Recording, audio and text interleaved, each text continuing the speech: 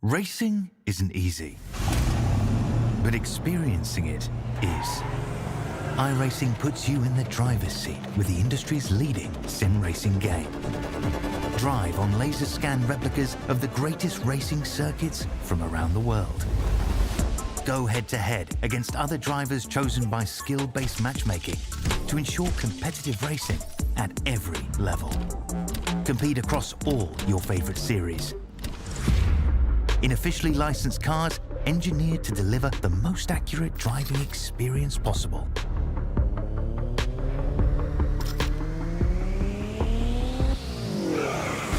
Join a race or host your own with players from across the globe. Race against the computer or in a league with friends. Feel the thrill behind the wheel. Visit iRacing.com.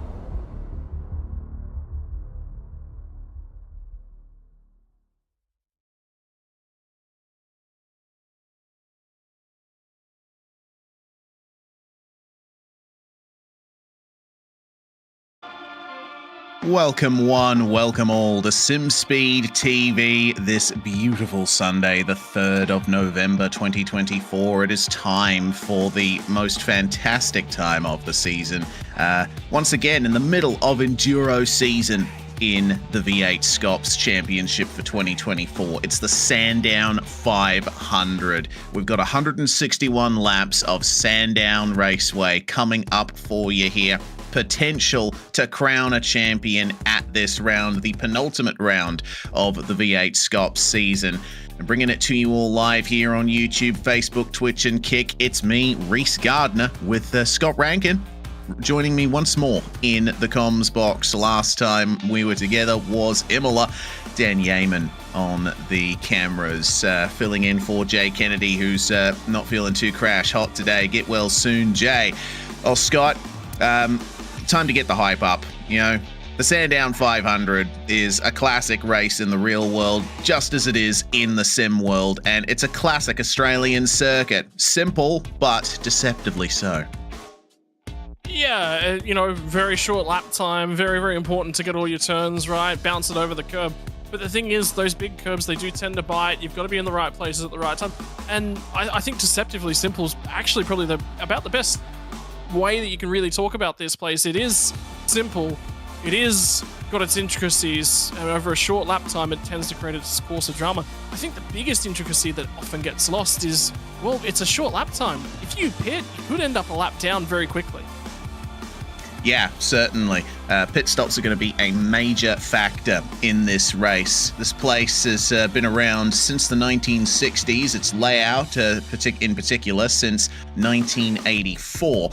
13 turns, anti-clockwise, and yeah, I mean, looking at it on a map, it seems like a dead simple racetrack, but Turn 1 can be treacherous with that curb on the exit. Turns 2 and 3, very harsh curbs at the chicane. Turn 4, way tighter than it seems and no runoff to speak of. The S's down at 7 and 8, you're going downhill and trying to slow down for Dandenong Road at the same time. And turns 11 and 12, you can make moves through there, but you need to be very careful on the weight transfer of your car as you turn in for those corners. This place is definitely slipstream dependent, traction dependent, and yeah, like you say, pit stops are going to be paramount here. Yeah, you've got to be in the right place at the right time to get everything done, and for a short lap time as well, being in the right place at the right time. It's nearly, it kind of reminds me of a game of musical chairs sometimes, which feels a really odd description to give to a race, but that's often quite the way the Sandown 500 plays out. Undercuts, they're there. You know, the opportunity to slice into the lane a lot quicker than the other cars around you, and try and get the job done there. You know, it's an opportunity, but you've got to be ready to take it. You've got to give yourself the opportunity to get out there, to get yourself in position, and make sure that you check that box at the right time. But if you come in a little bit too early, talking about pit stops, talking about stint length, you know, we're really, really long stint length today as well. Realistically, it's only about 3 pit stops to get you home if you can get there. But you've got to be smart, again, about where you take them, where you set yourself up, and only 3 kilometers worth of racetrack, well, I feel like a bit of a man watching the horse track on the inside. I feel like a gambler. Yeah, absolutely. As you mentioned, it's potential to go a lap down if you pit under green flag conditions, but you've got to try and manage the traffic on the way through when everyone else gets their pit stops done as well. This is how things are going to go here today. A minimum of 54 laps per driver with no compulsory pit stops. This is a co-driver race. There will be 2 drivers sharing each car here today, but we have to go through the full field shootout first. And this is going to be a great opportunity to get some airtime for every single car in this field. It's going to be a full field of 45 cars from what we've seen in the lead up to the event. The reverse of the pre-qualifying results. So the slowest cars in pre-qualifying go first, which means we should be seeing our fastest lap times right at the end. One of the big things it does, though, is it means we've actually got a lot of build-up to get deep into this race. It means that the driver's going to be in the seat, in the sim. It's about fatigue management, you know, making sure that you come to grips with what you need to do at the exact right times. You've got to have plans in place, and then at the same time, you're going to need to know what you need to do for the shootout, who's going to do it, the pressure level, everything that's sort of going on there. But then you got to go, all right, I've got to put that behind me, and now I've got to get on with the next segment of what we're up to. And that is not a simple thing to do. Certainly not. Well, as we go to the championship standings, we did mention there is potential to crown a champion here today. James Scott is 600 points ahead of Dylan Rudd in the championship here after they absolutely dominated in the Imola 500 in the 088 at Lobs Esports. James could win the championship today if his car places in the top 5. Big opportunity for them, so they really want to check that box. That's the first box that they want to check. Number 2 is win the race, and I think realistically, with the way that his season's gone, he's pretty comfortable. Even if he has an average or so result today, that just means he goes to Bathurst and he's probably still quite relaxed. Championship will probably still get locked up, and there's probably not too much of a worry going around in that side of things. So realistically, locking the championship up, yeah, it'll be in the background of your mind, but like you said, top 5, let's just worry about getting to that end of the race first. Yeah, plenty to think about over the course of a 500k race at any track, let alone one as deceptively difficult as Sandown. Well, aside from that, we do have potential for changes in the back of the top 10 in the standings. Chris Coxhead in the 208, I believe he's going to be sharing the car with not necessarily his normal teammate Brett Loxton, but looking forward to seeing if he'll be able to hold off the 222 of Vermilion Esports. Jake O'Reilly has made some good gains in the championship thanks to Enduro season. Brady Myers falling to 9th in the Trans-Tasman Racing number 22. He'll be looking for a good result here today to try and preserve something in the top 10 going forward. And again, I think I've said it a lot this season as well, is there's a lot of drivers out there that are just going, it's not our year. It's really not our year. Let's take a little bit of a break. There's a real essence of this year's about resetting. There's a lot of drivers out there as well that have come out and had one of their best seasons ever. And ever likely to be. And Zach Rattray White's a really, really good example of that. The other one's Dylan Rudd. You know, he's come out of the blocks. He's found something. He's found that new relationship. Everything's really gone his way. And then at the same time, you know, you've got other drivers that are just sort of lurking and going, maybe I'm done with the sim. And that does happen from time to time. It's actually a really, really good opportunity to take stock. I've seen it a lot from the esports world. You look at guys, a really, really good buddy of mine played professional League of Legends for a while. He actually took 2 seasons off and then all of a sudden came back and was even better than before. And that's a big thing to be aware of as well.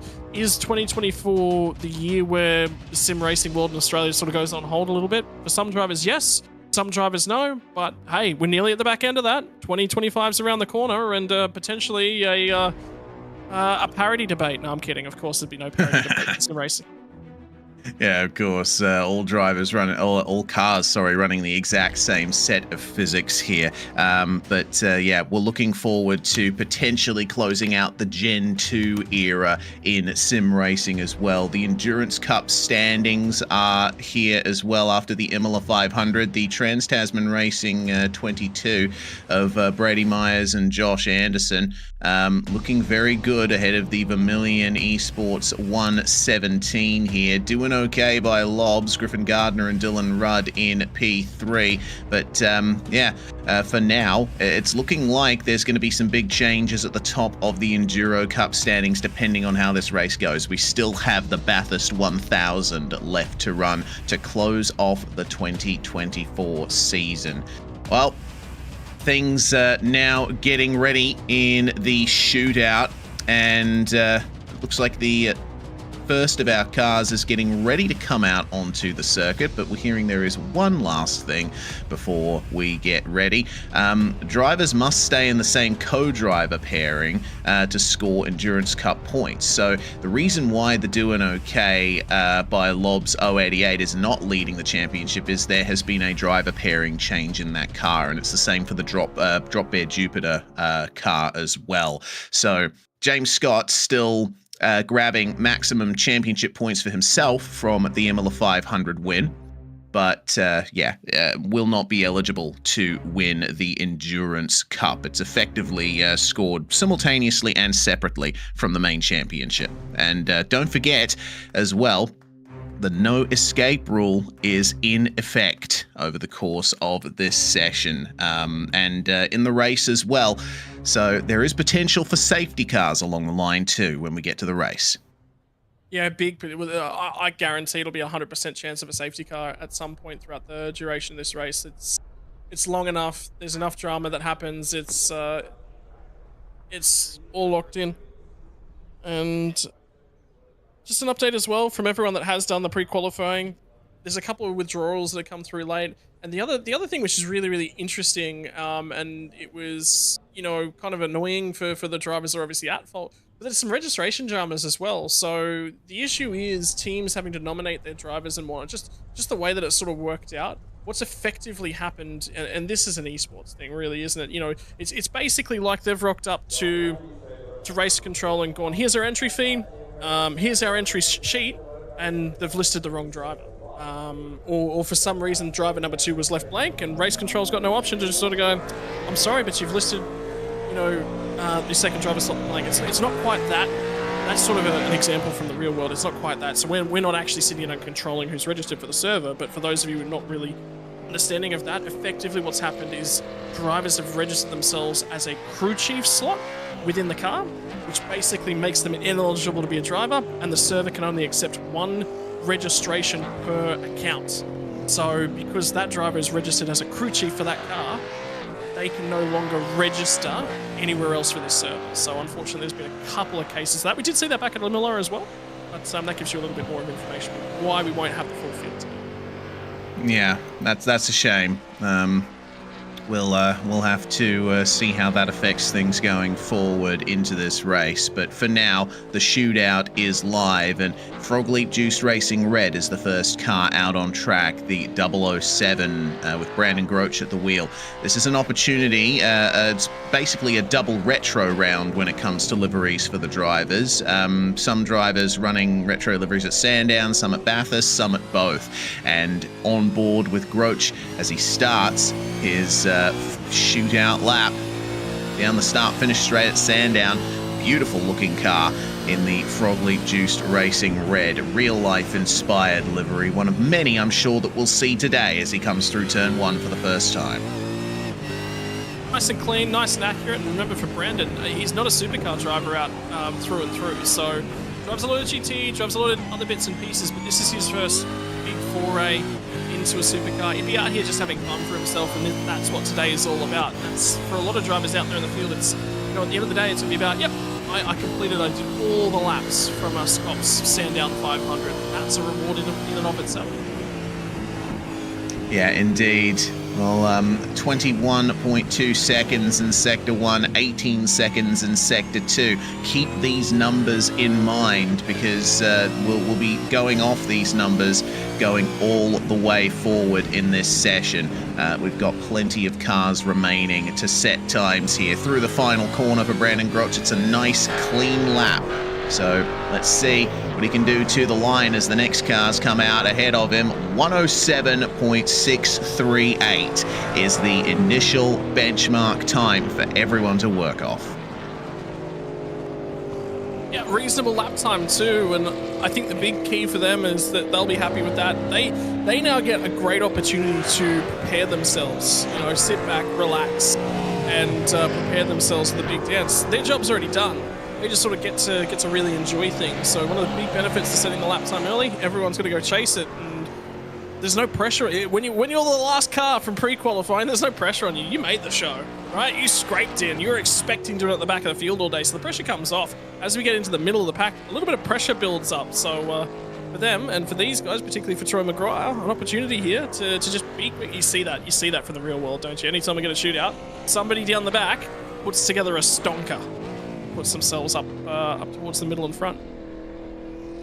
Yeah, absolutely. The first of the Mustangs to take to the track here today, the Fishing Motorsports 5 of Troy Maguire, and that is the team name, not the car number. The 063 is the number on the car there. Trying his best to extend the run into turn 1 and sort of make a V shape out of the corner, nice and stable over the curb. Through turns 3 and 4 we come, and the car tends to buck and dive a little bit over the curbs there. Just kiss the curb on the inside of turn 4, and nice straight exit onto the back straight. He's already faster in Sector 1 than what we saw from Brandon Groch, so expecting this to be an improvement.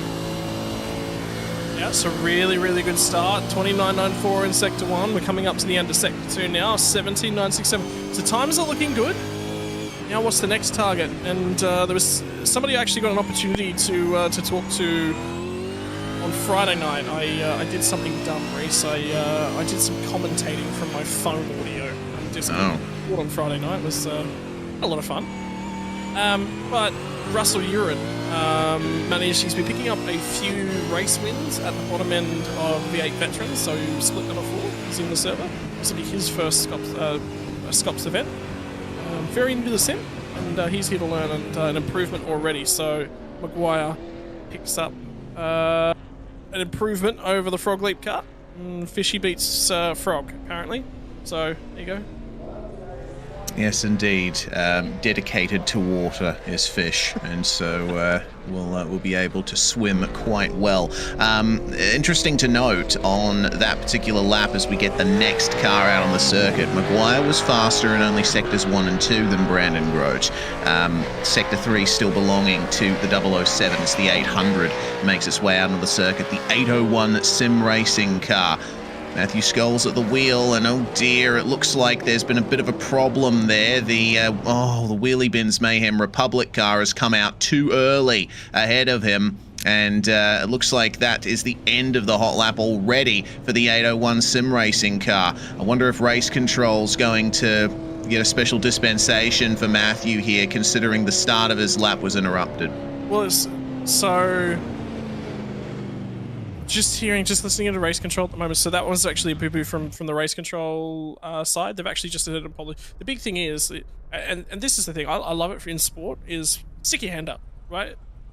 As soon as you've made a mistake, stick your hand up. And race control's actually done that straight away. They've gone, all right, yep, that was on us. We actually released that car too soon. So, yep, go ahead, reset it. We're gonna, give you the fair opportunity to do everything all over again. And Skull's going to get another crack at this one. Yeah, I think that's all worked out. Not too badly, considering it could have been a lot worse. Yeah, definitely. So a slight delay in proceedings in the shootout, but it means we get a bit more of an opportunity to talk about Skulls here, taking the wheel of the 801 sim racing car. I believe David Nash will be sharing the car with him here. Correct. Yep. Yes. So interesting pairing there. David Nash, also part of the V8 veterans contingent of drivers over 40 years of age that compete on Thursday nights, and certainly shows himself to be a strong competitor. This is the first time I've seen Mr. Skulls here go for a lap completely on his own. It's been decided that he will jump in the car for the shootout lap, so let's see what kind of pace he can pull off. Yeah, I've actually had a fair bit to do with both of these guys over time on sim racing. Drove for them alongside of them whilst they're at Riot Sim Racing, and I just happened to be in the team around that period, but also had an opportunity to chat with them. These guys are just really fun. They're both larrikins, absolute hilarious to be around and drive with. Just good fun, which is what sim racing's realistically all about.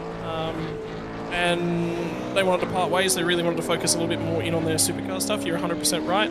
Skulls and Nash have both been in. David Nash runs around the top split of V8 veterans. Skulls tends to run at the front end of split number 2 from veterans. So both of them have got a reasonable amount of pace behind them. And to see them actually this far down in terms of pre-qualifying, I guarantee this qualifying will be a lot better. Yeah, 20.9 in the first sector, 18.1 in sector 2. So running a little bit slower than what we saw from Troy Maguire, but maybe sector 3 will come into into the fold here for Matt Skulls. Nice and stable through the chicane. Maybe had to have a couple of goes at turning in for the final corner there, but shortened the run to the line all the way out to the Armco, and it is a 107.5, puts him solidly between the 063 and the 007. Personal bests for Matt Skulls, obviously, in all 3 sectors. Not quite the fastest in any of them, but a very consistent lap. The other thing for that car, remember how we're talking about registration issues? Back in Imola, this is one of the cars that had the registration issues. So they could only get one driver in. It wasn't allowing them to get the second driver in. So, a little bit better luck today, and they're both out there and having fun. I can guarantee you there'll be a few beers and good chatter in their Discord. So that's the big thing.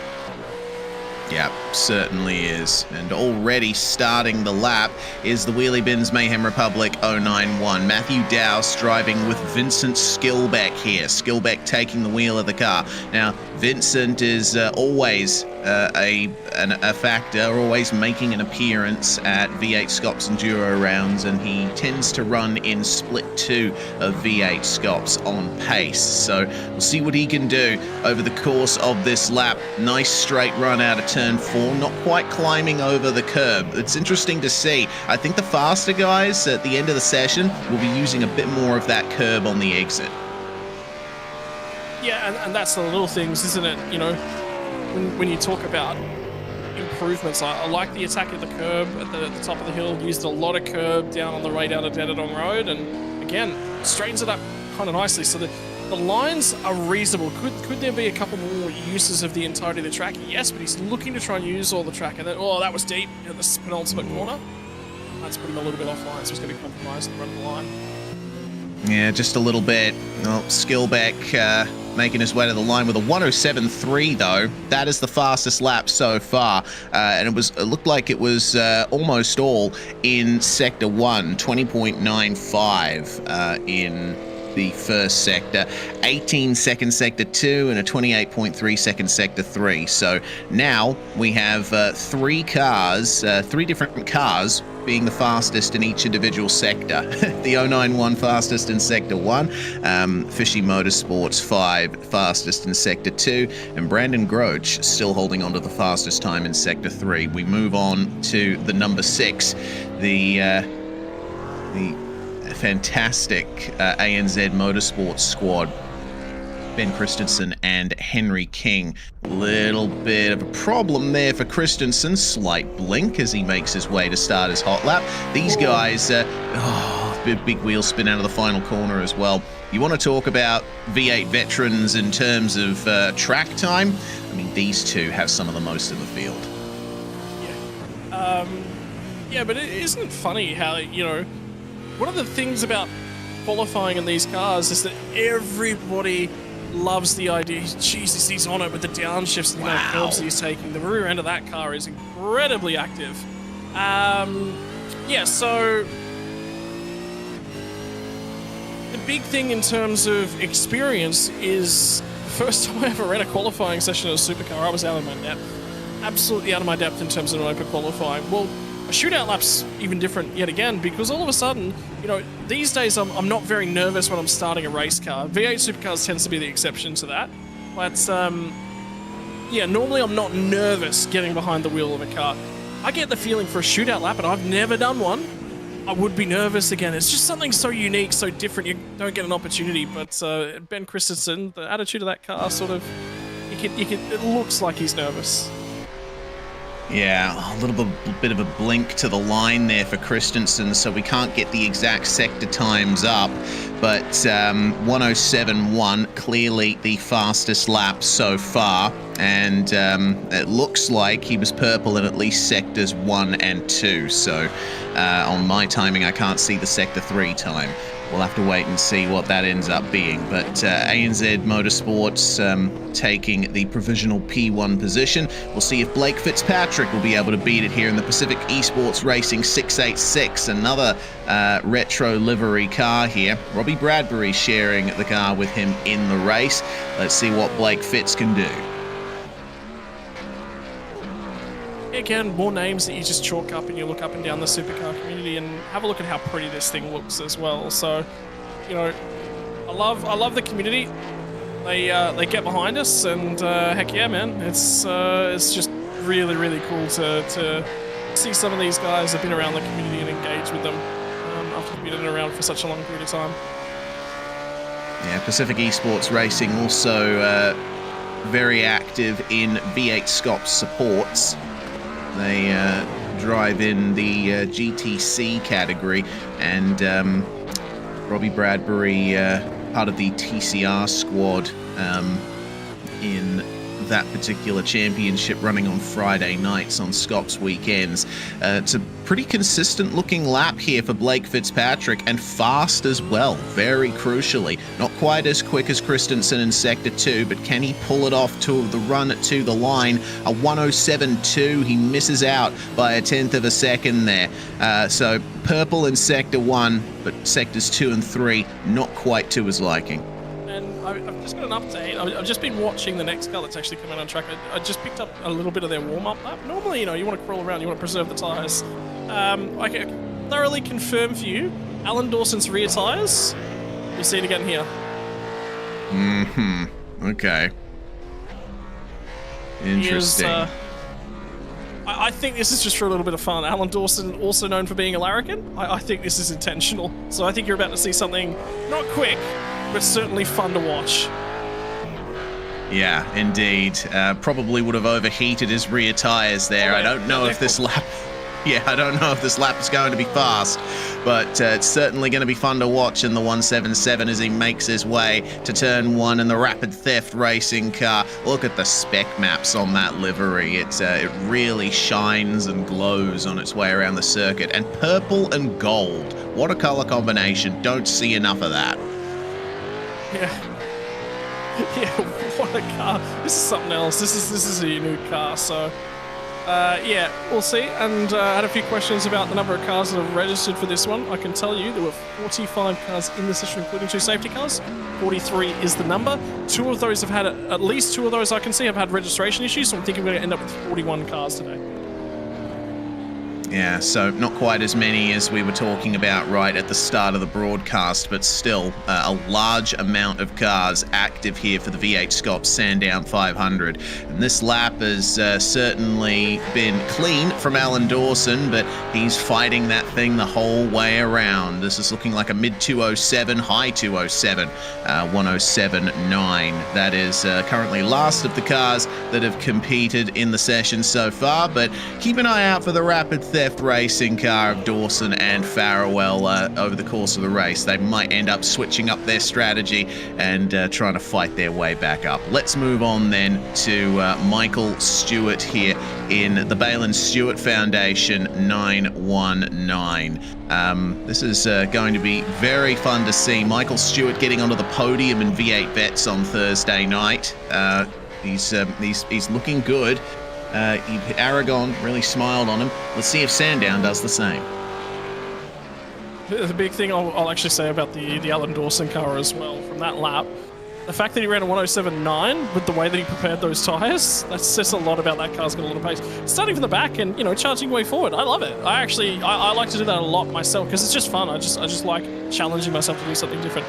But again, Michael Stewart, you're right. This guy, boy, hasn't he been put through the ringer over the last couple of years. And, you know, he had a choice. You know, when bad things happen, you can fall to pieces, or, you know, you can move with the guys around you and pick it up and work on yourself, and you know, he's come out the other side firing, and he's really found some pace in the V8 veterans of late. You know, multiple podium appearances regularly inside the top 5, and that's not a challenge. That's not an easy thing to do. That's a really, really challenging thing to do, and he's just a lovely guy to get all around.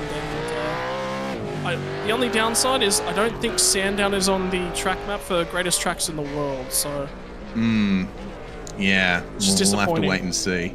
Yeah, if we get a read on a Zoom wall, as that's a 108.0, not the best of laps for Michael Stewart, but still managing to get a time on the grid.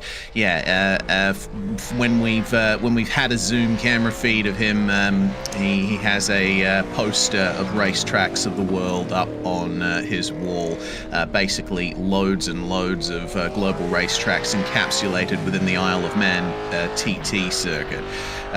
Which is a fantastic graphic I've seen floating around the internet for a number of years now. So hopefully we get a view of that as we move through to David Kirby in the Fishy Motorsports 307 machine. Kirby is another of the V8 Veterans competitors. Plenty of V8 Vets here in the Enduro Cup. Looking a little bit clambery over the curbs there at the chicane, but see what the exit's like for turn 4. 21.2 in the first sector. Not the fastest that we've seen, but let's see what sectors 2 and 3 bring. Yeah, certainly as he climbs on up over the crest of the hill. Little wide. You see he missed the apex there as he crested the hill at 6. A little bit wide, recovered it down and over the curbs at 7. So he's still got the approach angle, but he's definitely lost time at the crest of the hill at 6. Yeah, very much so. You got to nail the apex through the S's there to really get a good lap, and be careful not to put your wheels beyond the blue and white curbs down there as well. Well, the end of the lap is here for David Kirby, and a 107.5 is the time, provisional top 5 for the Fishy Motorsports 307. Fishy have brought a big contingent of drivers to this race, and let's see how well they do. Yeah, I mean, for Kirby, I think there's a couple of mistakes in that lap. I don't think that he's necessarily happy with that one. I think he's capable of a lot more, and qualifying time says he was at least 0.3 better off, so, you know, the ANZ Motorsport time starts to look a lot better. I get the feeling this car, though, is going to receive a lot of ribbing from the commentary box across the duration. Yes, indeed. Ryan Jones, friend of SimSpeed, commentated with him plenty of times, and he also handles the PR and social media for some of the ARG series in the real world, TCR Australia and Trans Am, basically the media manager for those categories. So he's got a lot on his plate as Ryan, but he still loves to have a steer. He's driving with Chris Ireland in the Enduros, and 20.9 in Sector 1, already looking like a good lap. Really, really good job, and that's interesting. I just had a quick look at that car. I haven't seen Chris actually in the server as of yet.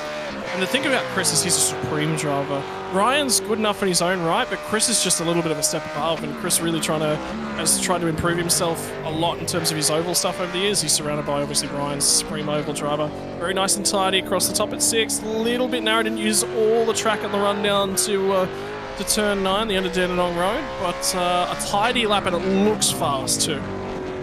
Yeah, 18.0 in Sector 2. That's in line with some of the fastest times we've seen. Let's see if Sector 3 is good enough for him. A 28.1 for Sector 3, a 107.0. That is a new fastest lap of the shootout session from Ryan Jones. It was clean. It was quick. He was cutting like a blade there. Beautiful stuff.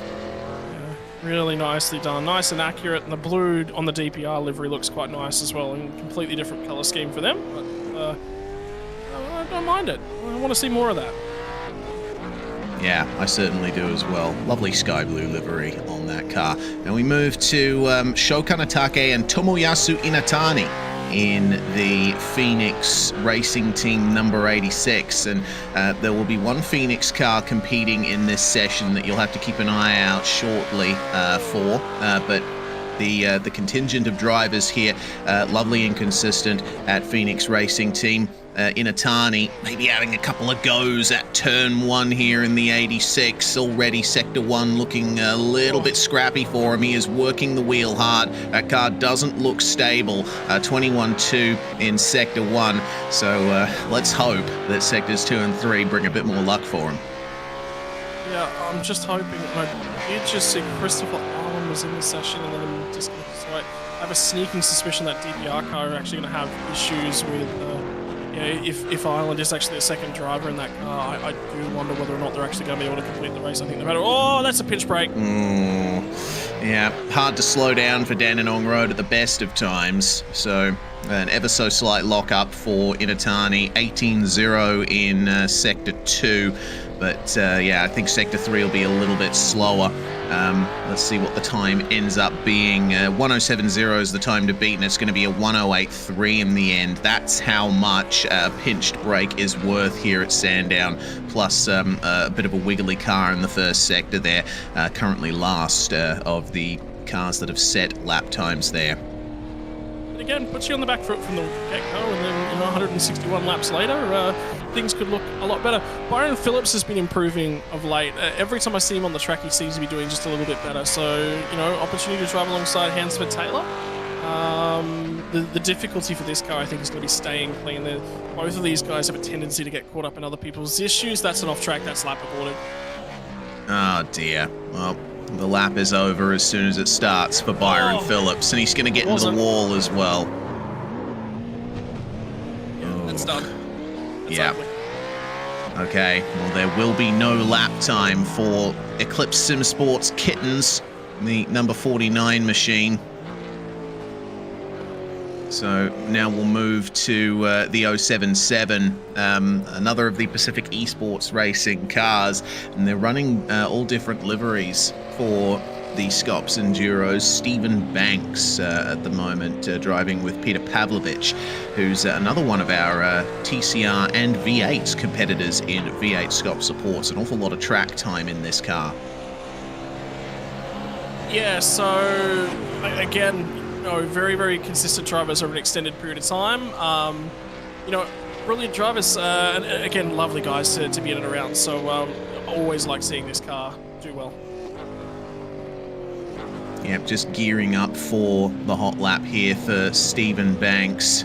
He'll have seen the issues for Inatani down at Dandenong Road and be wanting to avoid all of that. I mean, I keep coming back to what I said about this track at the start of the broadcast. It looks so simple on a map, but it's anything but when you're in the car.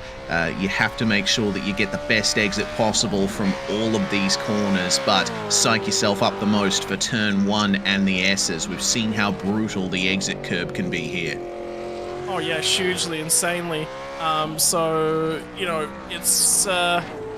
the difficulty is making sure that you make your way down through there nice and cleanly, nice and quickly. So, pop yourself back out the other side. Make sure that you get the car turned. Make sure you get that power down without the slide. Yeah, looked like a bit of a curvy number 11 being laid down there by Stephen Banks. 20.9 in Sector 1, which is in line with what we've seen from the fastest drivers. 18.4 for Sector 2, though. That poor exit did not do Stephen Banks any favours. Clean run through the S's, and Dandenong Road looks nice and stable, but I think this lap is definitely not going to be the fastest we see today. Yeah, no, so a few mistakes. Again, remember what we said, you know, one lap to get it all together, right? So you make one mistake, well, you're going to end up where you don't want to be. Well, Banks comes across the line, and it is a 107.6 for him. Not last, but still provisional 9th place for the 077. They'll be hoping that their race pace is a little bit better. There's a nice livery, bringing some Pepsi Max crew vibes in the Orbit Drop Bear Mars machine. Lockhart Brownlee at the wheel. And, well, there's an awful lot that we should see in this car. Lockhart's co-driver being Dylan Walker. Very capable pairing in this machine. Yeah, a lot of skill, a lot of talent over an extended period of time as well. That's the big thing, right? Drivers that can put it all together. The difficulty for these guys is, again, qualified a lot further back. They've got to drive their way through the field. So, you know, this lap has got to be good. This is their opportunity to improve from where they were the other day. Now, how do they go about, you know, keeping the head forward and doing that? It starts with this lap right here. Yeah, clean run through turn 1 for Lockhart Brownlee. Not using as much of the curb in turn 2 and clambering all over in turn 3. But you know what I noticed just then? This car is very stable across those curbs. Now, obviously, you know, that has a lot to do with the way you enter the corner, first and foremost. But potentially, Drop Bear Motorsport have been experimenting with the damper settings to try and get it to ride those curbs properly. The second thing I noticed about this car is the livery, reminiscent of the old Pepsi Max car as well. That's the design inspiration. Oh, for it. no! You said nice things, Reese. Why did you say nice things? Dan Yeaman's sitting in the back of the commentary box going, I'm on production, of course, my cars don't do well. That's the that's the curse. And I've put the commentator's curse on Lockhart Brownlee. There will be no lap time for the Drop Bear Mars car. That's not you that's placed the curse on him. That's not you at all. All right, I'll pass the buck any way I can. The next of our Phoenix Racing Team cars, William Brown at the wheel of this one, driving with Tim Mulford. Interesting that they've put Brown in the car for the shootout. Potentially Mulford can't make it, or maybe doesn't feel confident over a single lap, but I'd be interested to see what these two will be able to do.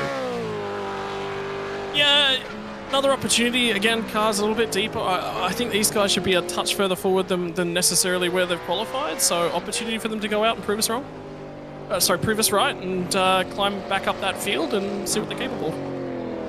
There's very aggressive curb usage between turns 3 and 4 there, and you see as we go up through the field, drivers are a little more confident on the exit curve out of turn 4, carrying a little bit more speed onto the back straight here. Sectors looking good for the moment. 18.1 in Sector 2. Let's see what Sector 3 brings. Looked a little bit crossed up coming down into the S's, and another pinched brake there down at Dandenong Road, much like what happened for Tomoyasu Inatani in the sister car.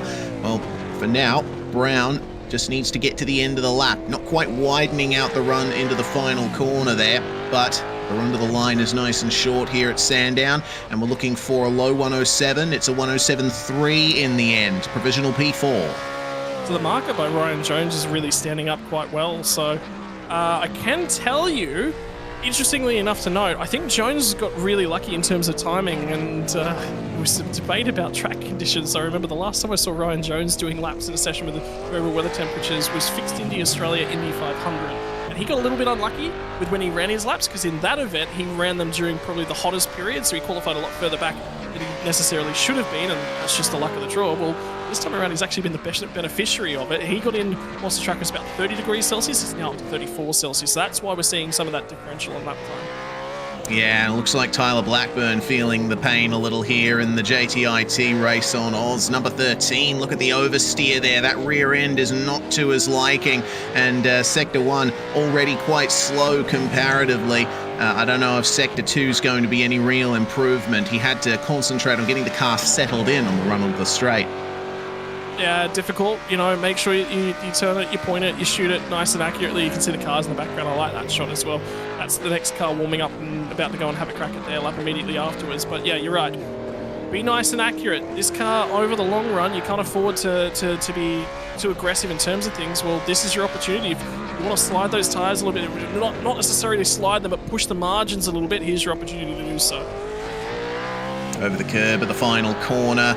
Yeah, not the fastest sectors we've seen today. Ultimately, it comes down to a 1:07.9 for Tyler Blackburn there in the number 13. And it'll put him up ahead of the Balin Stewart Foundation machine, and will be currently fourth last of the drivers that have set lap times in this session.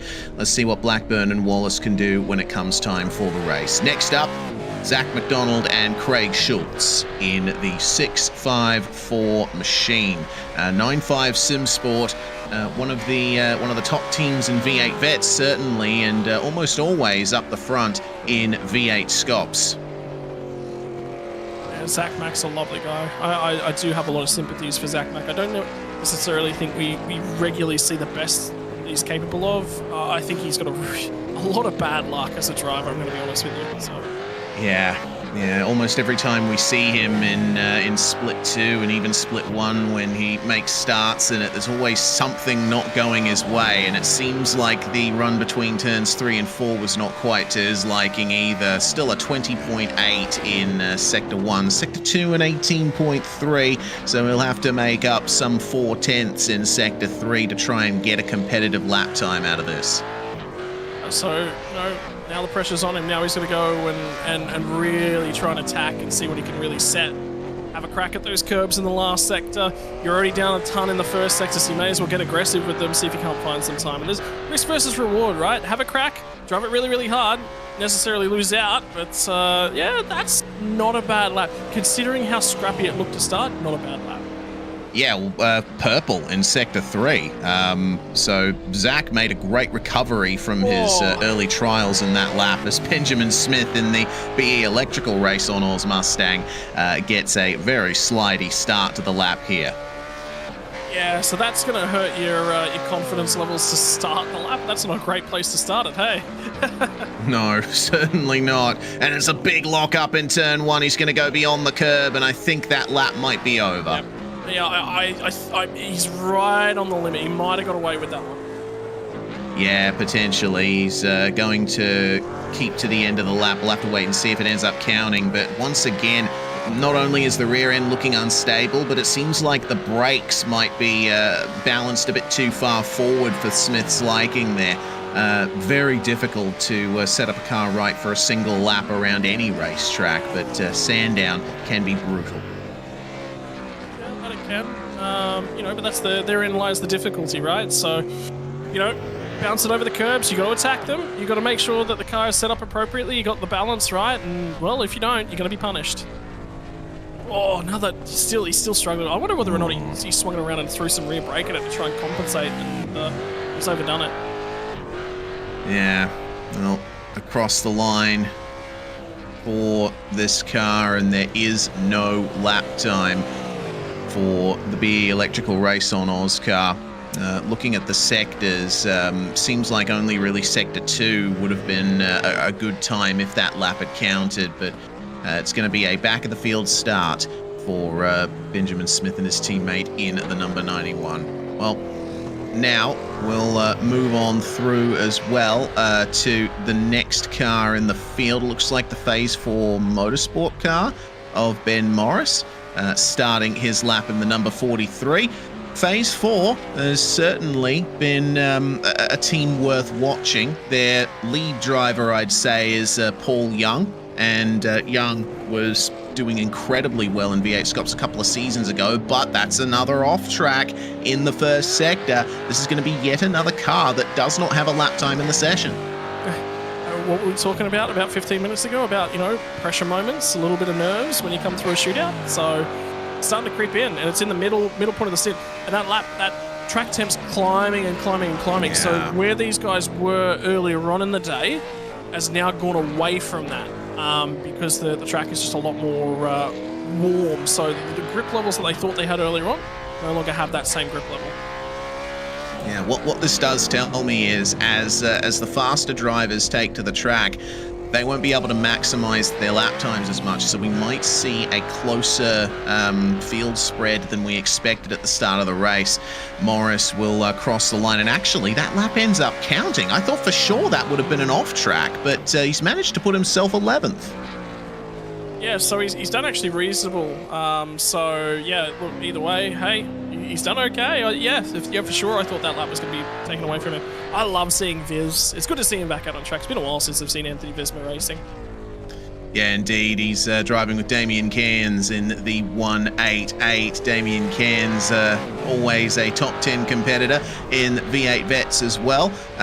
This Accelerate Sim Racing car has certainly been a factor in V8SCOPS Enduros for the last couple of years, and there's certainly no missing it with that bright orange color scheme. Yeah, and it's quick, goes hard, so, you know, are they capable of finding something as well from this session? That'll be huge if they can. Using the curb, placing the car perfectly. Visma taking a little bit more curb at the apex of turn 4 than I've seen in the past. That might arrest a bit of momentum onto the straight. A 21-second sector 1 there. And that's probably a couple of tenths off what we've seen from the fast guys, but an 18-0 in sector 2. So this is looking like a reasonably good lap here from Visma. Nice and stable down the hill. Let's see what the time is. I don't know if it's going to be an insane time, but it's certainly going to be an accurate time. Back up towards the front end of that, and the rear end of this car, by the way, the car itself just looks pretty. Very, very good looking car. Yeah, I'm always a fan of blue and orange color schemes. A 107.2 is the time, and that's provisional P4 for Accelerate Sim Racing. Yep, happy with that. Great time. So, no. Now it's time to get the head down and have a crack from there, a little bit further up the grid.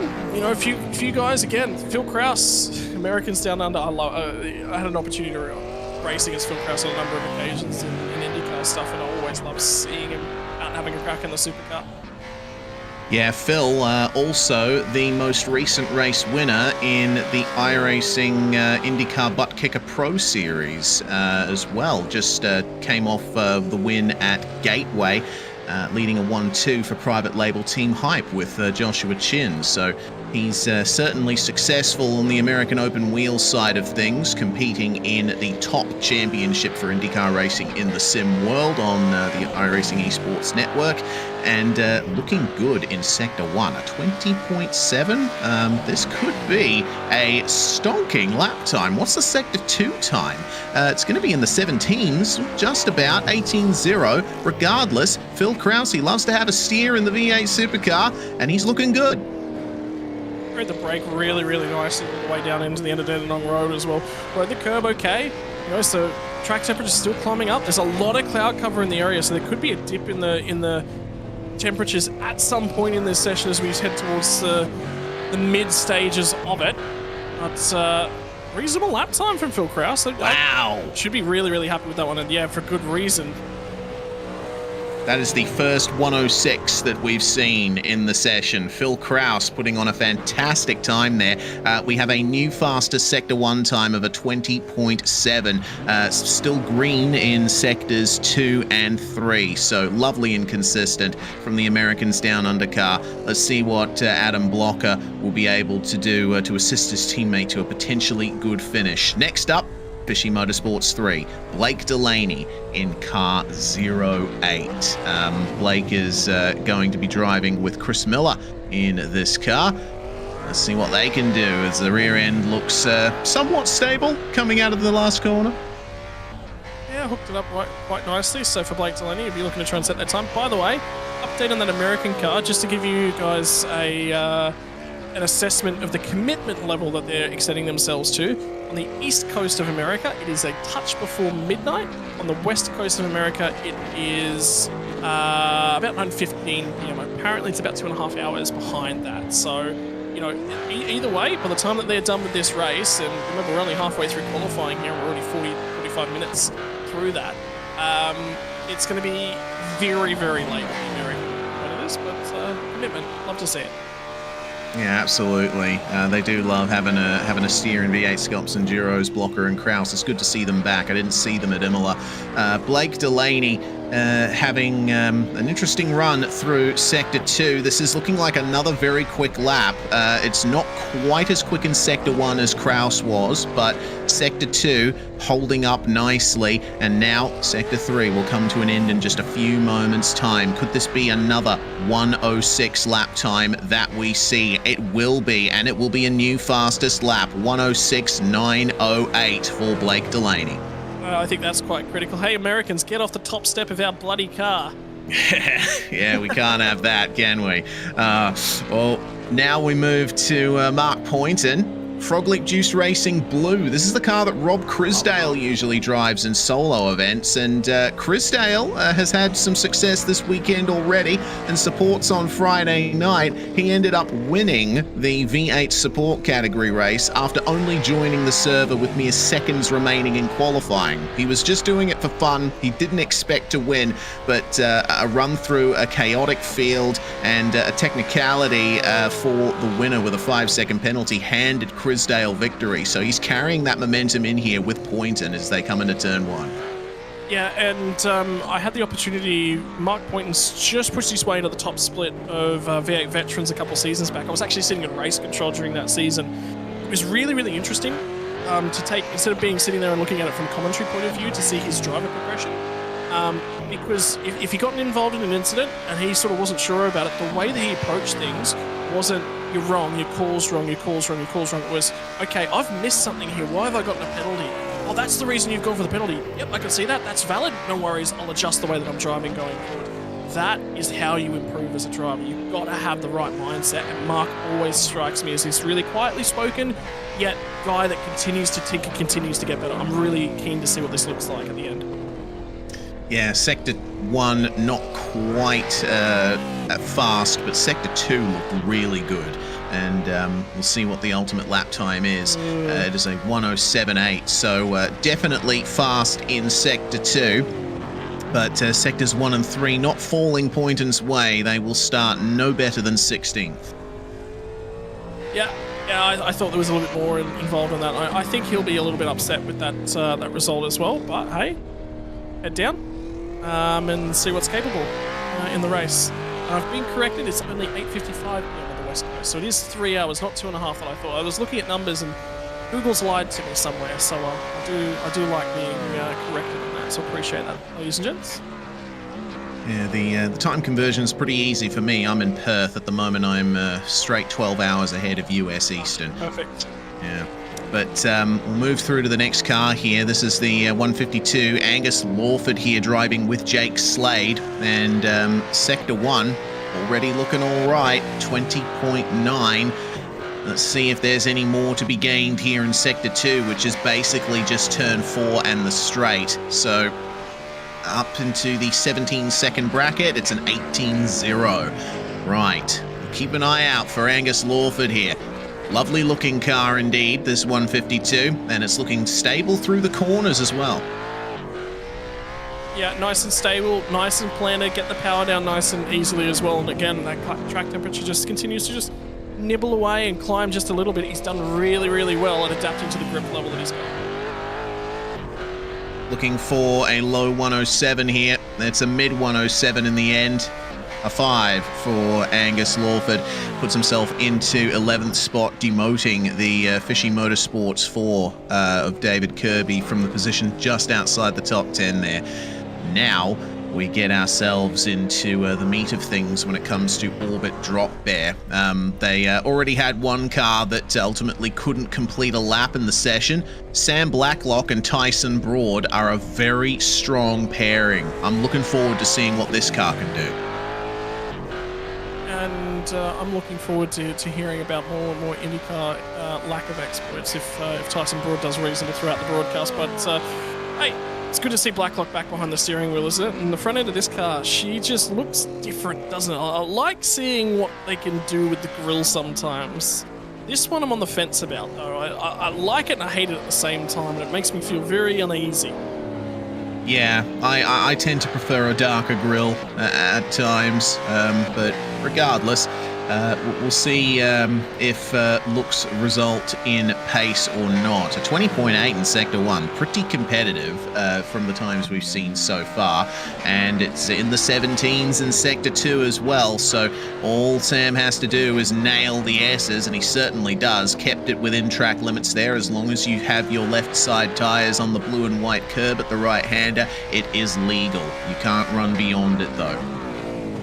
Yeah, so you got to use all the available track space that's available to you, and for Blacklock, reasonably quick in Sector 1, reasonably quick in Sector 2, looks tidy and accurate in Sector 3. Again, another driver that's adjusted well. I tell you what, you're going to the 6s. The track temp just dipped 2 degrees right as he started that lap. So it went from 35 back to 33 degrees Celsius. So you got a little bit lucky with where things are, but hey, that's qualifying. If anyone ever comes to me and says, oh, the weather dips and changes, have you bothered looking outside at the sky? That's racing, baby.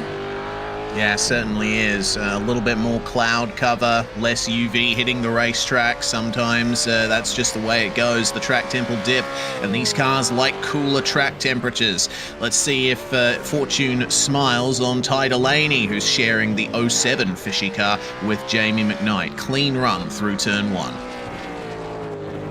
Bounces over the curbs really, really nicely. I actually got an opportunity finally to get some time in behind. I don't often get to race Reese, and when I choose to, I tend to drive cars that I find it fun. Well, for some stupid reason, something got in my head that I needed to race a supercar. I ended up having a long duel and a long stoush with Jamie McKnight. He messaged me a couple of days ago, says that was a lot of fun. Hope to see you back at the sim again sometime soon. So, yeah, and I love seeing Ty Delaney do well. Again, another kid with his head screwed on his shoulders, right? Is he the quickest driver out there? No, but every time he's behind the wheel, he's learning something. He's a little bit narrow on the tip-in point there, though, at 9. So I think it's going to be a scruffy final sector. Yeah, not many complaints from the car, though. He has been pushing hard and I think spun the wheels up a little bit out of turn 4, but that car is coping with it very nicely indeed. It'll come to a low mid 107 there, 107.4 into 12th provisionally for Ty Delaney and Jamie McKnight. Yeah, so they're going to have a crack. Let's see what will happen. And now it'll be Michael Angus's opportunity. So a bunch of fishy cars are all together with each other here at the moment. Looking like a bit of a dazzle camouflage livery this car's running. I like it's different. So just hearing what it might be based off the Cam Waters Ken Block inspired design, which I mean, I always love a tribute, and what a man that they'd be throwing a tribute to. Ken Block, what a superstar. Really taken from us too soon.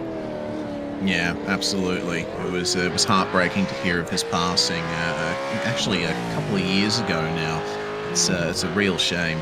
Well, let's see if the Michaels will be able to pay good tribute to an absolute legend here. Making their way down into Sector 3 now. The sector times are looking good so far. 20.8 in Sector 1, 17.9 in Sector 2.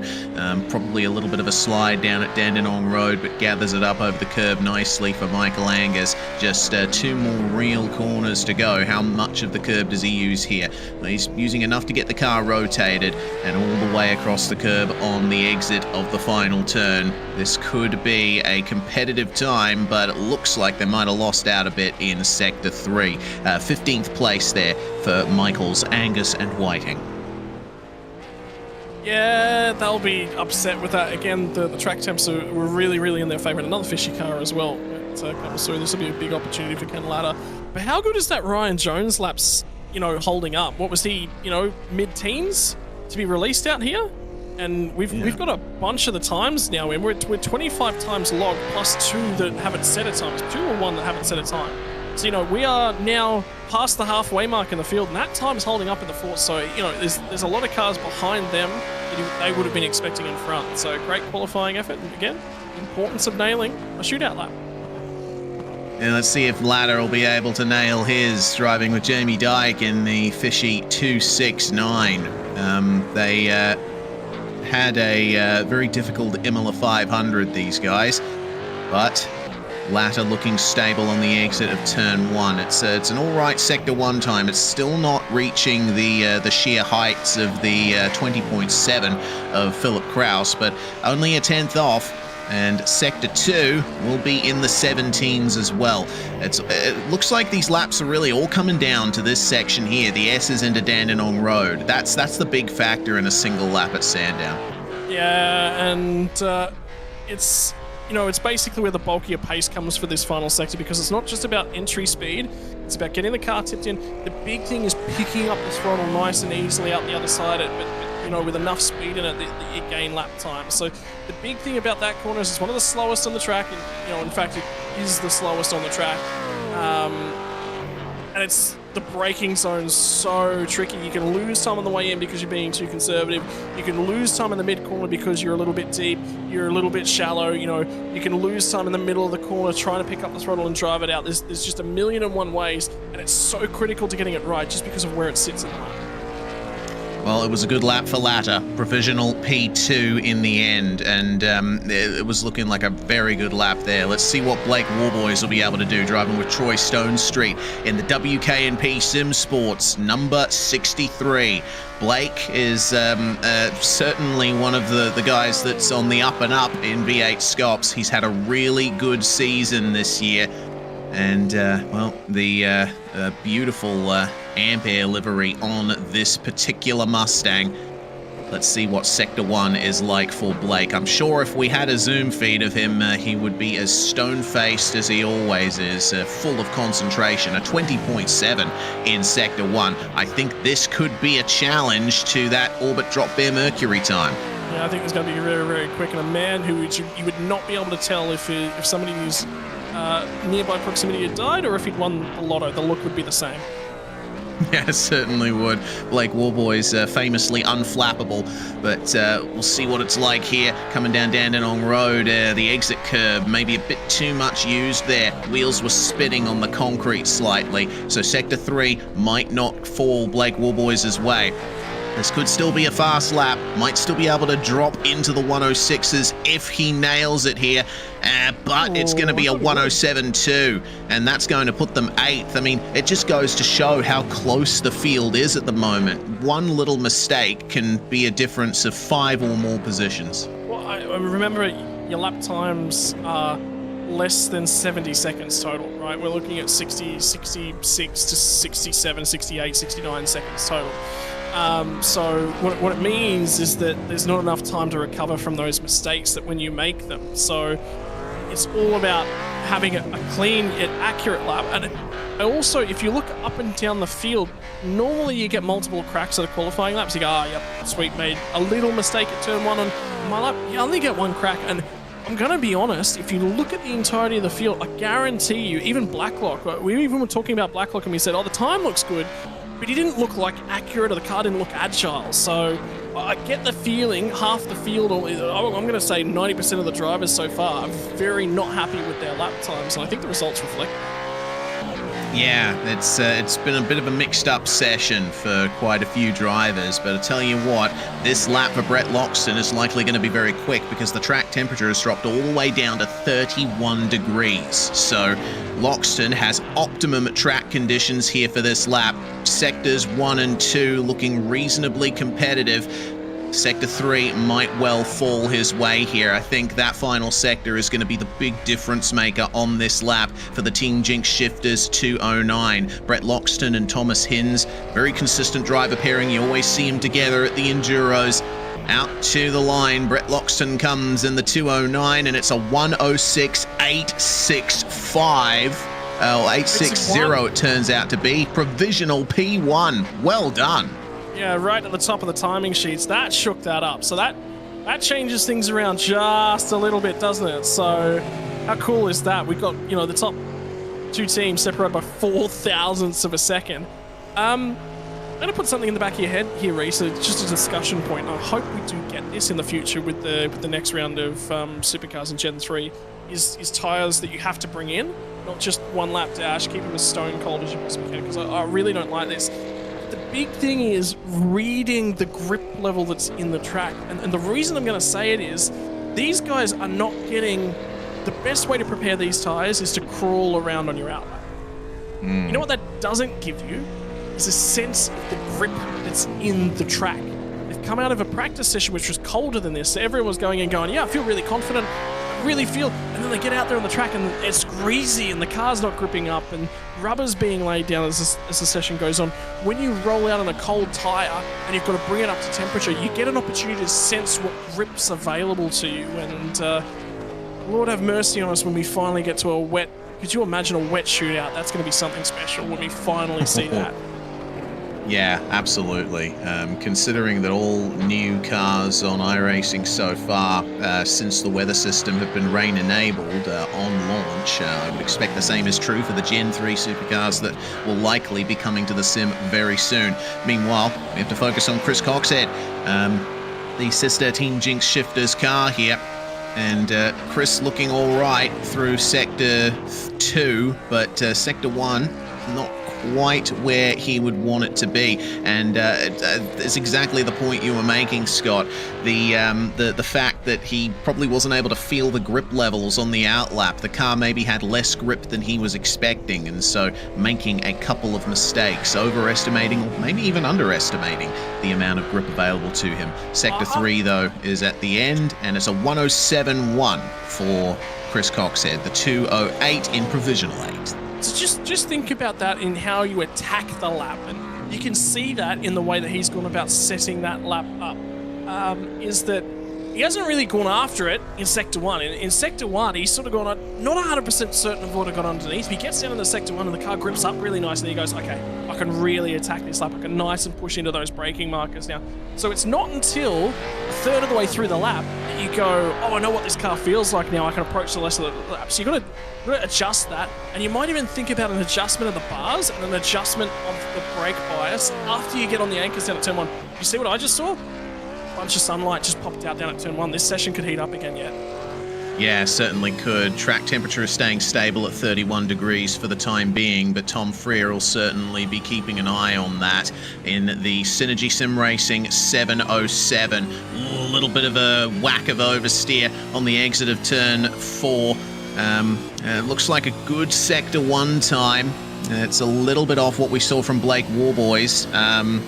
Interesting to note as well that Chris Coxhead's Sector 2 was the fastest we've seen so far. Freer getting to within a few hundredths of it.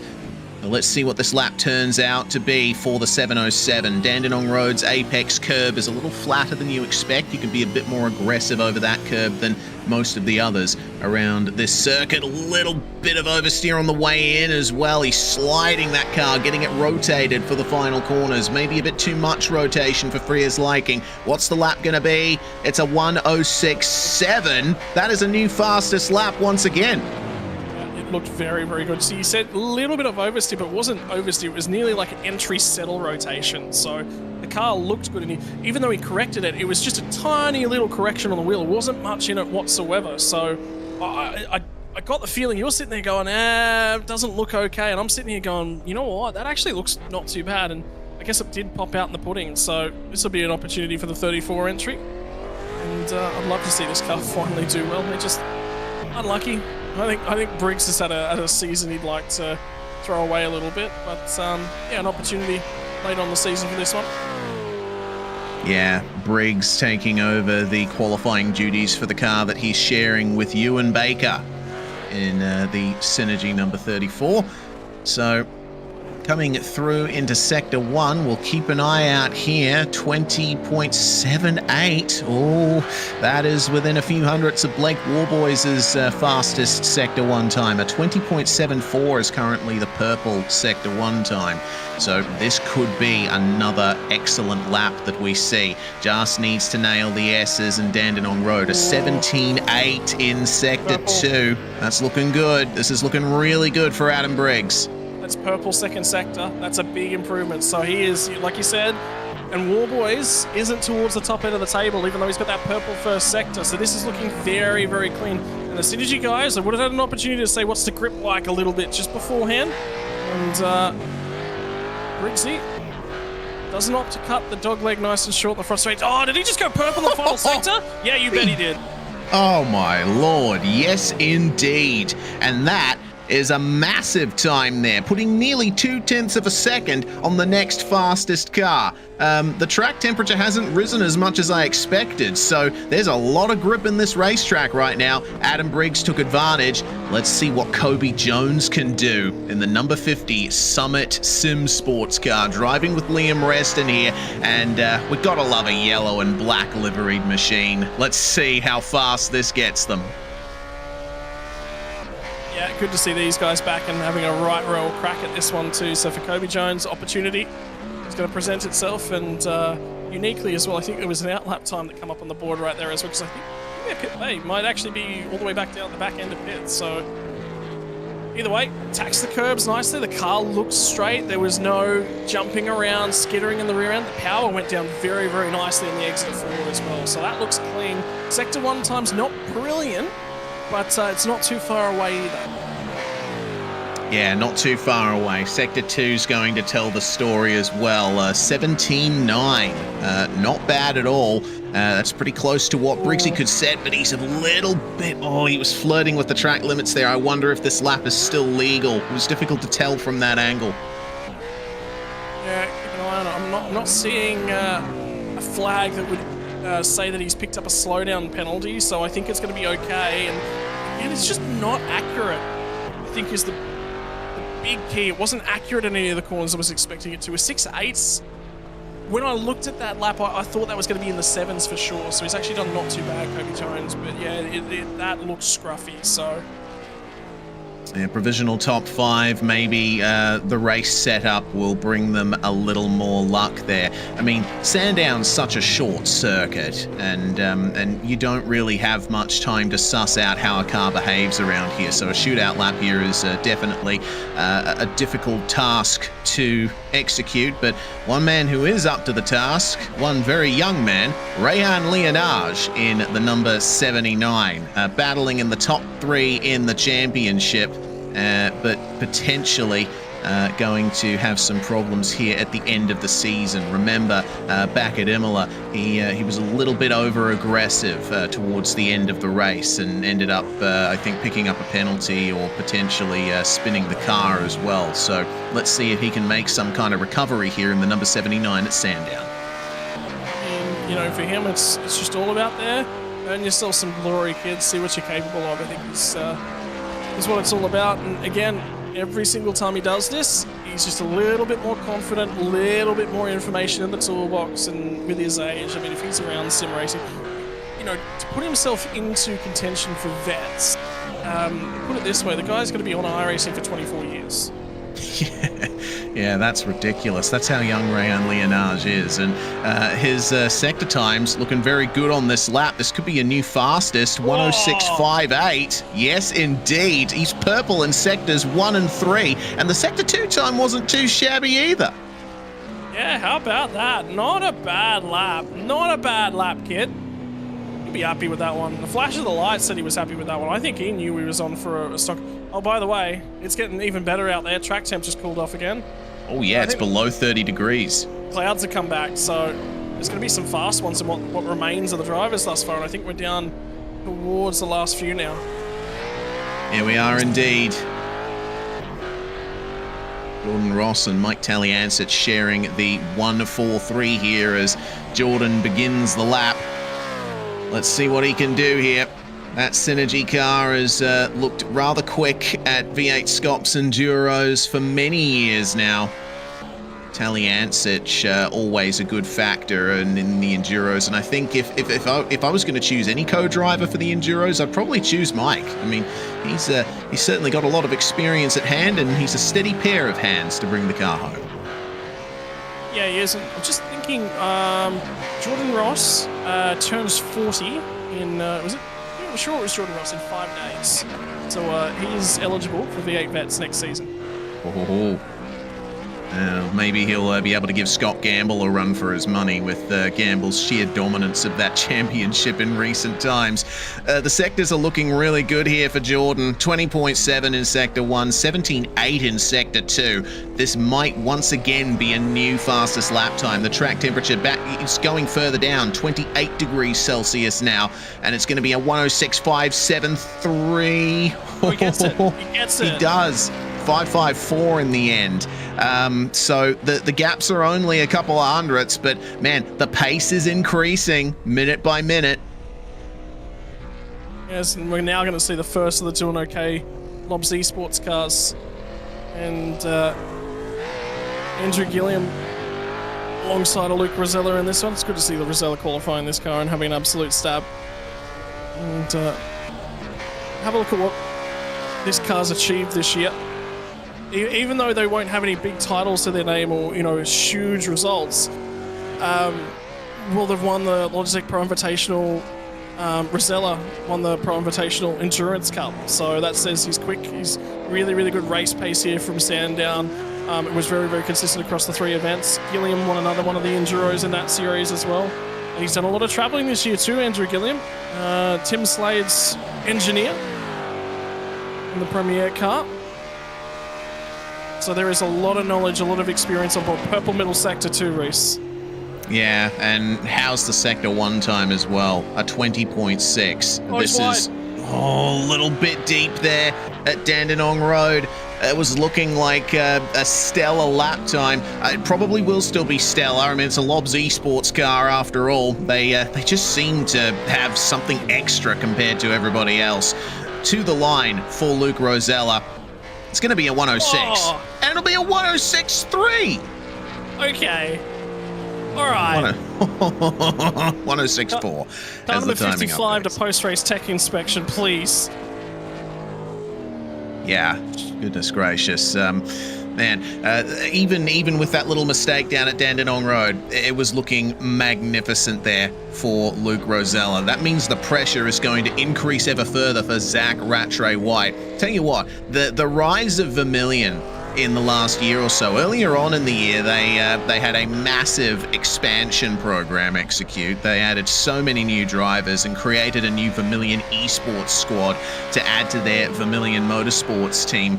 And Zach Rattray White has really come to the fore. We've seen him race in sprint cars and ODSE over the course of the year and do quite well in the Australian Sprint Car Championship.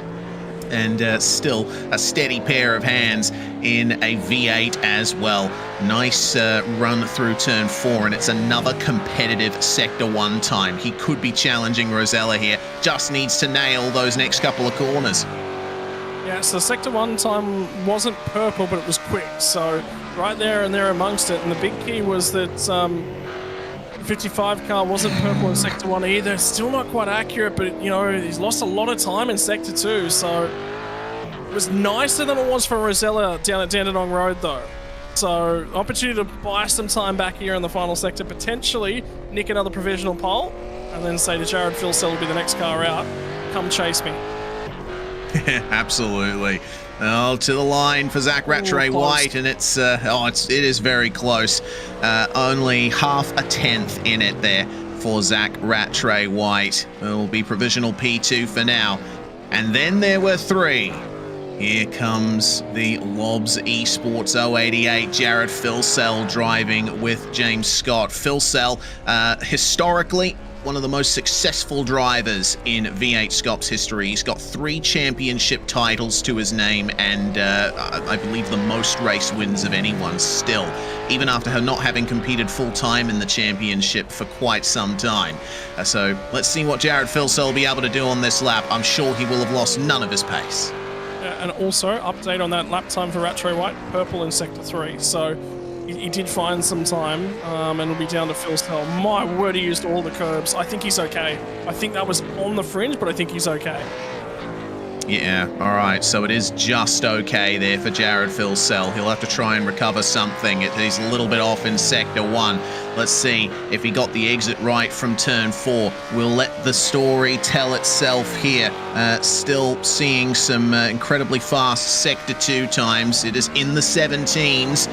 But I think it's all going to come down to Sector 3 here to see if Phil Cell can get it to the line in time. Hopping over the curbs, looking a little bit more stable than Zach Rattray White's lap.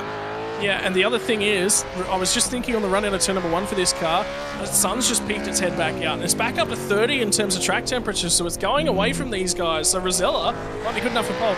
I think that if there's going to be the time, it'll be Phil Cell will be the last car to really get the optimum. 106.5 for Jared Phil Cell, and that will put them provisional P3. Well, it was a good lap nonetheless from the returning multiple champion of the series. Now we see the second last car to run here, the Trans-Tasman Racing number 22 with Holden Racing Team Tribute livery emblazoned on this machine. TTR, historically one of the most successful teams in Australian sim racing. Brady Myers is driving with former Aussie Racing Cars champion Josh Anderson in the V8SCOPS Enduro Cup. They're a very capable pair. Let's see what they can do here on a track that has warmed up by a few degrees. Yeah, it has warmed up quite a lot, and the big story coming out of the Gold Coast 500 as well, for those of you who don't necessarily watch the support categories, was a huge accident for Josh Anderson that weekend. Just got it all wrong coming through the curbs, and the car just ricocheted from left to right across the track. It was just a huge moment, and I think that race ended up getting red flagged as well, but he was sore, walking wounded. He was sore, nothing broken, all okay, back out and in and amongst it. It's going to be a very, very heavy damage repair bill, and we'll be hoping for a little bit of a cleaner weekend here today, but yeah, can confirm all okay from Josh Anderson's perspective. Sector time's looking all right for Brady Myers, but not too sure if this lap's going to work out better than what we saw from Luke Rosella. Brady's always throwing everything he can at the car. You see that little bit of rotation on the way into the penultimate turn as well. That TTR is dancing on the rear end here, and it's going to be a 106.7 at the end of the lap there, and that's going to be provisional P7 for the Trans-Tasman Racing 22. Myers obviously won't be too happy with that. The track temperature ebb and flow just didn't fall his way. Here we go. This is the last car to set a time, and look at how slowly Dylan Rudd is taking this out lap. You were talking about crawling to keep the tires cool on the formation lap. Dylan Rudd and Griffin Gardner certainly aware of that. Let's see if they can swing the balance back in their favor. How cool is it to consider this, Reese? On board of this car, you have the 2024 Logitech Pro Invitational Champion and the 2023 SCOPS Champion, right? Think about all that this car has done and the drivers behind the wheel have done in the last 12 months and everything that's happened for them. And, you know, for Dylan and for Griffin, they both started, or at the end of 2023, they weren't in this stable. They were both in their respective teams. Now they've come back together, and they're on board and doing okay by Lobs Esports car.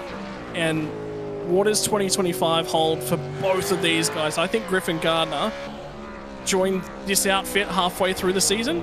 Big opportunity for him as well, because he's got the talent, he's got the ability. He just needed more time behind the wheel of a car with their engineering and a big slide right off the floor.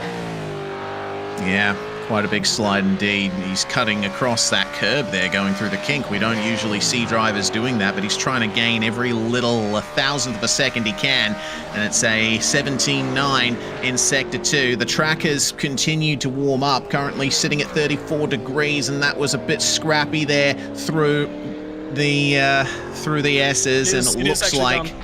Yeah, lap done. Oh no, so the number one car, last car to run in the session, is not going to set a lap time. Dramatic end to the full field shootout here for the V8SCOPS Sandown 500. And you know what? That's exactly what they did back in Imola too. So yeah. 2 races in a row from the rear end of the field. Well, this race, I think they've got to do the same thing for the Bathurst 1000 as well. Yeah, got to complete the hat trick, right? At Imola, Griffin Gardner made a magnificent run up through the field in the opening laps, so I'd expect more of the same from them here today. Well, that's going to be the end of the full field shootout here Some great performances from loads of drivers in this session, but ultimately no one could quite touch Luke Rosella. Zach Rattray White got close though. Yeah, and Rosella won this race in Logitech Pro Invitational in 2023, so he knows exactly how to wheel it. Phil Sells right there and amongst the picture. That's the key. Jordan Ross will be very, very happy with that lap time. Leonard will be, he'll be okay with that one. Briggs from Myers. Myers will be looking at that and thinking, 7th? How did I walk away with 7th? How about Sam Blacklock inside the top 10 as well? Right down there in 10th. Yeah, setting that time when the track was still pretty cool, and the 215 doing quite well indeed. Shout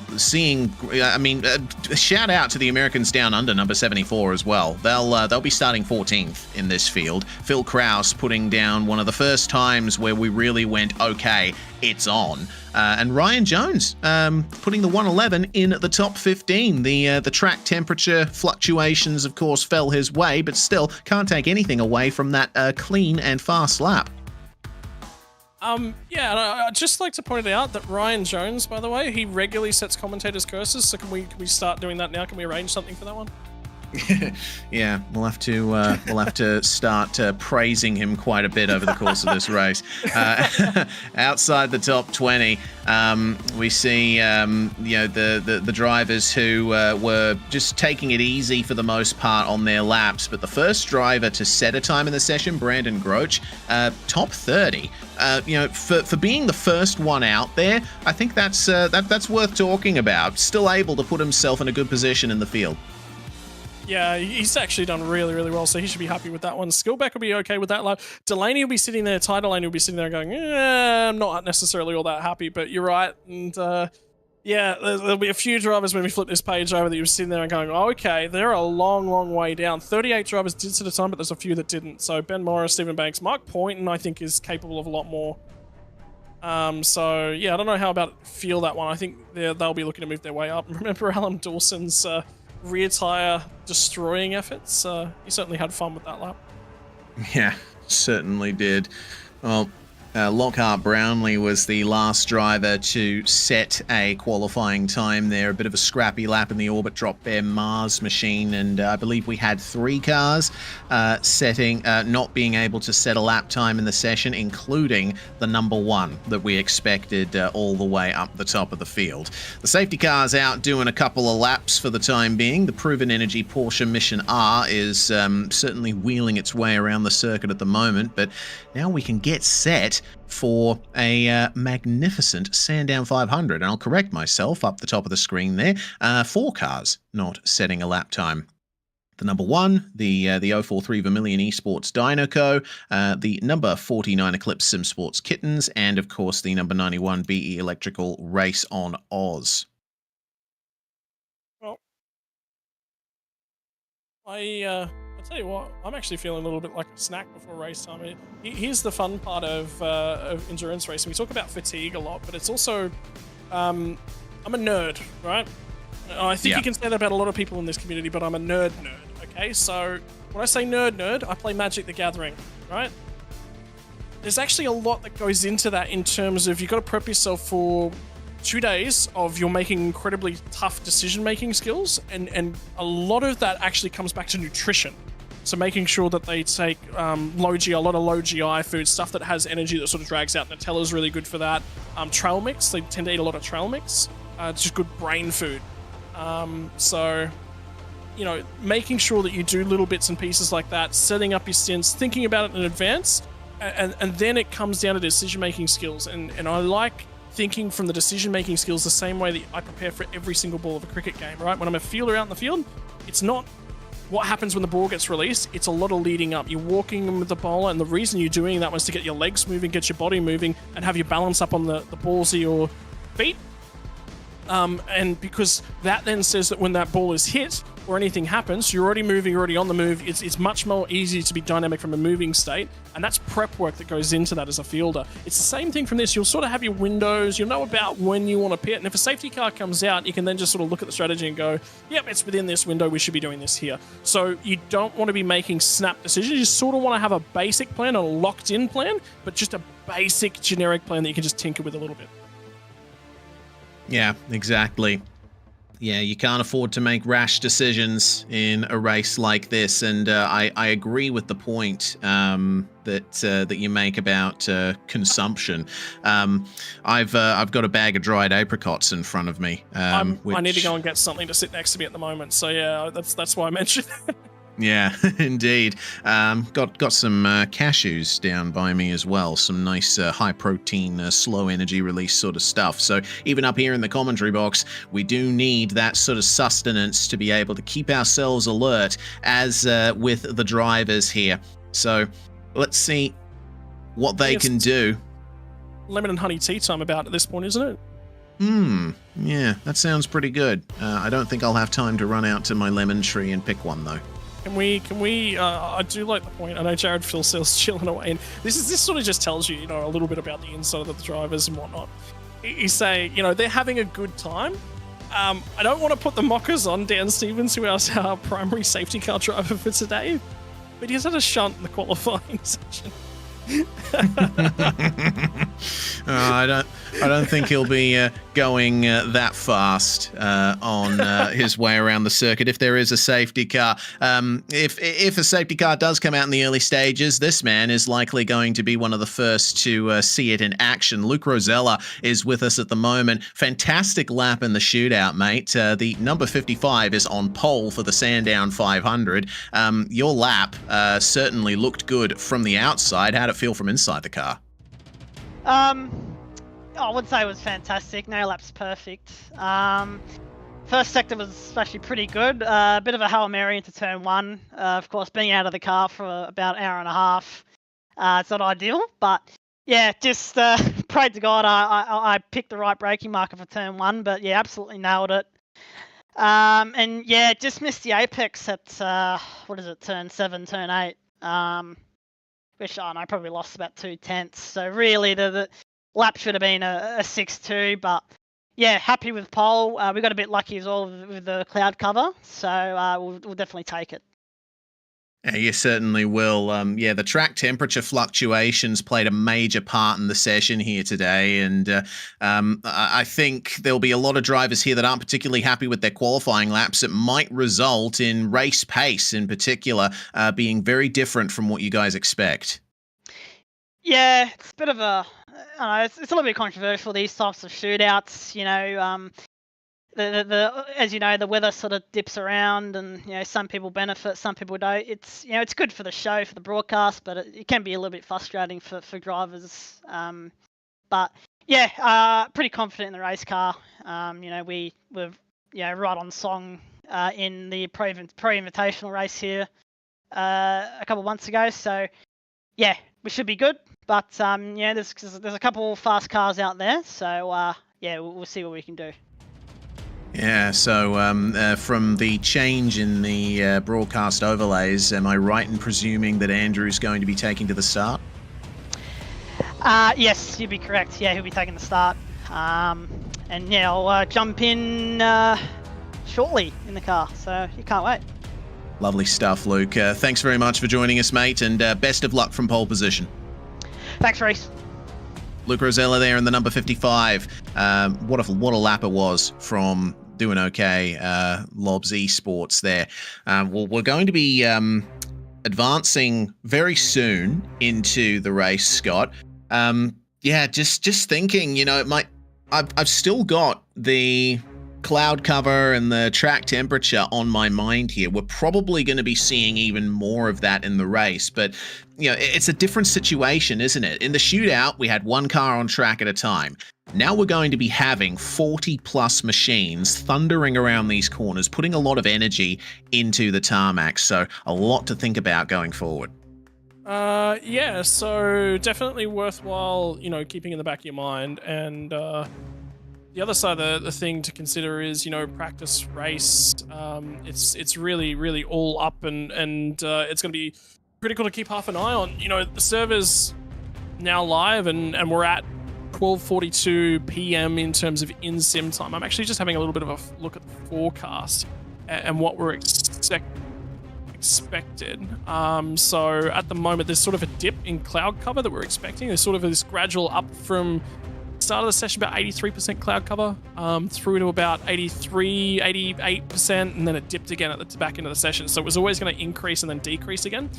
And it's not, anyone sitting here and going, oh, I'm trying to time it. It's realistic weather-based, but we're expecting sort of cloud cover to hover around the 82, 83% for the rest of the afternoon. So, yeah, anything can realistically happen. So. Yes, that is the big statement of the day. Anything can happen. And here on SimSpeed TV, we're going to step aside before we go to the grid for the V8SCOPS Sandown 500. An exciting shootout session, an exciting 161 laps of racing yet to come. Stay with us. Racing isn't easy, but experiencing it is. iRacing puts you in the driver's seat with the industry's leading sim racing game. Drive on laser scan replicas of the greatest racing circuits from around the world. Go head-to-head against other drivers chosen by skill-based matchmaking to ensure competitive racing at every level. Compete across all your favorite series. In officially licensed cars, engineered to deliver the most accurate driving experience possible.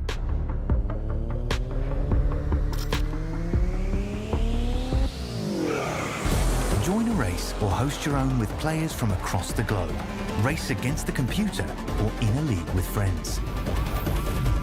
Feel the thrill behind the wheel. Visit iRacing.com.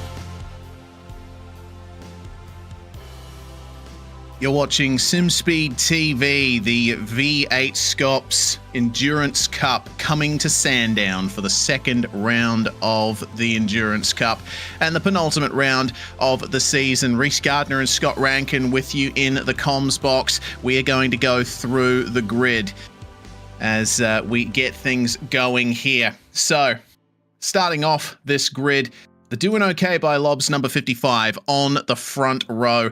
Vermilion Esports 117 alongside them. Andrew Gilliam starting the 55 and Zach Rattray White in the 117. Moving on to row 2. It looks like the Doing OK by Lobs 088. Jared Filsell at the wheel of the car there with the 143 Synergy Sim Racing car. Michael Taliancic at the wheel driving alongside Jordan Ross.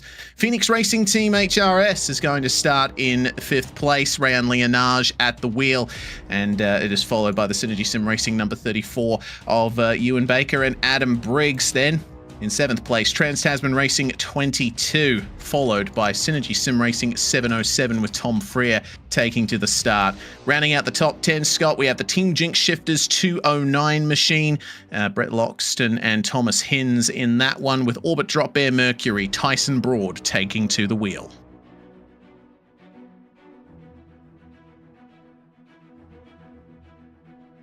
Looks like moving on to the 11th place, Summit Sim Sports Everest. Kobe Jones in 11th place alongside the Fishy Motorsport 269. Kenneth Latter qualifying that car there. Fishy Motorsports 3. 13th place, starting alongside the Americans Down Under car of Philip Kraus and Adam Blocker. Really good start for those guys. DPR Racing 111. Ryan Jones qualified the car and will be taking to the start here. Starting alongside the ANZ Motorsports number 6, Henry King taking to the car for the start after Ben Christensen put the lap in. Team Jinx Shifters 208, Aaron Gilbert driving with Chris Coxhead. He's going to start the car there with Blake Fitzpatrick at the wheel of the Pacific Esports Racing 686 in 18th place. The number 19 car, 19th on the grid, WKMP Sim Sports number 63. The top 20 rounded out by Accelerate Sim Racing, Damien Cairns at the wheel. Behind them, 95 SimSports 654, Craig Schultz at the wheel. Phoenix Racing Team MHD1 alongside them. In 23rd place, the 091 of Wheelie Bins Mayhem Republic, Vincent Skilbeck behind the wheel with Matt Whitaker alongside in the Fishy Motorsports 5. Then Fishy Motorsports 2, Ty Delaney with company from Angus Lawford in the Project 36 car. Fishy Motorsports 1 going to start in 27th place alongside Fishy Motorsports 1 and the Ken Block tribute Cam Waters livery. 801 Sim Racing in 29th. The top 30 rounded out by Frog Leap Juiced Racing with the 007 of Brandon Grotch setting the first time in the shootout session. Just a few more cars to go. Phase 4 Motorsport and Pacific Esports Racing 31st and 32nd. Frog Leap Juice Racing Blue and Rapid Theft Racing sharing the 17th row. JTIT Race on Oz and the Balin Stewart Foundation entry with Russell Uren in the number 919. Phoenix Racing Team MHD2 and Orbit Drop Bear Mars with Doing OK by Lobs Esports number 1. Starting in 39th position, just a few seconds remaining on the field. These are the cars that are going to be rounding out your field here. Well, Scott, I'm looking forward to this one, but we are about to get things going here for the V8SCOPS Sandown 500. Really enjoying the full field of cars that we have at our disposal here today. The revs will rise, and we get things going here for the standing start at Sandown. A jump start from the Synergy 34 as things get going here. Adam Briggs getting a little bit too early on the clappers there. Brady Myers will take the position there as we have a car spun, and oh no, absolute chaos coming into turn 1 behind the leaders. Oh, somebody's gonna come across him. Oh, how have they done? Yeah, they've done okay. Okay. That could have been a lot worse. There's a couple cars. Remember, we already said there's a couple cars that are going to go to the tail of the field. Necessarily should have been there. You know, the thing about a shootout style qualifying session is that everything gets muddled up. You've got to make yourself survive it and then go to the back, reset, start again. They've done that. but there's a couple cars going to be out of position. Briggs has got damage to that car, definitely left rear corner. I think Broad's going to touch the damage as well, but bulk of the field survived with very little contact. And from where that happened, oh boy, that was best case scenario. They actually did quite well. Yeah, they certainly did. Well, it looks to me like the drivers involved in that incident, Thomas Hinz, Tyson Broad and Rehan Lienage, and the incident seemed to have been caused by Thomas Hinz getting into the side of Broad, which sent Broad broadside into Rehan Lienage. We do stay under green flag conditions. The safety car has not been called for anybody just yet. Ben Christensen already in the pit lane in the number 6 there. William Brown in the pit lane as well, very early on. A lot of chaos erupting in the midfield as a result of that incident, but for now it is doing okay by Lobs 55 leading the way. Andrew Gilliam with Zach Rattray White in the sandwich, so to speak. Jarrett Filsell piling the pressure on him. And there was another jump start as well from the 196 machine.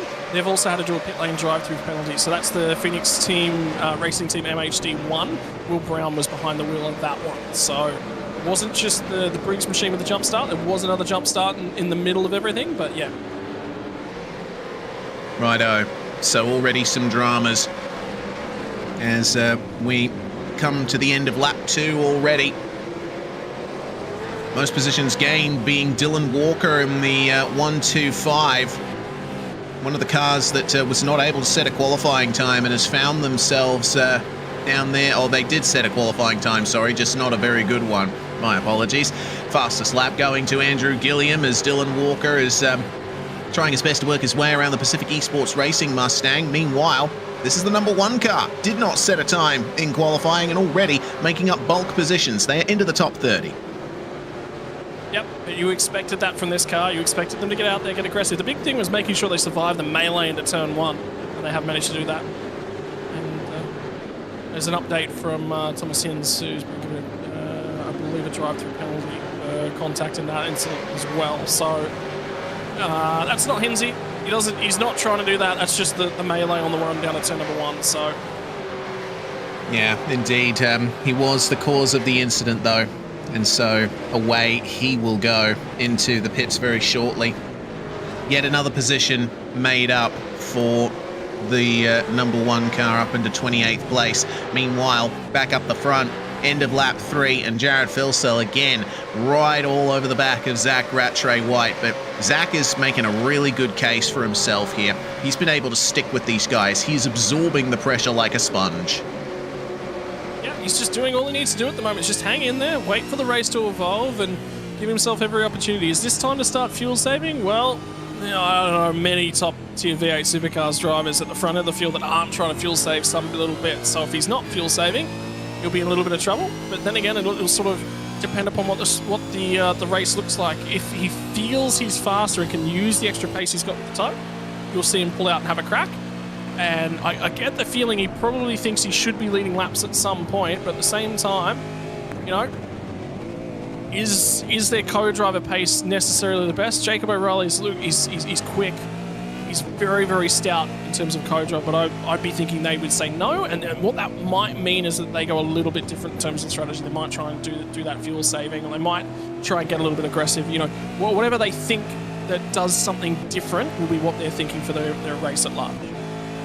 There's the confirmation of the drive-through penalty for the Team Jinx Shifters 209 going into the 215 and causing that big incident we saw coming into turn 1 on lap 1. And one of the cars that it affected the most was the number 79, Ran Lienage at the wheel of the Phoenix Racing Team car. They're down in 7th, but you know, interestingly, I would have expected them to be a bit further down than that. Despite the damage, Rehan's driving very well. You just see him pop into the frame there in the background as our top 3 make their way back onto the straight. For now, it looks like Andrew Gilliam starting to pull away.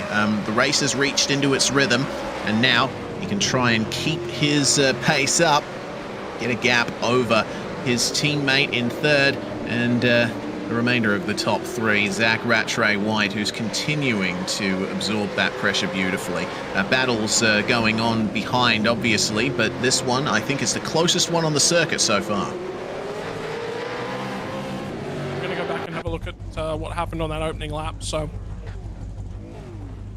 keep your eyes. I think it's going to come from the left here. Yeah, certainly will. The jump start for the number 34 just up ahead of Tyson Broad, but they get away, and it's a good start from Tyson Broad, but then you'll see Thomas Hinz try and take some avoiding action. Bit of a slow start for the 79, and then it just creates a melee. Goodness me, it looks like the 111 had to take avoiding action to the inside there. There was nothing Blacklock could do about that. Oh, sorry, Tyson Broad. It's really, really odd because Thomas Hinz was behind the wheel, and I'm just wondering.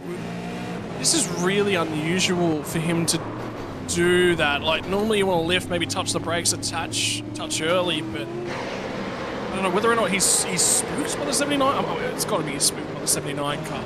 That's just really, really odd. Yeah, uncharacteristic of Thomas Hinz, but you know, mistakes will be made on the getaway for an endurance race. And yeah, I mean, I'm sure he could see that the door was open to the left, and maybe he could have gone through there. He might be thinking about that, but he chose to go right, just as Sam Blacklock was coming over. Sorry, just as Tyson Broad, I'm getting the co-drivers confused there, was coming over to the left. Yeah, that's what it is. Put in the background, we get it now, put the head down, see what you can do. What it has done, though, is present opportunities for a couple cars. So Ryan Jones moved up a couple from the start, so he was definitely on the improve. Brady Myers has had a reasonable start. He's got a bunch of spots. How about Ken Ladder? Inside the top 10 to 7 spots on that opening lap. Great job. And Ty Delaney and Jamie McKnight also plus 11, so a bunch of cars that have done really, really well on that opening lap. Yeah, plenty of positions gained in the opening stanza of this race. Looking at the number 63, Blake Warboys and Troy Stonestreet in this car. Stonestreet behind the wheel at the moment, and he's up 2 spots, but he's got a hard charging Fishy Motorsports 4 of David Kirby right behind him. Here is the reigning champion car, Griffin Gardner and Dylan Rudd here, and they've made their way into the top 20. This is basically Imola take 2, isn't it? They started at the rear of the grid, not being able to set a time in qualifying, and they are rapidly making their way up on the first lap. Yeah, it's going to be 3 very different styles of qualifying sessions across the 3 endurance races as well. So from Imola, just a generic qualifying session. Here, the entire field with shootout style format, and from Bathurst is going to be the top 15 shootouts, so not the entirety of the field. But it's a long, long day at the office at Bathurst, and a lot of opportunity. Remember, they finished all the way up on the podium at the back end of that race as well, so cut their way through, did everything they needed to do, and again, they're just showcasing their skills in showing aggression at the right time. But the benefit is, in an endurance race, you can overcome a poor grit, failing to set a lap time. Have a look at this battle for 5th place. Kenneth Ladder and Jamie Dyke holding off Jordan Ross and Michael Taliancic. The 6th place car, the 143, losing out a bit on the initial start. And they've got the recovering Rehan Leonage behind them as well. Quite a bit of visual damage on that number 79, but doesn't seem to have affected his pace all that much. We'll see if he decides to be aggressive here and try and chase, or with that damage, maybe Leonage will back off a bit, maybe save a bit of fuel here in the opening stint. Just hearing a redress order. I think it might be Grisdale. Might have just been informed to redress behind David Nash. So something went on there. Okay. So, yeah, the Frog Leap Juiced Racing car down in 35th place. We do have something for Nash. He does have a bit of damage. This was back on lap 7, so he was tapped around there by the other Phoenix car, and then, ooh, okay, might be potentially an unsafe re-entry there, called by the 808. No, so it won't be. So my apologies. I thought it might have been Crisdale because those were the next 2 cars on the road next to each other. I think it might be Sho Kanatake who's being told to redress. Because that would be the Phoenix car that was in that section of track. Yeah, does seem that way. The number 86 up ahead, and well, they'll have to give up a bit more time as there's a car spun. The exit of turn 1 looks like a Mustang. That's, I see Parramatta Isuzu Ute emblazoned on. That's one of the Synergy cars there. Matt Whitaker, no, sorry, the one of the Fishy cars. Whitaker and Maguire having a bit of trouble there at the opening corner. I would suspect the exit curb got them. But I can now confirm that redress that was ordered, you can actually see at the front end of that shot, has now been completed. So it was on the 86 car, so just as we surmised. This one's starting to get a little bit spicy a lot further up ahead. 3 cars, 3 different teams. Yeah, indeed. Ty Delaney in the lead of this battle. Got Aaron Gilbert trying to defend here from Damien Cairns.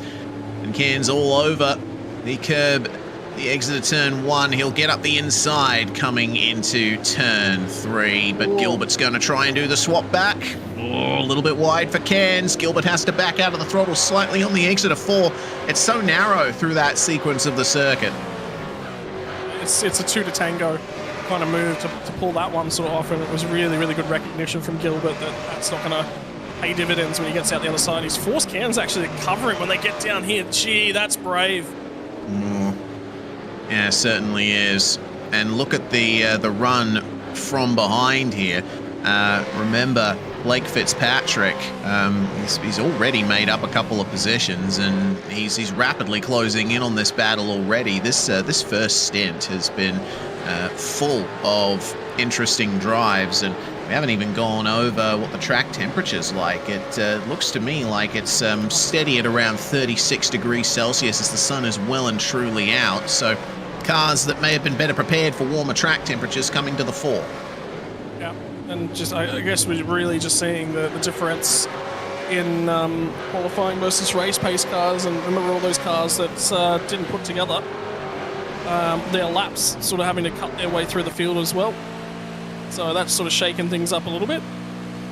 In the meantime, 269's going to have to hold off a pack of angry cars in behind, but this is just sort of a good opportunity to build some confidence, I think, for Kenny Ladder. I think he's capable of big drives like this, and rough season for him. He's certainly been capable of winning titles this year. In Vets, he had an opportunity to win one. It didn't go his way. He's had a lot of races. I think he necessarily should have been qualified for the Logitech Pro Invitational Series as well. And just a couple of incidents in that series meant he didn't qualify as well, you know, in a short qualification series. So he's had a 2024 to forget, really. There's quite a number of other things that you can sort of sit there and go, other little bits and pieces and moments. But this is where you would say, I think he looks a lot stronger, and I think he's capable of being. But yeah, it's good to finally see him showing up at the Scops Enduro. Yeah, certainly. Another driver absorbing the pressure from behind. Synergy, Phoenix, Synergy, and also Kobe Jones in the Summit Supersports Everest car. Philip Kraus, meanwhile, the Americans Down Under car, has found themselves in the top 10, and they're getting some pressure from Blake Delaney. And some news from race control. We saw the 063 spun out of turn 1 a few moments ago. And it turns out that was contact from the 152 machine. So not ideal there. Angus Lawford in the Project 36 car, it seems, has made contact with the fishy 063. And race control giving out a penalty for this incident right here. So Lawford coming in from way back, and that's a little bit too much there. I mean, yeah, Whitaker was compromised thanks to the battle ahead of him, but yeah, Lawford, I think, maybe could have carried a little less speed through the turn there. He's sort of damned if he does, damned if he doesn't, because if you have a look at the way that pack was eventuating, you know, I'm still going to sit here and go, yep, absolutely slam dunk penalty. But he had a pack behind him that was basically like, well, if he doesn't go for the move, somebody from that pack is going to do the exact same as what he's done to the 06.3 machine to him, effectively. So, you know, it's one of those ones where he just sort of, you could see he was trying to sort of back out of it a little bit, and then he went, oh, there's an opportunity, I'll have a go at it, but he made the call too late. If he committed a little bit earlier, he would have been fine. Yeah, and I think considering the speed and the trajectory of the car, if there weren't cars in front of him, he would have made the corner, no problem. Just a shame that it turned out how it did, but yeah, it's contact that put another car out of position off the racetrack and spun them around, so it is deemed worthy of a penalty by the regulations. Meanwhile, Troy Stonestreet looks like he's going to lose 19th place to David Kirby in just a couple of moments here. And, well, we'll see if Stonestreet will be able to keep the outside exit of turn 1. He does indeed, but David Kirby is looking rather aggressive. These two race against each other in V8 Vets, and a little bit of contact on the way through turn 3 will get the position in the top 19 for Mr. Kirby. He's going to block him too. He's blocking him. Yeah, this is difficult here. Stonestreet obviously a little bit of bump drafting as well. Reckons he should be up there. Well, I think Kirby will gain. Out of sync. I definitely think Stonestreet should be further ahead. And when Warboys gets behind the wheel of that car, they're absolutely going to go. But I definitely feel like Stonestreet's quicker, for sure. So they're out of sequence. It hasn't gone their way thus far. But didn't that car qualify deeper inside the top 10 as well? So something's happened. Yeah. There. No, they qualified 19th. My apologies. Oh, yeah. Yeah, Blake Warboys was at the wheel of the car and unfortunately didn't quite get the best of laps in. So he and Troy Stonestreet have a big battle on their hands here to elevate themselves further into the top 20. You see how Kirby is pulling away already. It seems like Stonestreet is not quite able to keep up with him, at least in sectors 2 and 3. Sector 1, he does seem to be steady and staying with him, but look at that exit there from Kirby. Well and truly pulling away. Yeah, so that's interesting. So Stonestreet thought he was quicker. It gets a little bit of a... I wonder whether or not there might be a touch worth of damage on that car, steering damage or so, because that was such a heavy whack to the steering. Yeah, we got to remember the damage model was updated for these cars a few months back, and so the way the damage works is quite different now. The drivers won't be able to get away with things that they were able to get away with before. A little bit of a poor run through the final corner here for the 21st placed car, Vincent Skilbeck, at the wheel of the 091. Craig Schultz in the 654 machine, going to go for it at turn 1. It looks like Skilbeck's going to yield it to him. Here comes the Pepsi Max emblazoned car of Dylan Walker. Oh my lord, Walker has definitely got a job on his hands here around the outside of turn 3, clambering all over the curbs, all three of the cars, and the Race On Oz machine decides to potentially have a go as well. Tyson Broad is right on the back of these guys. Remember, Tyson was the car that was the meat and the sandwich in that start line incident. He's down 15 positions trying to make a recovery. Meanwhile, Dylan Walker, what a run through the field. That car is up 16 positions. Yeah, doing a great job. So again, another car you can say out of sequence in terms of qualifying efforts. Did manage to get the lap together, but it was scrappy. It was not put together, not confident. But driven his way through the field rather nicely, and the car looks pretty to boot, so that'll probably get a ton of airtime. Yeah, most likely. Always like an asymmetrical livery. Well, this battle will continue on for some time, as will this one here. Ryan Jones and Chris Ireland up against Ty Delaney and Jamie McKnight for the 12th position running on the road. There was a lucky escape for Jones on the lap 1, turn 1 incident. When all the chaos emerged ahead of and alongside him, he ended up going all the way to the inside of turn 1 and ultimately 3 positions up as a result. So we'll see what he can do further up here, but Ty Delaney is marching up through the field. Look at those positions gained for the 07, and he's very aggressive over the curbs to boot. Yeah, well, Ryan Jones' qualifying performances might have been quite good, but race pace is starting to be the real equaliser. look, at the end of the day, I will say, you know, take advantage of what's available to you, and the 111 car absolutely did that in terms of qualifying. But now it's, you know, back to reality a little bit. Find yourself a little more. Was it the number 1 car in the background of that shot? Is he already up just outside the top 10? Yep, that's him. Good Lord, Dylan Rudd. What a run here in the opening stint of this race. We are 19 laps in, and he's up 25 positions. That is a bit over a position gained per lap. So Tyson Broad's coming his way back through. Just picked up another one, which was Tyler Blackburn. Sorry, Tyson Broad, Tyler Blackburn. But he had to work for it. He's not getting positions easy. He's really having to work for them. And challenging, tough, facing backwards at the first corner, but he's doing a reasonable job, so no complaint. There's going to be another spot for the number 1. Ryan Jones having to make way for Ty Delaney, who's already well ahead of him, and now Dylan Rudd will move on through at the penultimate corner. Jones blending out of the throttle there and letting him go, driving his own race for now. Can't believe that. Like, I get, you know, it's gee Warriors. Oh dear. This is going to go not very well. No, managed to slot back down in. So, remember, Hins and 34 inch with Briggs behind the wheel at the moment. They got sent to the back early on. Both of these cars. They've had trips through pit lane. One of them for jumping the start, the other one for incident lap 1, turn 1. And they're also cutting their way back through the field. Yeah, both into the top 30 and finding their way forward. Their next target going to be the race on Oz 91. A little bit of a scrappy run through the opening corner for the 2 lead cars in this pack.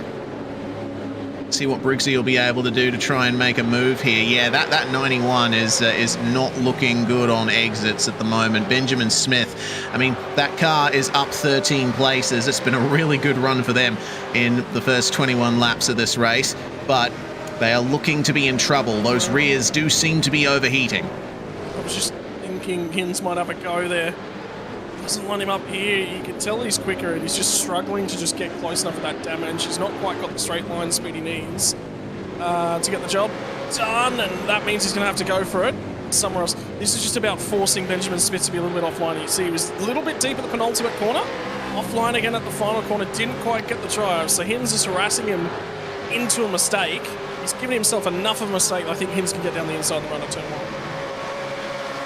We'll see what he can do here. The number 91 will have to make way.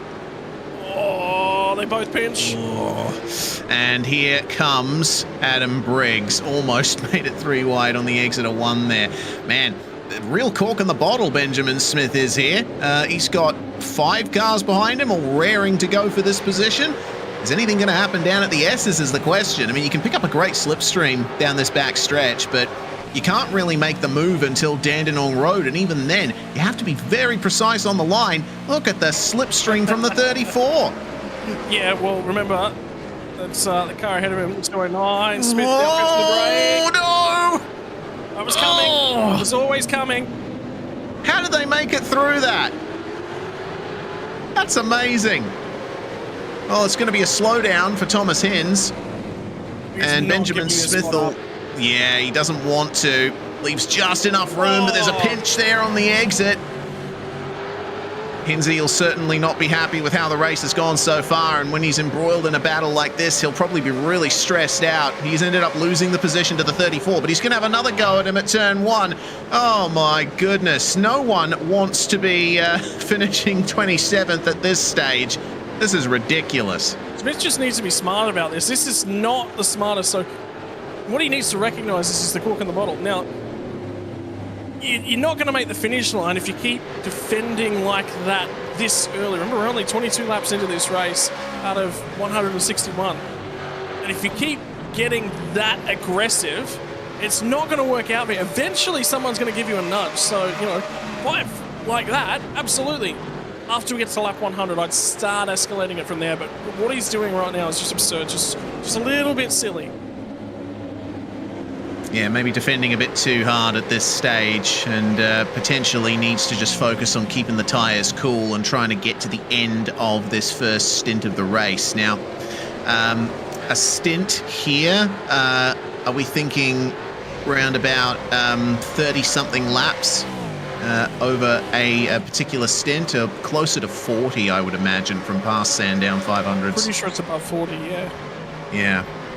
So we're still far from the first scheduled pit stops happening for these cars, as Smith once again has to deal with a run from Hins and keeps him behind. This is all benefiting Ewan Baker and Adam Briggs. They are flying away from this battle, and it looks like Smith has finally given it up. And oh dear. Oh no. Okay, it's all erupted there, and it looks like Lawford has found the wall at turn 4 in the chaos, in the crush. Is that car still capable of moving? He has to be careful on the re-entry. There is a gap and it allows him to keep going, but that car is in no good shape. It's dragging the bumper along with him. That's the race leaders just there as well. So you can block, you can defend, okay, sure. But the other side of the coin is we're arriving in an endurance race. So number one, are you going to survive to make the end? Number two is you're losing time. Now, in a sprint race, that doesn't matter so much. The longer the race goes on, so you can just see it's just covering every cover. It was actually the Phase 4 car running wide at turn 4 there that triggered that. But it gets everyone's mentality up a little bit, so... Yeah. Well, keep an eye on Ben Smith. He was way off there and sliding around, and I mean entitled to the space on track. And I think Jay Brazier getting a little crossed up, and Lawford trying to come through. He didn't have much room to go more to the left than he was. So just an unfortunate coming together there. It's just silly.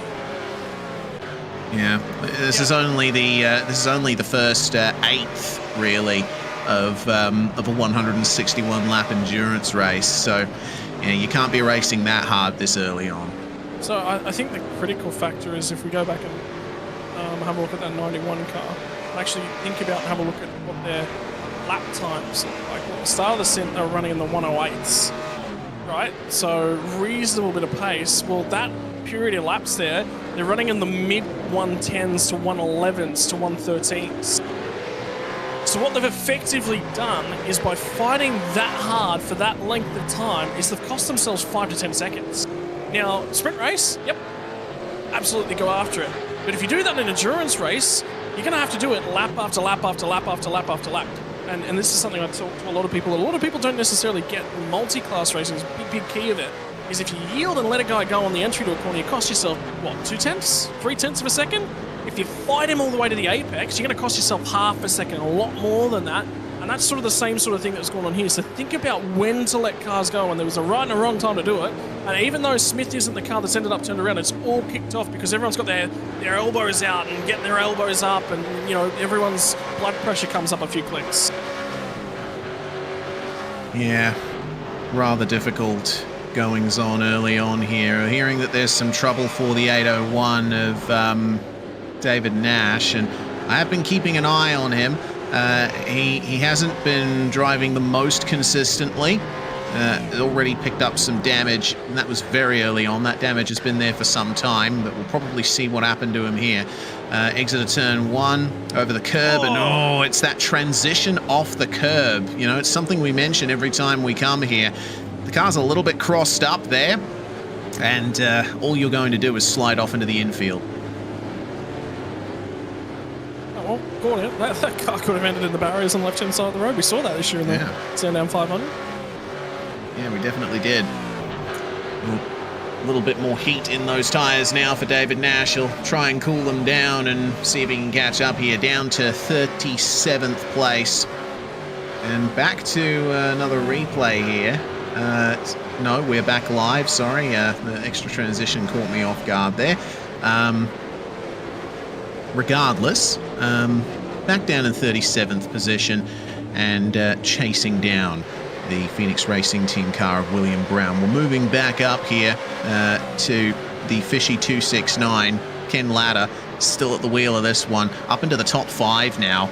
and a really fantastic run for the 269. But Rayan Lienage has been steadily gaining over the course of the last 20 or so laps.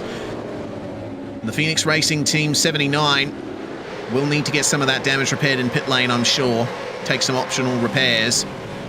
But regardless, it's still a good recovery for them considering where they were coming into turn 1 on the first lap. Yep, absolutely. Difficult race ahead of them, but you know, you always got two options. You can throw in the towel and kick the toys out of the cot, and I've been known to do both of those. But the other side of the coin is you can also jump back in the rig and go, all right, what can we get back from here? And those are always more of a fun story to me. Yeah, indeed. In a race like this, you can't afford to give up, because the race will likely come to you as long as you keep it clean and avoid errors. Meanwhile, there's a position up for Damien Cairns, getting by Ryan Jones, who's continuing to struggle a bit for pace here, back down to 15th place. And Aaron Gilbert in the Team Jinx Shifters 208 will probably have his next target on board here. He's looking reasonably quick. All of these guys have been setting similar lap times to each other, none of them really with a massive advantage, but Ryan Jones picking up the slipstream on Cairns there. Difficult run through the S's into Dandenong Road there. It was a little bit wide coming out of that first left-hander, but I think Cairns should be safe here. Took great advantage of that lap for Damien Visma. They're up 6 places now. Ryan Jones back to where he started the car in 15th. Yeah, so they took advantage of everything that happened on that opening lap. Very good job of it. I don't think they're doing a bad job either. For where they would have qualified and pre-qualifying and thought about being, they've actually done a reasonably good job. Interesting story though is that our race leaders, and this is Brady Myers, who's started to track these guys down. He's over 2 seconds back, so he's made good gains here on this little pack.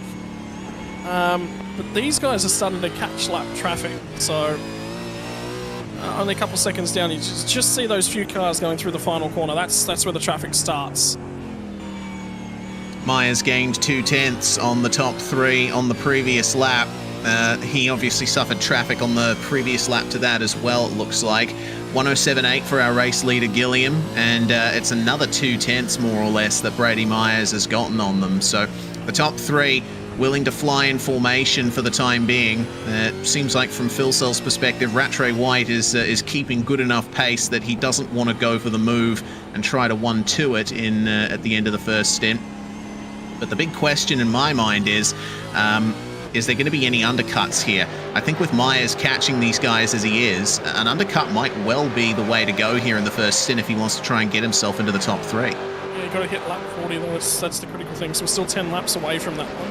There's no reason to really go for, just with the stint length, you're really targeting that 40 lap stint. So yeah, there is an advantage to it, but sort of targeting that sort of number. So yeah, keep an eye on it. With the amount of traffic that they are catching, it's going to take them some time to work their way through it. There is potential for there to be a massive advantage. How about this battle pack? Yeah, this is fantastic. Huge train of cars. This is the back end of the top 10 that we're looking at. It stretches all the way up to Latter and 5th. Kobe Jones trying to grab 8th position here over Tom Freer in the Synergy 707. And they've got Kraus, Delaney, and Rudd right behind them as well. Remember, the number 1 car is continuing their meteoric rise through the field. They're right on the back of these guys now. You'll probably just see a flash of blue there. I mean, it's difficult to pick out, but there he is, just coming through turn 1. There's Dylan Rudd. He'll be right on the back of these guys at the end of the first stint. More than that, I think he's going to be through at least half of this pack, if not to the front. Someone got a slowdown penalty. Oh yeah, that's a slowdown there for. We're on board with Kobe Jones. It was Blake Delaney, I think. No, it was. Yeah, it looks like it was Blake Delaney. Oh, that was a lap car. No. That was a lap car. Sorry. Oh, no, it was a lap car. Sorry. Yeah, it was a Mustang. It was the number 6, Ben Christensen and Henry King. They've not had a good start to this one. Oh, easy does it. There goes the number 1 upper position. Passing Delaney, his next target being Philip Kraus. Certainly big in the American open wheel scene on iRacing is Philip Kraus. But himself and Adam Blocker love to have a run in these Australian V8 beasts. Now they'll be trying to defend against one of the fastest cars in the field. Yeah, this would be a nice test for them, really get to show their mettle, judge themselves. I don't mind this. So it'd be a really, really good opportunity to see what they're capable of. And let's see what the slipstream's like for the number 1 car here. Gaining quite a bit at the end of the straight, but won't be able to draw alongside in time for the run into the S's. But man, he is aggressive on entry, isn't he? Carrying a lot of speed into the corner. Kraus almost getting tapped in the rear. But what I'm noticing here from Rudd is, aside from a couple of occasions where it's looked a bit sketchy, he's making moves in all the right places. He's waiting for those clear opportunities to get by. Yeah, it's not a send, it's not a Hail Mary, because what happens is when you send those kinds of moves, you end up battling a car for multiple corners. You actually end up costing yourself a lot more time. So just being a little bit more patient, a little bit more circumspect, and setting it up properly is the big keys. Yeah, one potential place to set it up is the exit of turn 4 here. He's up behind Kraus now, and yeah, not making huge gains in the first sector. What we got to remember as well is, especially with the sun blazing down on the track at the moment, the track's gone up to 37 degrees, and the tyres will have fallen off now in terms of their ultimate pace. So that's obviously a factor as well, even for the number 1 car. Trade of place between the Synergy cars, Tom Freer and the 143 here, battling over 7th place. Michael Taliancic down 4 places from where they started that car with Jordan Ross qualifying the car, and now up against Kobe Jones in the Summit Sim Sports yellow and black machine. Might be a change for position here at turn 1 if Kobe can get that done. Interesting to note, our leaders are now in and amongst the lap traffic, so that'll be a really, really difficult little period of the race for those guys to manage. They've already overtaken 36th and 37th, and now they'll start picking off quite a few more cars. This will be really, really tricky, and Brady Myers has managed to tag onto the back end of that lead 4. Yeah, was just about to mention that. There are the race leaders making their way through. The 55 still leading the way. Oh, the 55 having a big issue there, and it looks like they've gotten through on Zach Rattray White. Jared Filsell making the move down at, well, actually, he made the move a little earlier. I think we missed the pass. It happened at turn 1 on this lap, but that got very sketchy with the lap traffic at Dandenong Road. It certainly did. Something just happened to 208 entry of Aaron Gilbert. We were just talking about. Just been headed on to race control for them to have a look at. Yeah, I'm going back to have a look, and we'll obviously see it here. Happened at turn 4. An attempted move by the 025, and, well, a little bit of a tap. That's not ideal, and Blake Fitzpatrick sliding his way on through there. Michael Angus will be looked at by race control for what looked like a very light hit, but when you're fully committed to turn 4 and on the outside, there's only so much you can do to recover if you get that tap. Did he redress that? I get the feeling he was attempting to redress it. In actual fact, he has redressed it, but that's the way Fishy go about their racing too, is that if something like that tends to happen, they tend to redress it. This is really, really tricky. Absolute chaos for our leaders coming into the final turns. Well, you got to pick your way through. And remember, we're still not... theoretically, we are actually in the pit window, because from here you can pit, you can extend the next couple of stints and get it home. So for anyone looking for an undercut, I'd be sitting here saying to Brady Myers, have a crack at an undercut. You'll jump all of these guys through the traffic significantly. Yeah, certainly will, but the question is, can he pop out in clean air? Why not? Why not give yourself the opportunity to get in front of these guys and say to them, all right, you want it? Here I am. Yeah, I mean, you know, he won't be threatened for position. Kenneth Ladder is nearly 16 seconds behind the 4th place car. So Myers should be all right. But you see that in the midst of all of that traffic, he did lose out a bit. He has gained it back through the ebb and flow of negotiating this lap traffic. Next up being Rob Crisdale on the exit of Dandenong Road. He'll let the leaders go here, or will he? At the very least, Gilliam's going to go for it. Philsell follows him through, but a little bit wide. That was some contact there for the 088. And that gives half a chance for Zach Rattray White to try and make a move, but not able to get the traction down himself. Oh, here comes Myers having a little bit of a look, but he's not far up enough to get it done. Yeah, but this gives an opportunity for Gilliam to just skip clear a little bit here. So, you know, it's still gonna be in draft, but at the same time, just look how close all four of these cars are on every apex. Such a competitive top four. I mean, all of these drivers are at the highest level in these cars, and really slamming those curbs to try and get every bit of extra corner speed they can. Well, now coming up to the end of lap 37, and the redress has been noted for the 025 on the 209. Thanks to that redress, no further action on the incident. So carry on is the call. Well, now it has been redressed, so... But yeah, coming up on critical lap number for our first stint. I mean, we're definitely already past that critical lap number in terms of getting home, but now it's extended. The biggest thing you do by running long on this first thing is you give yourself options. As soon as you undercut, you're sort of committed to a little bit more of an undercutting strategy. You'll have to pay for that later on. But the longer you run on the first stint, you give yourself options. Now, if you haven't got pace or are really, really struggling, you can't take that option. You've definitely got to come to the pit. Not as early as you possibly can, but early as reasonably possible, which will be about lap 40. So for someone like Benjamin Smith, who's a lot of problems with those rear tires. Oh. Ryan Leonage. Yeah. Yeah, get aggressive as their target. Yeah, exactly. It looks like Tom Freer is going to lose the place here to his fellow Synergy car. Will he protect the inside? No, he'll just let him go. And, okay. The number one's coming through as well, and Freer, oh my lord, massive crash, and the number one's in the wall as well. Hey, done. Oh, no. Yeah, that might be our first safety car. There's no way that car's getting back to the pits under its own power. Mechanical black flag for the number one as well. Are coming together at the fastest point on the circuit. Perhaps the most unsafe part of the circuit as well. Massive development. And look at that. Number one coming straight into the pit lane.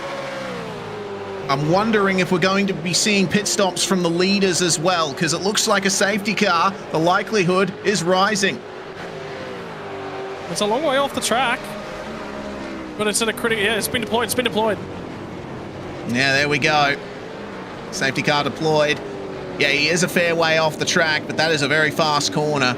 And if there's a little mistake there, then that would easily be a hazard. So, safety car has been deployed, and we can expect our leaders to come straight into the pits here, I'd imagine.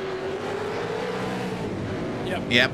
All four of them, all four of our top four making their way in. This also gives a good chance to the Phoenix Racing Team 79 to try and catch back up and have a go at that top four. I'm interested to see what the Fishy 269 will do here too.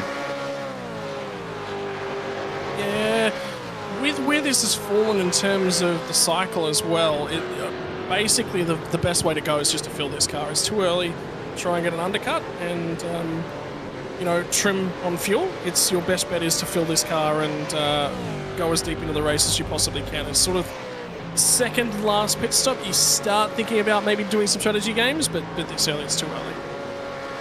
Driver changes in three of our top four cars. Andrew Gilliam is staying in the race-leading number 55, but Jacob O'Reilly taken over from Rattray White in the 117. James Scott has replaced Jared Philsell in the 088. And Anderson in the TTR car. This is close on the pits. Vermillion's going to come out ahead. Oh, well done. So Zach Rattray White was saving gas in that first stint. Oh, This will be Jacob O'Reilly's first laps led in this car, I believe. First laps led and probably in Scops too. Certainly looks like it.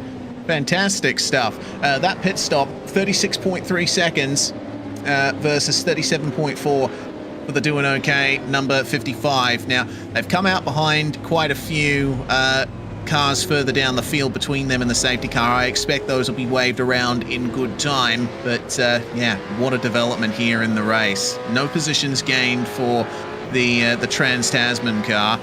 But man, Vermilion with the really well driven first stint by Rattray White probably saved just enough fuel to make sure they had that advantage in the pit stop. Yeah, so that should normalise the bulk of the order. They might clear the 800 car out here. I think it's the only other one we're waiting on. Sort of pop out of this.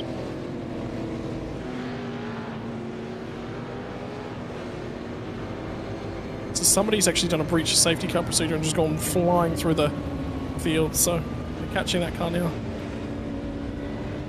Yeah, it looks like the 007, it seems, Frog League Juiced Racing car, Zachary Livengood at the wheel of that car now, having taken over from Brandon Groach. So, yeah, not ideal first time in the car for him. There's always one, isn't there? Yeah, absolutely is.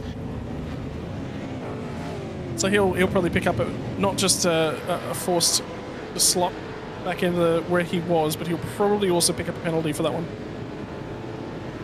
Yeah, that's a shame for the 007 machine, but rules be rules, and you know a lot of drivers get their first real runs in a V8 in a Scops Enduro, and this is the first time I've seen Livengood in Scops, so you know he'll obviously learn from this and carry this forward, but yeah, not the best circumstances.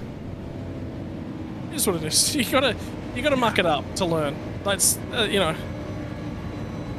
Unfortunately, it is what it is. You know, you don't muck it up and get away with it. You muck it up, you take a penalty, and you go, "Yep, cool. Didn't realise that one. Didn't read that one." But you know, as a race car driver, and you are obliged to read the rules. And when you enter a series, even if you don't agree with the rules, and there have been series where I go, I don't like the way that this is run, but I still want to go and race in it. You're obliged to run under that formatting of things, and doesn't matter what your thoughts on it are, doesn't matter what your thoughts on how to handle things correctly are, stick it up, you stick your hand up, you take it, and you make sure you come back bigger and better. Well, speaking of better, it looks like the Summit Sim Sports Everest car has gained a few positions. We'll take a look at the safety car causing incident first, though. The number one car trying to slot in there, as it looked like Tom Freer was attempting to let Taliancic go. The number one obviously wanted to take advantage, but Yeah. Triggered that contact. I don't think they would have touched. Nah. Little bit of contact registered on Freer's car, and yeah, a little bit deeper into the turn. I think Freer would have thought, okay, Griffin's coming. I'm going to have to defend. He's going to be trying around the outside. Difficult to make the move there, but Griffin was alongside, and it was only a little brush that triggered it, but massive contact resulted, and heavy into the wall for the Synergy 707, and looks like they may not complete the race from here, having had to take a tow back to pit lane. Well, a tow means done, as we have seen in previous races, but the Summit Sim Sports car, the number 50, they pitted on or at the end of lap 35, so they might be a little in trouble in terms of their remaining fuel stints, with only 35 laps completed on the first stint there. But they pitted just before the safety car, and they have gained a good amount from this. They now run in 6th. Really curious here. What I'm just seeing is there's the 43 car and the 800 and the 007 are all still in the safety car queue. They're all trapped in the queue. Yeah, the safety car is ending. This is going to be difficult for particularly Dylan Pereira, who's taken over the 79 to negotiate. So what I'd just be thinking is if I'm in one of those 3 cars that's just in the queue, you're basically going to be on a blue flag situation, so just dive down the pit lane. Like, just get out of the queue. It's difficult. It's swallowing a pill, and it's not an easy pill to swallow, but sometimes you just sort of look at it and you go, do I want to be here? And probably the better way to go about it is just to say, no, I think in this situation, hope for another safety car, get your way back on the lead lap back then, but for now, I've got to eject from this queue. If I stay in this queue, there's more harm than good comes from it. Yeah, not an ideal situation, but the race start will be in the hands of Jacob O'Reilly in the Vermilion Esports 117. When he decides to go is up to him once the safety car gets into pit lane, and he gets on the power out of the final turn, and we are back to green flag racing in the V8SCOPS Sandown 500. Vermilion Esports leading the way, but we'll see Andrew Gilliam and James Scott really put on a ringer here to try and get back into that top 2 positions. Yeah, I think you're going to just see O'Reilly's probably just going to prop these guys up a little bit and maybe just force them to squabble each other just a little bit. That's probably the best thing that you can hope for right now. It's not a bad thing either.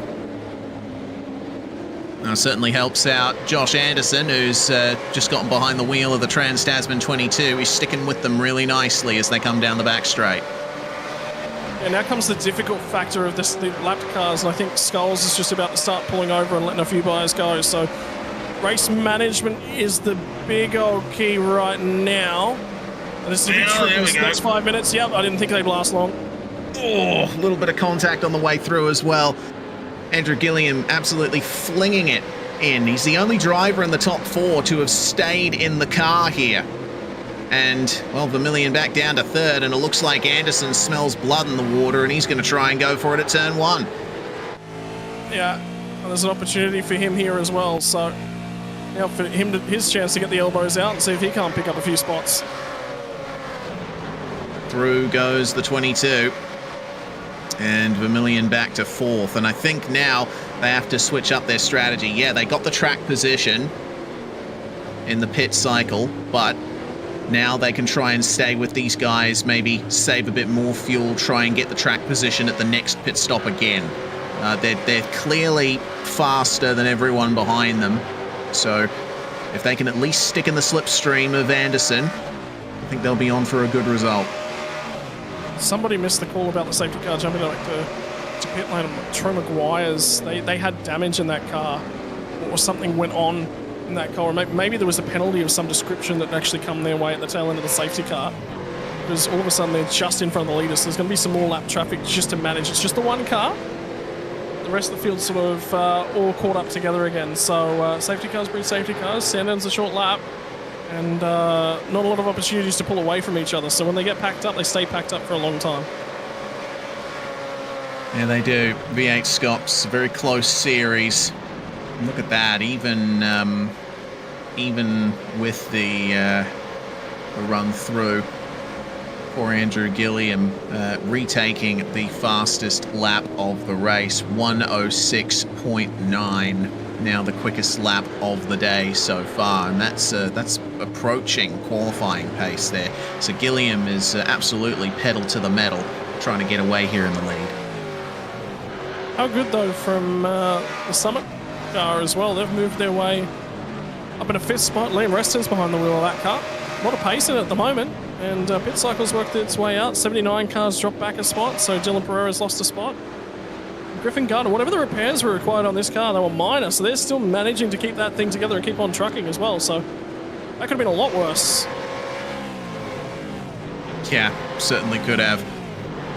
The top 8 still well in ranges. Oh no, problem for Tyson Broad in the 215. That looks like pretty heavy contact down at Dandenong Road, and the 125 seems to have been involved as well. Dylan Walker and Lockhart Brownlee, that car doesn't look too healthy. They were making such a good run up through the field, weren't they? More puffs of smoke down at the final corners. It seems like chaos has erupted once again in this field, and it's living good in the 007 that we think might have had something to do with that puff of smoke down at the final corners. Walker's back up to speed. I don't think the damage is too bad. So Walker was side by side with a race on Oscar, and Broad. Oh, it was something happening in front. Oh dear. Oh dear. Oh, that's massive. I'm amazed that car was still rolling. Yep, that's a huge hit. That was the 307 entry of Dave Kirby and Paul Warwick as well. Yeah, sort of a botched transition of position with Ewan Baker, who'd just gotten into the car. What an accident. Oh man. Yeah, Dylan Walker and Tyson Broad could do practically nothing about that. Very difficult section of the circuit to have an incident at and try to get your way through cleanly. The track weaving from side to side on its way down to Dandenong Road. There's only so many places you can go. Yeah, yeah, that's an odd one. The thing that I'd say about that is Warwick's not, again, another driver with a hefty number of caps under his belt for race starts in a V8 supercar, and he knows what it's like to transition over those curves. That car shot back across the track violently. I don't think I ever recall a car doing exactly that sort of driver's right to driver's left kind of movement on the track before. That's an interesting one. Yeah, certainly is. Well, ultimately, the race does stay green. All cars involved were able to roll away and likely have to take a bit of damage as a result. The number 34 trying to get positions back here and forcing this car wide here. My lord. Whiting and Angus, oh dear, getting a little bit of a tap from, looks like the 209 there. The Phase 4 Mustang is going to move on through. And Moxton and Hinds will certainly try to leave the scene of that, but that's not a good run for the Mustang there. Yeah, and the update of 63 for Blake Warboys, and actually just hearing him come on the mic as well to report that incident in the contact. And something I did see earlier on from Blake Warboys was that he's actually not well today. So, and you can hear it in his voice a lot more snuffly, nasally than he normally would be, so. Yeah, not ideal at all for Blake Warboys, so hopefully he's back to full health soon. Drive-through penalty for the 007 for that safety car procedure violation you were talking about earlier, Scott. That's going to be yet another blow for a car that's had a bit of a tough race so far. Yeah, and then they've had dramas with trying to let people go as well, so again, it's,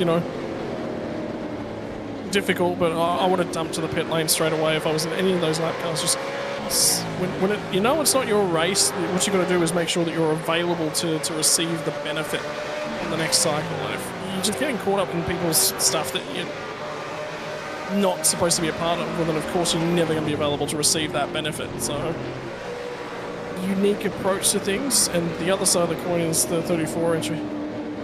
Ewan Baker just loves to go for a late dive, and he loves to get the elbows out. I reckon it's about a 25% of the time for him he pulls it off well. The rest of the time he seems to make contact and find himself in, with chaos unfolding around him. And today there's going to be another one. He's forced another car off to pick up the spot, and he was lucky to walk away from the scene of the crime. Yeah, you never know. Might be a penalty coming the way of the 34 for that, for their part to play in that incident, but we'll have to wait and see. It was difficult to pick exactly who was at fault there.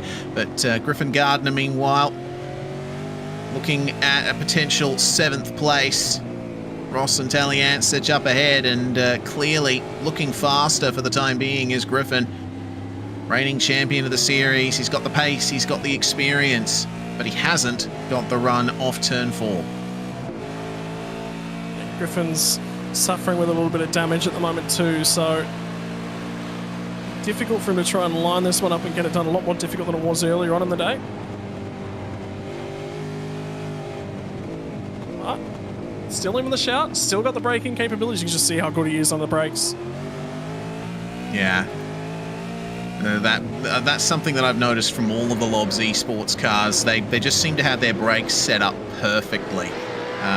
They're able to gain so much time slowing down for corners, and to boot, they are stable on the exit as well. It's very rare that I see a big oversteer moment for a Lobs esports car. Meanwhile, Jones and Ireland back up into 12th position. Ryan is still in the 111, but they've got very familiar company. Accelerate Sim Racing, Anthony Visma taking over from Damien Cairns. And we'll see if he can try and stay ahead of Jamie McKnight here to try and have a proper run at the last position in the top 12. Yep, moving his way forward. And there was contact under safety car. Did I just read that correctly? Yeah. Okay. The number 91 BE Electrical Race on Oz entry, with Benjamin Smith at the wheel at the time, before the safety car anyway. Contact under safety car with the 269. I was wondering why the 269 had lost a bit of extra time there. They spent 40 seconds stopped in the lane. Jamie Dyke has taken over from Kenneth Ladder, but apparently there was some sort of coming together with the number 91 while the safety car was out. Whether or not that was before or after the pit cycle, I'm not too sure, but I would presume it's after. It was just after the pit cycle, so the 91 car didn't go into the lane until a lap after everybody else ahead of them, because they were at risk of going a lap down, so they did the extra lap before they came into the pits to make sure they stayed on the lead lap. And then the 269 car was just come out of the pit lane, so that's why those two cars, they were not in sync together. So weird one, and it's sort of on the way up to the back of the safety car chain. Anyway, odd one. Righto. Oh no! Oh dear. So the 1 and the 143 at Dandenong Road, big coming together. It seemed like Griffin was struggling to get past Mike Taliancic for a couple of laps there. Evidently, the attempt has gone majorly awry. So, Taliancic not making any errors, but Griffin potentially, yeah, I don't think that move was on, to be honest with you. Taliancic, yeah, he'd already committed to it, but yeah, I think he was anticipating that Taliancic would be a little bit wider and maybe a little bit slower on the way in. I mean, there's a tiny bit of overlap, but it's nowhere near enough to justify the move. Yeah, I agree with that. It's the problem with trying to pull a move off at Dandenong Road is as soon as you commit to it, you're committed to it. It doesn't matter whether or not it's... And you're committed so early that 9 times out of 10, it's, you know, as soon as that guy ahead of you tips in, if you haven't got the overlap, well, you're just in trouble. There's nothing you can do about it. Could Tally have done much? I think Rudd was in deep regardless, but yeah. Tally definitely could have done more to accommodate. Oh God! Okay, yet another car in the wall. This time it's Zach McDonald in the 654, and the engine is gone on that car, but it's still rolling. Crucially, there won't be a safety car from this, but drivers will need to be cautious of a slow machine in the final sector. And that was contact with the it's the 686. This is way down in the field. Robbie Bradbury, the Pacific Esports Racing car, currently 20th, making contact coming into the S's there. Boy, oh boy. So it's down the inside. Yeah, but wasn't quite clear. Seems like, well, I mean, it's difficult at this sequence, isn't it? Because you want to try and avoid running too far over the curbs there. Well, no, to get that move done, you basically have as much the left-hand side as you possibly can. quickest line, you sort of basically want to be kissing the grass on the left-hand side. So, yep. Yeah, you don't want to cut across the tarmac runoff either, otherwise you'll get a slowdown. So I understand why Bradbury was trying to stick more to the inside there. It's another incident that's a bit difficult to call at that section. Regardless, I'll go out on a limb and say there's been too many crashes in the first half of this race. That's not a Sandown 500 that goes this way, I can remember in a good while, so... hectic today. Absolutely hectic. Certainly good for the entertainment factor if you like to see cars crashing. But we like to see racing. And fortunately for us, there's good racing happening at the front of the field. It seems like this top three have completely dropped Jacob O'Reilly. He's even behind the lapped car there, behind of the 007 of Mr. Livingood. He'll get the move done at turn 1, move on through, but seems like on pace, O'Reilly just can't match that top three. Yep, but critical number, that one that's just popped up. Anyone who started the race, Gilliam, is a perfect example. He's done his 54 required laps, which means the Rosella's only going to do 54 and they're good. It's basically going to be 2 stints for each driver, is the way that I would expect it to go from here. Yeah, that's what it's looking like. Sandown is a little bit simpler to execute than Bathurst in that effect. Meanwhile, the battle for 13th, well, 13th place is occupied by car 13 right now, Wallace and Blackburn, but they've got the ever sendable Ewan Baker up behind them. And look at that, no surprise to see that Baker is being aggressive on the way into the corners here, trying to psych out the number 13. It's not going to be a move at Dandenong Road, but I'm sure there'll be a move happening soon if we know Ewan Baker. Oh yeah, one thing you can be sure, obviously, he's going to send us here in the near future. Likes to move around, likes to fill the mirrors, and he's not afraid to make contact. And it's one of those drivers. I think he makes an incredibly good villain, because I think there are cases where the way he goes about his job is absolutely applicable. Most of the time he pushes it a touch too far. And he generally, when I say he pushes it a touch too far, I mean we're talking 1 to 2 meters every time. It's not much, right? But that's the margin between making a corner and ending up elbows into somebody else and getting a penalty. Yeah, he walks that very thin tightrope between brave and silly, doesn't he? Somebody just said out in the chat, it's not like the Gold Coast where they can lose them. I would love to see supercars wing mirrors as a damageable part of the car. Yeah, I certainly would too. I mean, we've experienced on iRacing for so long seeing contact, say, coming up through Reed and Silman Park at Bathurst, where often you'll see cars maybe tap a wing mirror off the car, and unfortunately we haven't seen that yet. Maybe with the Gen 3 cars, that will be an option. Now keep an eye on the battle for 20th. Brown and Mulford occupying this place.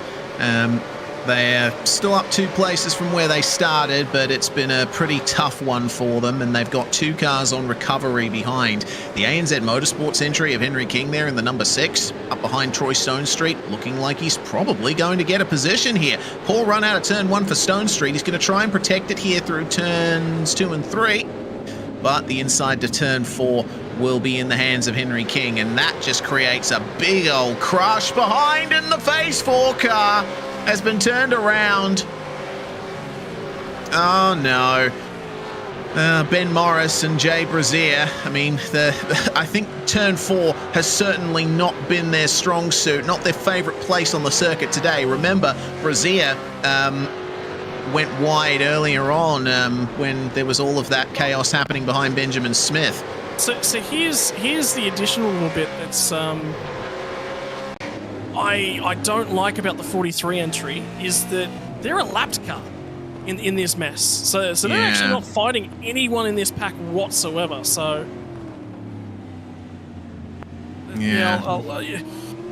why are you up the inside there? Again, it's just make better decisions, right? So we'll have to see the onboard here from Doused. So, yeah. He definitely snaps. Look, it's definitely on Doused, that one. But at the same time, why is the 43 car there instead of trying to protect their ability to get back on the lead lap? Yeah. If I was in the 43, I'd probably blend out of the throttle there, but you never know. You're in the middle of a pack of chasing cars, and it can sometimes be difficult to keep your wits about you and make the right decision. But yeah, I think in terms of the contact itself, the 43 is blameless. But yeah, you could make the argument that they probably would have been better served. Oh, a little bit further back oh no, ever more here. At the final corner, Jamie McKnight going for a slide. I don't know if contact triggered that, but both of the Jinx Shifters cars getting involved in that. And Thomas Hins, this is just another black mark on what has been a horrific race for the 209. Yeah, today's been one of those stories, hasn't it?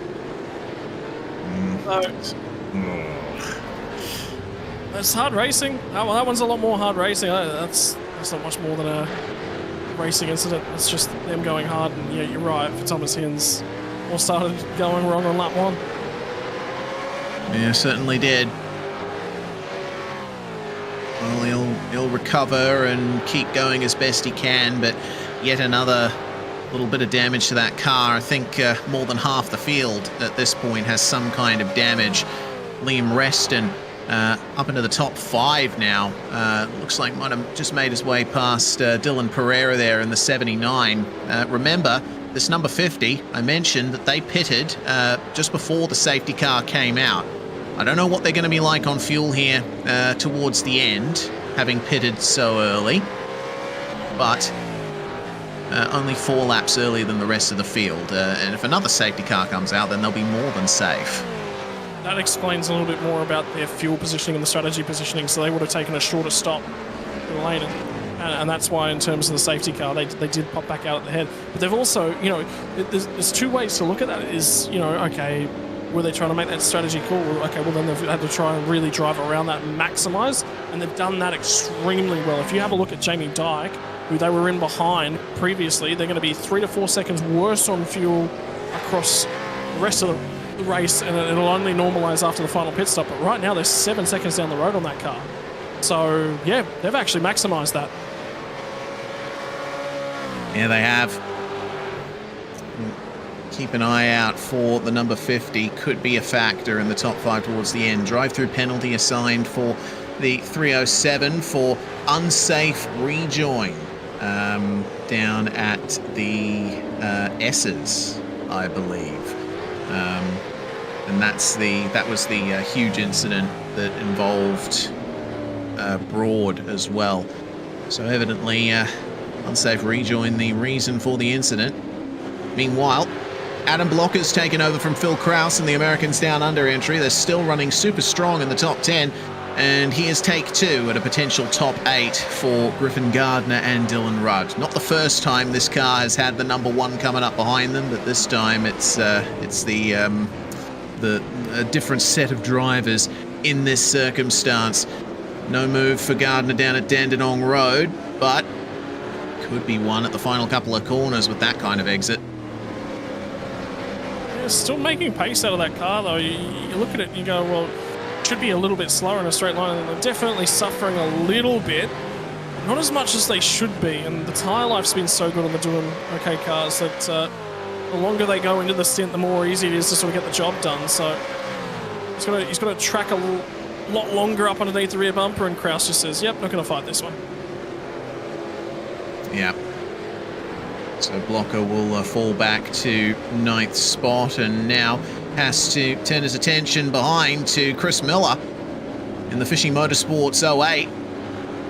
Very nice exit indeed for Miller there, but not quite able to take advantage. back up to the top 3. They're coming up on some lap traffic once again. This is half a chance for the 22 to sit in the slipstream, potentially save a bit of fuel, shorten the pit stop. You never know. The Trans-Tasman, they like to play the long game. They're a very experienced and successful team. They've been in this position more than once before.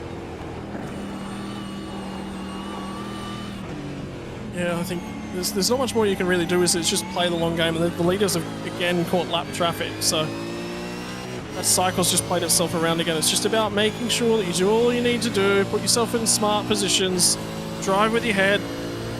But when the opportunities open themselves up, you go ahead and you take them.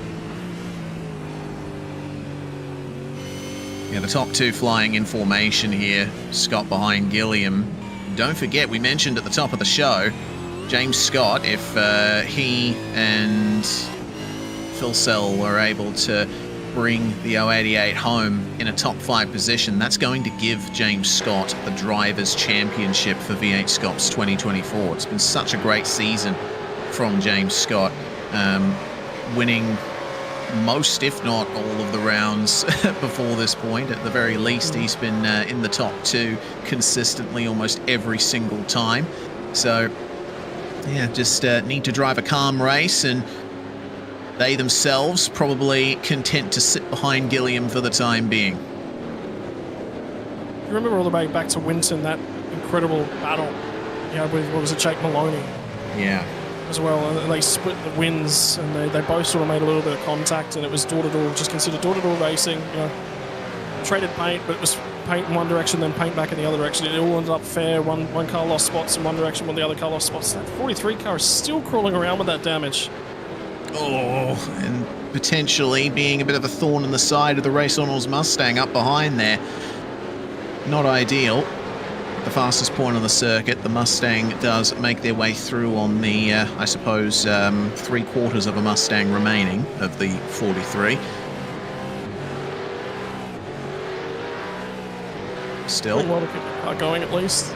Yeah. They got just enough damage repaired and have found themselves in a position to at least try and get to the end. They do need to be careful of engine life, though. With these cars, the engine tends to go pop when you least expect it if you have incremental damage doing its thing over the course of a race. Drive-through penalty, once again, for the Accelerate Sim Racing car. That's for the contact with the 007 back on lap 44. And looks like that was down at the final couple of turns. Yeah, so that would be, the 007 was that, which I remember we saw a bunch of smoke coming out of the last couple of corners at one stage, so that'll be that one. How it all played out. Check out Gardner and Rudd skipped clear on the Americans down undercut. Yeah, great pace in the number 1 still. They're not running as fast as they did in the past, but still sitting consistent mid to low 108s. I'm honestly surprised that they're still able to extract the amount of pace out of that car that they are.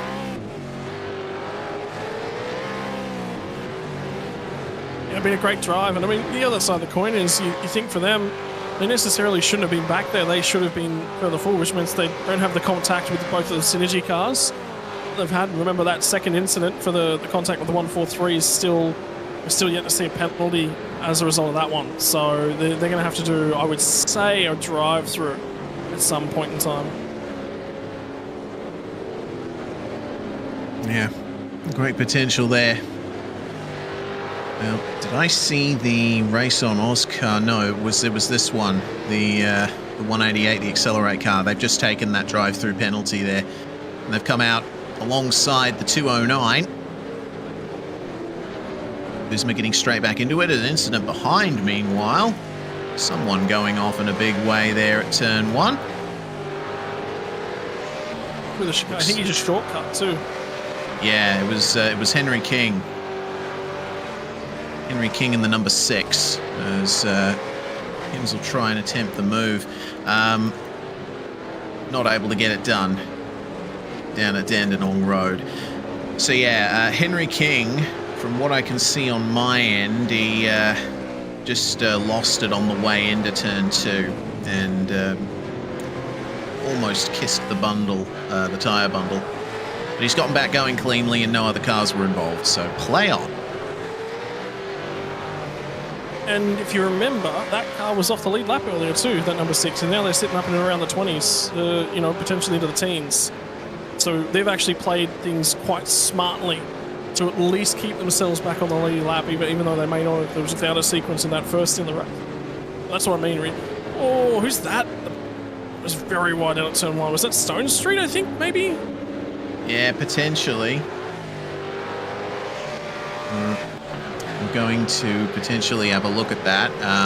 Yeah, looks like it might have been Stone Street.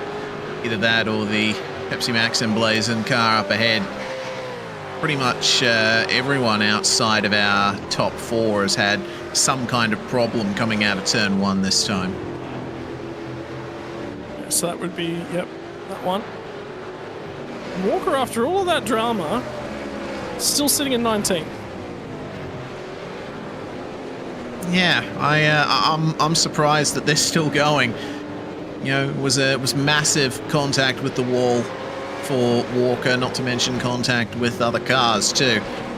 I think the majority of the body panels on that car are just hanging by a thread, really. Probably fall apart across the line if they can make it to the finish. Meanwhile, Matthew Doust will be suffering some pressure from Peter Pavlovich. Pacific Esports racing car in the slipstream on the way down to turn 1, but oh, the wheelie bins car loses it on the way into turn 1. You got to run a lot of rearward brake bias in these cars just to get them rotated, but it seems like Doust is having a lot of issues here. He's going to get swamped. And I'm just got an update come through to me as well. From Tom Freer is behind the wheel of the 707 with that big incident that gave us our first safety car. He says his thumbs are numb after that one. So such was the shock, didn't get his hands off the steering wheel in time. Oh. So that one bit hard. Direct drive rim getting its job done there.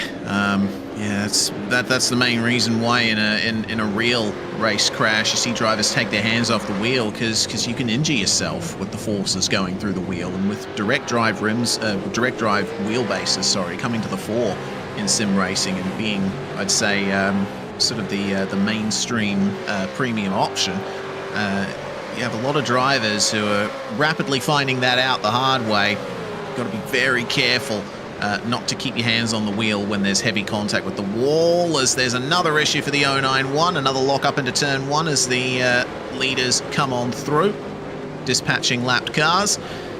The chaos never stops at Sandown. Oh, yeah, it's still kicking on. So benefit, though, was that they sidestepped all the leaders. So, whilst there might have been a mistake and a run down there, it has sort of given them a little bit of free air to rejoin it. And sort of been a thinning out. If you have a look up and down the field now, we've only got 25 cars on the lead lap. There is about 8 cars or so 1 lap down at this point in time, and then you start to get into the cars that have had major dramas, including the 43 Phase 4 Motorsports entry and the 007 car with its safety car procedure infringement. And then you got 36 is the last, I believe it's the 152 is the last car running, but they're 11 laps down. So the last car sort of running and relevant, that potentially can get a couple of laps back if they get a little bit lucky, is the 208 Jig Shifters car of Chris Coxhead behind the wheel. Yeah, we're still not even halfway through the race. We're approaching that mark. Halfway around lap 80. Will be the way on through. As the Americans down under car has managed to grab a little bit of an extra gap here over Chris Miller in the Fishy Motorsports 3 car. seeing Ewan Baker start to... Sorry, that's not Baker, that's Taliancic coming forward, making his recoveries here. Having just dispatched Ryan Jones, who is still in that 111. No driver swap thus far for the DPR 111. And, well, Ewan Baker is there. He's just behind that bright blue machine. Update on the Ewan Baker car as well. 5-second penalty for the incident with the car 63. So a little bit of contact did net them a penalty. Yeah, they can elect to take that penalty at their next pit stop. If not, then the time will be added at the end of the race.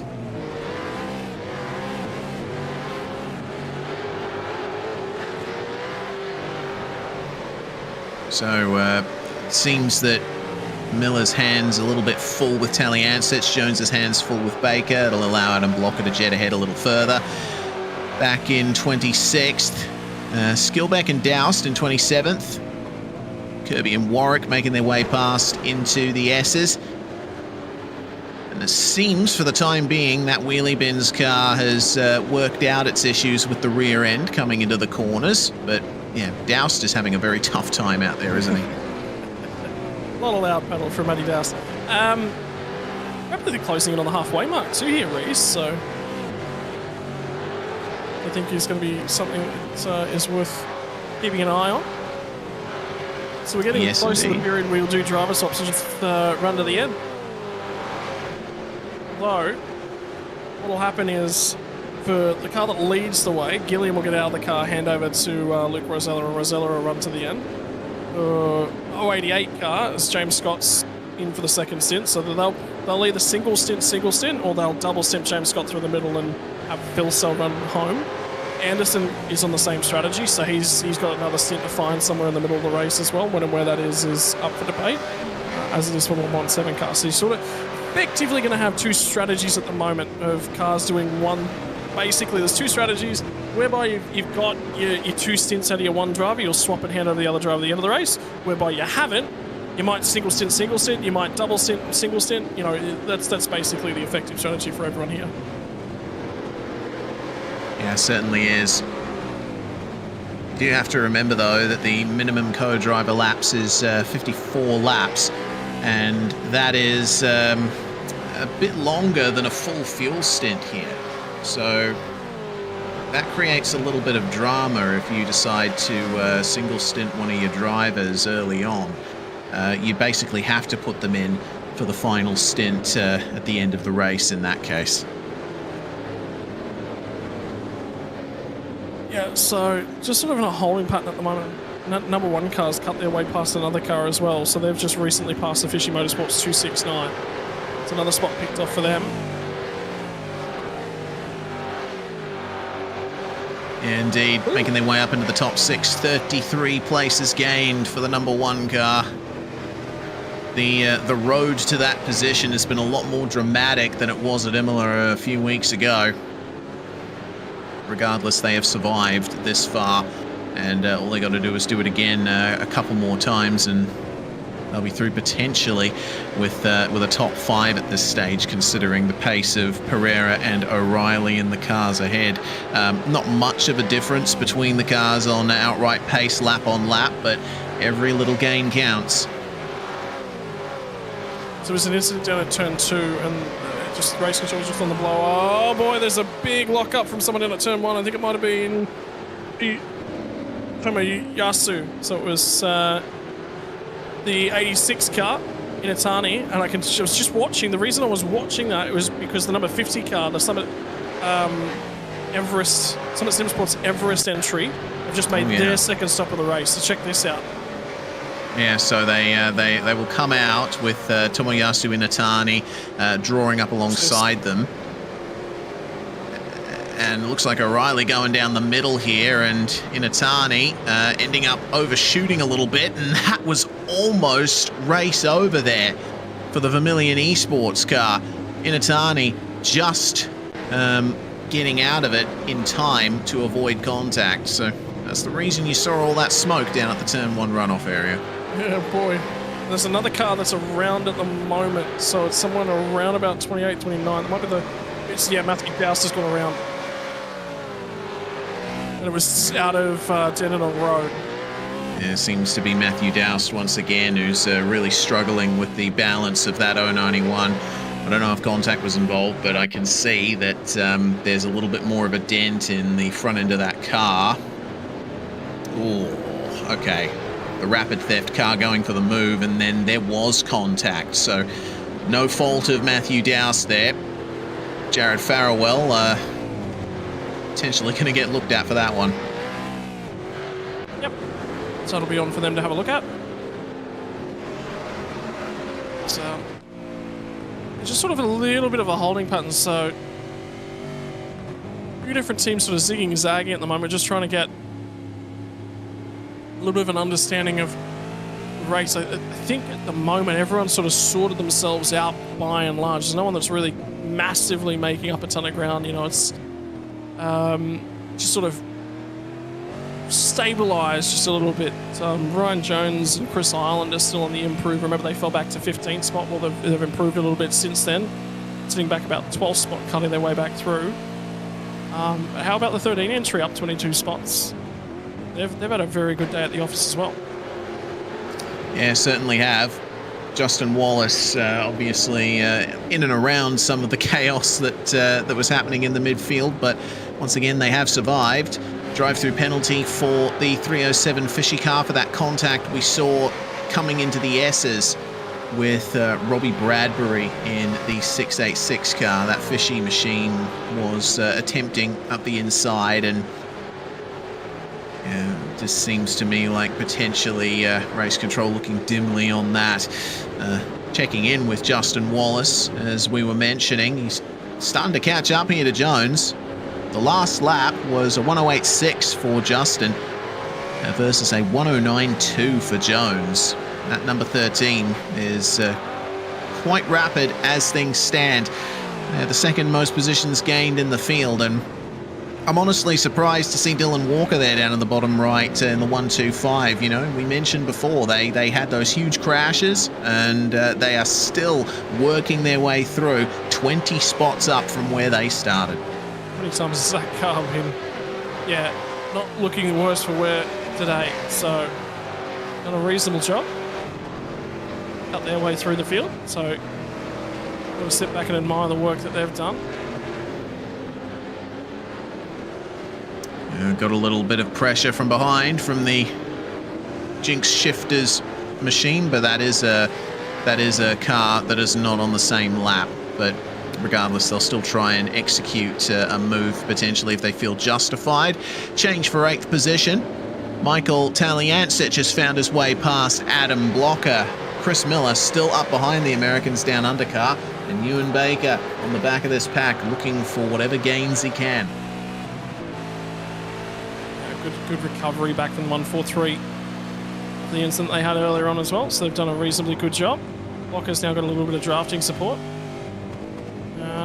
on his side, which will try and defend him. And keep an eye on the 08 car, because they will absolutely be fuel saving like crazy. They never... Delaney's got pace and the ability to show it, but the man lifts off like I swear to God, he must be paying the fuel bill every time I see him behind the wheel of a car, because he knows how to save it and get the extra miles.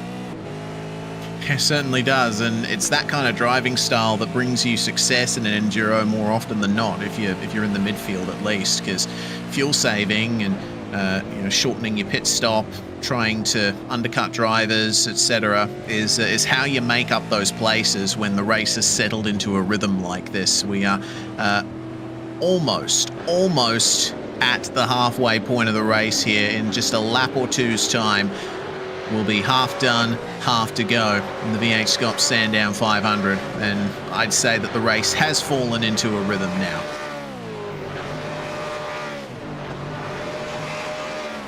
Just watching pit stops from a couple of cars. I was just taking an opportunity to get some trail mix in.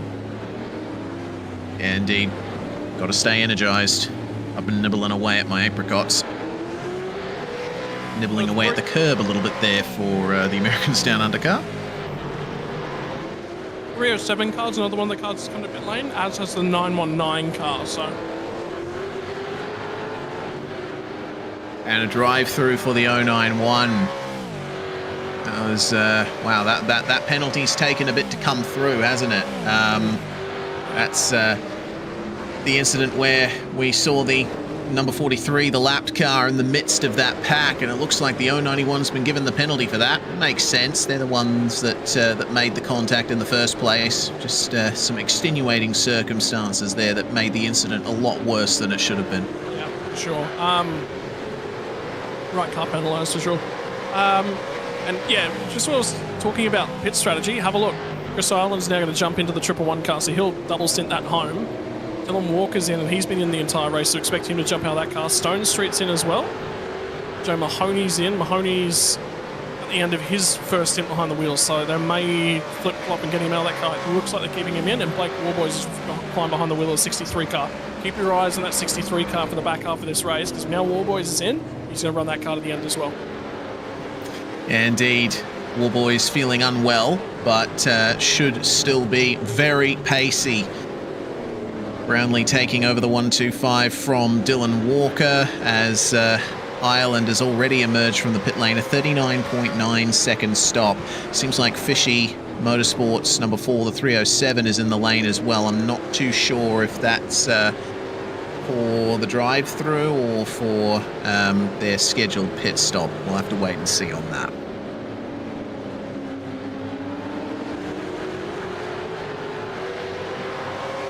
So that instant from the 143 car, the number 1 car, those controls on it right now. And I'll be having a look, and a bit of cloud cover's just come over the circuit as well right now, Reese. So track temp's about to just die off. I expect quite a lot. Have a look at Myers. Anderson's got some pace at the moment.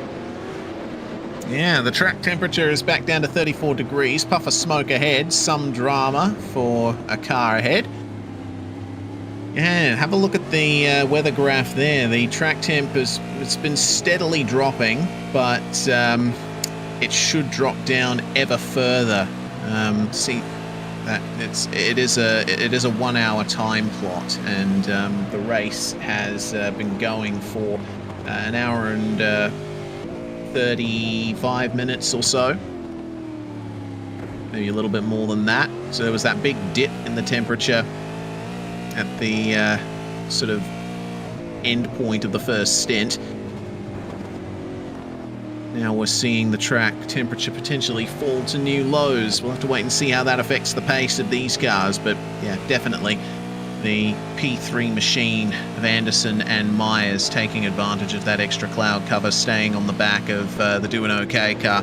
Having said that though, James Scott, fastest driver in the top 3, 107.5 on the previous lap. Yeah, so he's just sort of recovered a little bit of lap traffic situation. So just waiting for a little bit more of an update to come through on pit stop. I think we're just waiting for the next round of pit stops to sort of commence for a bunch of these different cars at the moment. Is going to be the next thing. And Jens Visma doing a reasonable job. Triple One car we just mentioned, they've just done their next stop, so the difficult thing is with all these rounds of pit stops that are going on at the moment, that there's quite a few cars that are actually off the lead lap that aren't actually off the lead lap. They're just sort of thereabouts. The 50 car is one of those, 86, and the Triple One car, and 307.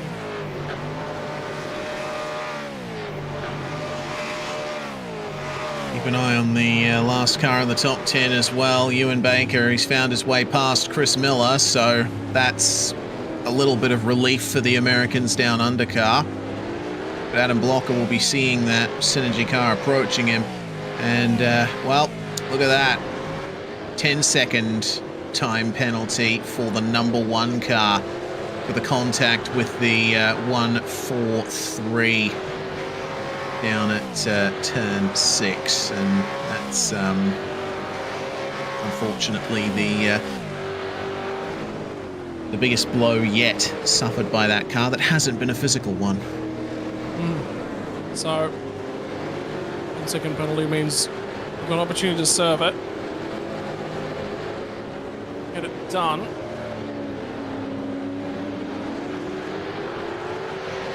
This Island's actually doing a really, really good job in terms of out lap speed. I was just wondering whether or not the one car might have missed. I think the number one car might be out of fuel. Very, very close to out of fuel because they've just been going extremely slowly on this lap. Yeah, this is bizarre. 26 so laps number in. one. Yeah, I mean it's a very very long stint, but not too much. It's pretty much level with what the rest of the field's been running. I think we're going to be seeing a raft of pit stops on this lap, being followed in by the 143. And they lost effectively two seconds per sector on that lap. Dylan Rudd getting back in the car there, so we're going to be seeing Gardner get into the car for the finish, I believe.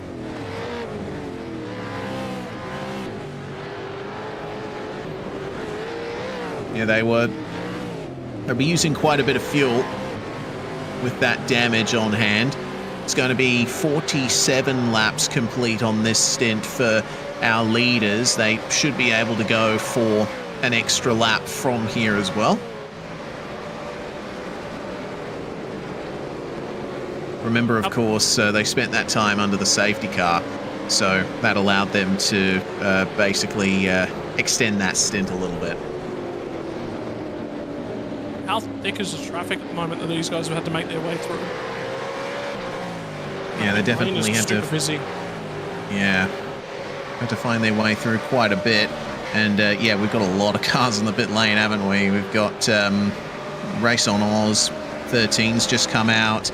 Dylan Rudd re-emerging in P20 in the number one car. William Brown in the 196. We've got Jinx Shifters, Accelerate, Fishy, Wheelie Bins 801. They're all making their way into the lane and getting their next pit stops done.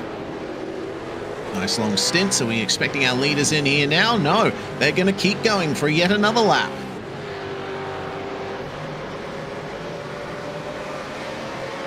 Last bit on lap 40.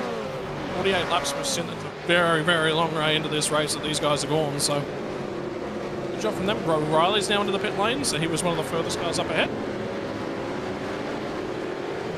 The number 43's gone off at Dandenong Road. It looks like a single car incident for them. Not much of an effect on anyone else. Apart from that, no big developments on this particular lap, but we'll wait for the leaders to make their way through. In comes Jay Brazier in the 43. Might as well end the stint now.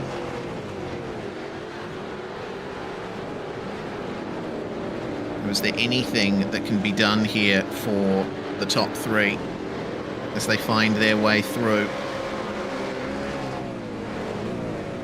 Got a bit of traffic ahead. Don't know if the Jinx Shifters car will make their way into the lane, but our leaders certainly will. And actually, it is our race leader and the former third place running car that is now going to jump into the lane. James Scott and Jared Filsell have done a bit of fuel saving in this stint. A lot of fuel saving. A lot of fuel saving. Quite a bit. It's going to be a 50-lap stint for them. Will this grant them the track position they desire? Not yet. Not yet. It will at the last stop, but not at this next stop. So, with any of these fuel strategy things, the bits and pieces that are going, effectively you always kind of want to keep the car as full as you possibly can, because then that's fuel that you don't have to add at the final stop. The only time you'll undercut is if you're desperate for the track position right now. When, well, they're close enough to the front. They've been sitting second on the racetrack, so they don't want to throw an undercut out there at the moment because they want to just go back to fuel saving. So I reckon in terms of things, they're just going to fill this car up. They won't take the trim on the fuel, and then they'll just pop out ahead at the start of the last stint. Oh, they're going to go again. Man, yeah. This is crazy fuel saving that James Scott's managed to do in this stint. Meanwhile, Luke Rosella has come out and he's just ahead. You can just see the number one, the 55 and the 22, just up ahead of them here. Andrew Gilliam drove a fantastic first half of the race, and now it'll be Rosella in the car to the end. For the Trans-Tasman 22, Anderson has remained in the car, so looking like Brady Myers is going to be finishing the race. But a little bit of time lost for the 22 on that occasion. They were struggling to make their way past Joe Mahoney, who's taken over that race on Oz number 91. That's been in and about the action pretty much the whole race long. Surely James Scott is going to come into the pits this time round. A lot of traffic ahead. This is the opportunity. He's out of fuel, and into the lane they come. So importantly, just to say, pit 4 cars out of strategy on the lead lap. So if a safety car would have come right there, oh boy, that would have gotten busy. And that's kind of why they wanted to run it as long as they possibly could, because of the potential for people to just get trapped based upon where they were sitting. So, you know, it's risky running that long. And Griffin Gardner and Dylan Rudd went the wrong way with it because they lost 4 or 5 seconds on their last lap to pits. So they went 1 lap too long. And I guarantee that was probably not the call they wanted to make. There might have been an inability. They might have had to just throw an extra lap in because Rudd wasn't quite ready to get back into that car yet, whether or not he stepped away for a loo break. Rudd is Gardner's trying to pull into the pit lane. Phil Sells jumped back into the 088, and they're on the revs, waiting to drop off the jacks, and they've just gotten off now. This is going to be close for the lead. They will come out in front, but is there enough momentum for the 55 to get back into the lead? There is not. On the brakes for turn 1, Jared Philsell and James Scott will lead the Sandown 500. Well, at the moment they don't, but the reason... Sorry. Yeah, apologies. Because there's a massive undercut, massive strategy undercut. We're talking to the tune of 12 seconds for Jacob O'Reilly. So, yeah, I do apologise. That completely flew over my head. The Vermilion Esports car has been out of the picture in the top 3 for the majority of this stint, but they're running way off strategy here. Why not? Yeah, why not? Going to lead some laps. So, it's one thing I can't say. To be fair, although I need to make a SCOPS start to have that be something, but hey, it's something I can't say. And at the end of the day, remember, the car is a lot more agile with less fuel in it, so this tyre life through this period of the race, that could make up for some of the pace difference. It could allow them to really push themselves a little bit further into this and give all of a sudden, when that car gets handed back over to Rattray White, yeah, sure, he's going to be at a fuel disadvantage. They're going to have a fairly laden car after their final stop, but it could give him the tools he needs to put the car in a reasonable position to snag a podium out of someone. Yeah, the wild card of the 117. Where are they going to put themselves? Well, depending on how things go for the 117, I think the Doing OK 088 will still be firmly in contention for victory. Jared Philsell, just under a second ahead of Luke Rosella as things stand. We'll see what kind of race they end up running here in this stint, because they seem to be well clear of the Trans-Tasman car, so not much more to report for now, but definitely will be later. Keep an eye out on stuff happening in the back end of the top 10. All of these cars fresh out of the pits, 7 laps completed at most, especially for the Fishy Motorsport 269. The Americans Down Under car has managed to find themselves behind these Fishy machines, but it was a short stop for Adam Blocker, 35.8, an even shorter stop for Chris Miller, only 31.5 seconds spent in the box. Interesting. So remember, I did say at the top of the show, like first stop, you don't undercut the first stop. You don't want to throw. Just getting some clarification from race control coming through the server at the moment. So yeah, look, you don't do it at the first stop. But from the second stop, you can. Because effectively what's happened with this, where we got the first safety car, where everyone came in, was it meant that you've got one shorter stop to do, or you can split them both up and run both of them a touch shorter, but you don't really gain a huge deal, or you can do one massively shorter and one longer stop. So what you're seeing now is that a few of these teams are giving themselves a lighter, more agile car earlier, and they'll suffer a little bit of pain in the back stint, and a few teams go the opposite way, where they're taking all their fuel pain right now. Should we get a safety car, that puts them in a really nice position for that final stop. Yeah, always the possibility for a safety car. We've had one already in this race, and there's usually more than one at Sandown. It really makes me hyped up for Bathurst as well. I reckon it's going to be safety car city.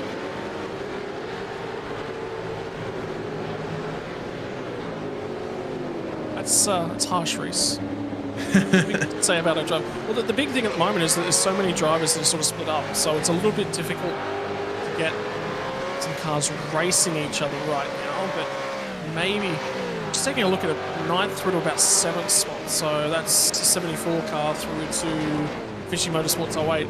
That group of cars has all just come up on some pretty hefty traffic, so looking at them a few moments ago, Matt Semmers going to run down the back straight away, so Mike Poynton pulls out of the way. But the big thing I'd say about these cars is, even though this is one of the bigger groups of cars that we've got together, is when you look at all three of the cars in this pack, none of these guys are super aggressive. They all tend to be quite level-headed, smart drivers.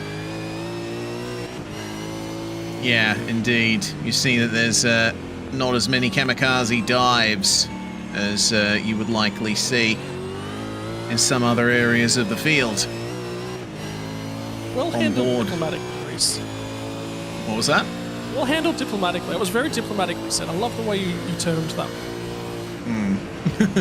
I do try to be a diplomat at the best of times. Well, into turns 2 and 3 here, the onboard from Adam Blocker showing how consistently the American's down under car is handling. He's caught right up to Jamie Dyke, and this lapped car ahead of Peter Pavlovich. The Pacific Esports Racing cars running on the same lap, but getting lapped by these guys, and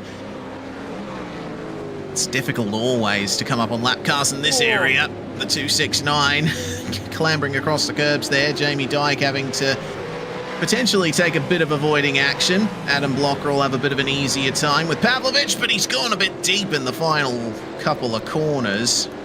That'll lose him out a bit, but contact avoided, only just.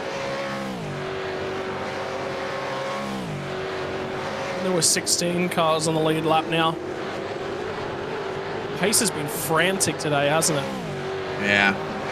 It's been a very fast race. The leaders are back doing 107s. I mean, how long has this race been going? Nearly 2 hours now, and well, we are well past the halfway point. Looking at a total race time of maybe 3.5 hours if this pace continues. The safety car will obviously throw that off. Yeah, another safety car certainly blow that out. The first safety car here is a little bit longer than I would have expected as well, but again, the other side of the coin, shorter lap time. The coming times get a few extra laps out of a safety car there. Good opportunity to save some fuel. Gardner and Rudd, after taking their pit stop and their 10-second time penalty, back down into 12th, and that car is looking worse for wear even more every time we look at it. Meanwhile, the penalties just come in for the 125 Orbit Drop Bear car, failing to leave racing room with the number 6. I mean, I certainly don't envy Race Control's job here. There's been so many crashes, so many incidents in this race. There's been a huge backlog of incidents they've had to work their way through. Been a busy old day for Race Control. They've had a lot more, I think, on their plate than they would have expected. Relatively easy job back at Imola. There wasn't a huge deal of things, and sort of makes things interesting heading into Bathurst. Do you expect a busier day at Bathurst, or do you expect a relatively clean? That one's Generally, Bathurst just strikes me as it's more of one of the more clean races. Yeah, I suppose my safety car city comment earlier was a bit more of a reflection on, I mean, you know, what we've seen in this race so far. You know, this is a track that has a lot more runoff area than Bathurst, and we've still seen quite a large number of incidents, a disproportionately large number of incidents. Maybe the act will be cleaned up a bit for Bathurst, but I honestly don't know at this stage. You can never expect anything clear at the mountain. Yeah, that's the big thing, I guess, isn't it? You never know what you're going to get at the mountain, so... enjoying that pen block. I'm really, really glad with how that's come out. It's just the background of that shot, because you look at a car like that and you go, that's very, very easy to make a mistake somewhere and it doesn't necessarily pop out the way there. So, and you look up and down the field at the cars that we've had presented today, and this weekend in terms of SCOP was all about the retro liveries for the support categories. There was nothing, you know, we sort of said to the drivers, if you've got a retro livery and you want to carry it, you want to do something nice and something pretty and paint a really cool car for the main game, then absolutely you can, and we'll reward you with that. But Bathurst is going to be where we're going to see the retro liveries. Swan song, we expect to be a swan song for the Gen 2 car. So that's a really, really good decision to say, hey, we're going to say farewell to this car. Go ahead and run, you know, something that brings up memories for every one of us. Yeah, exactly. It's what we've seen in retro rounds in the past is Brownlee's really driving up on the back of King here. What we've seen in the past is teams doing retro liveries of their own cars from seasons past of V8SCOPS, and I'm looking forward to seeing what some teams may have in the pipeline. I think the majority of the retro liveries that we've got here are real life inspired at Sandown. Here comes Brownlee with a good exit out of Dandenong Road, and King's going to yield the position there into the final two corners.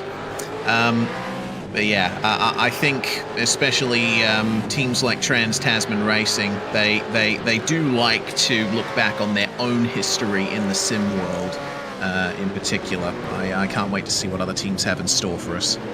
Yeah, I mean, when you've been around the sim racing world for that long, it's, you know, I'm still out here learning and building that understanding of the history and depth of it. But you've been around the game a heck of a lot longer than I am, so things, you know, certainly pop in. You've got a bit of memory, so I love your memory. Some of the stuff that you're just able to remember sometimes, Reese.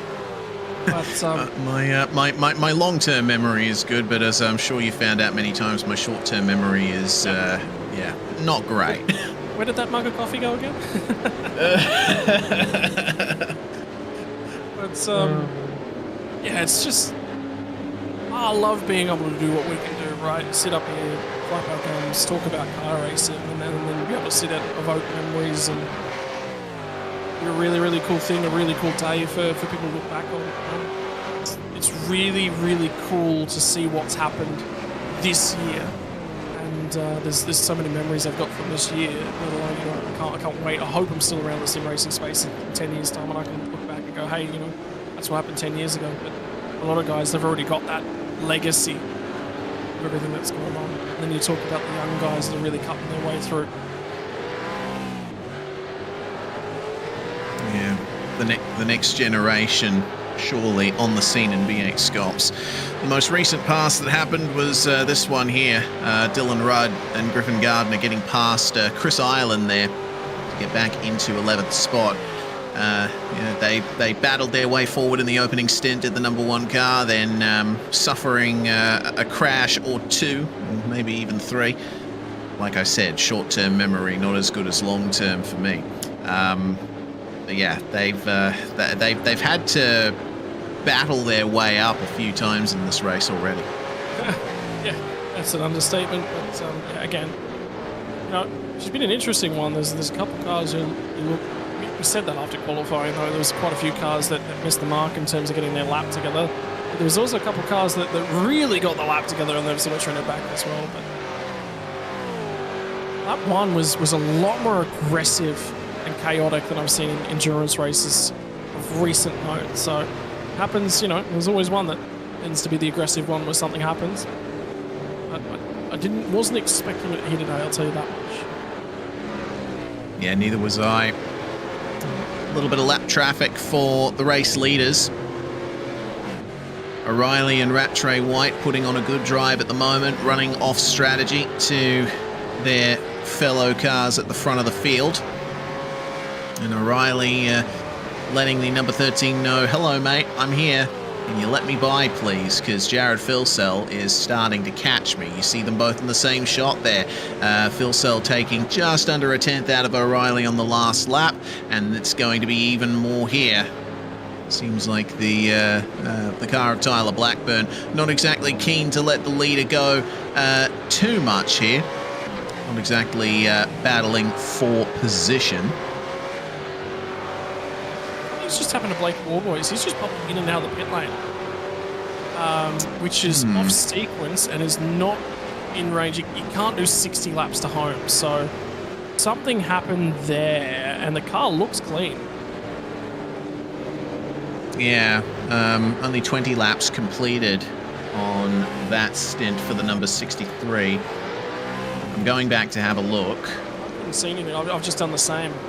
So okay. I was just watching guys go through and pass, and I spotted the car in the pit lane and went, oh, what's happening there? But I can't even see, like, there's a slowdown penalty that's been failed to serve or anything like that. Yeah, so... Yeah, bizarre.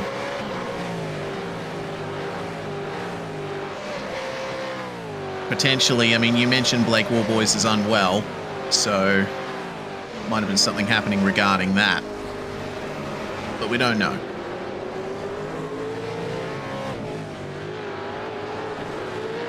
Meanwhile, a little bit of back and forth between Henry King and Lockhart Brownlee. We saw them make the move on the onboard a little earlier, but now Brownlee has to employ take two. See if he can get past Henry King again. It was largely a mistake from King that triggered that initial pass.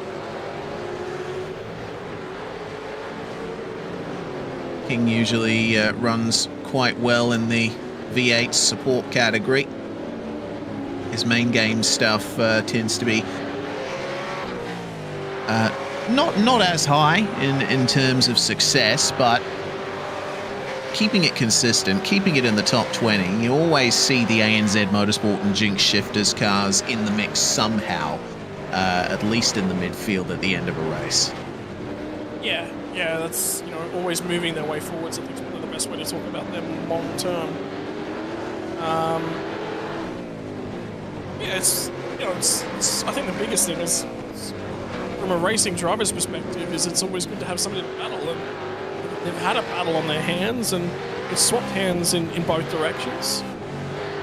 Racing's just significantly more enjoyable when you've got that as an option as well, so it's been tough and tight for quite a number of drivers up and down the field, but yeah, for these guys, hey, a bit exciting at least.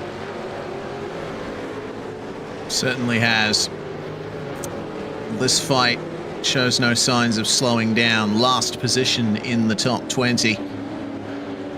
And the next car ahead is the Phoenix Racing Team 196, and looks like that's around about 10 seconds that they've got at least to Will Brown and Tim Mulford.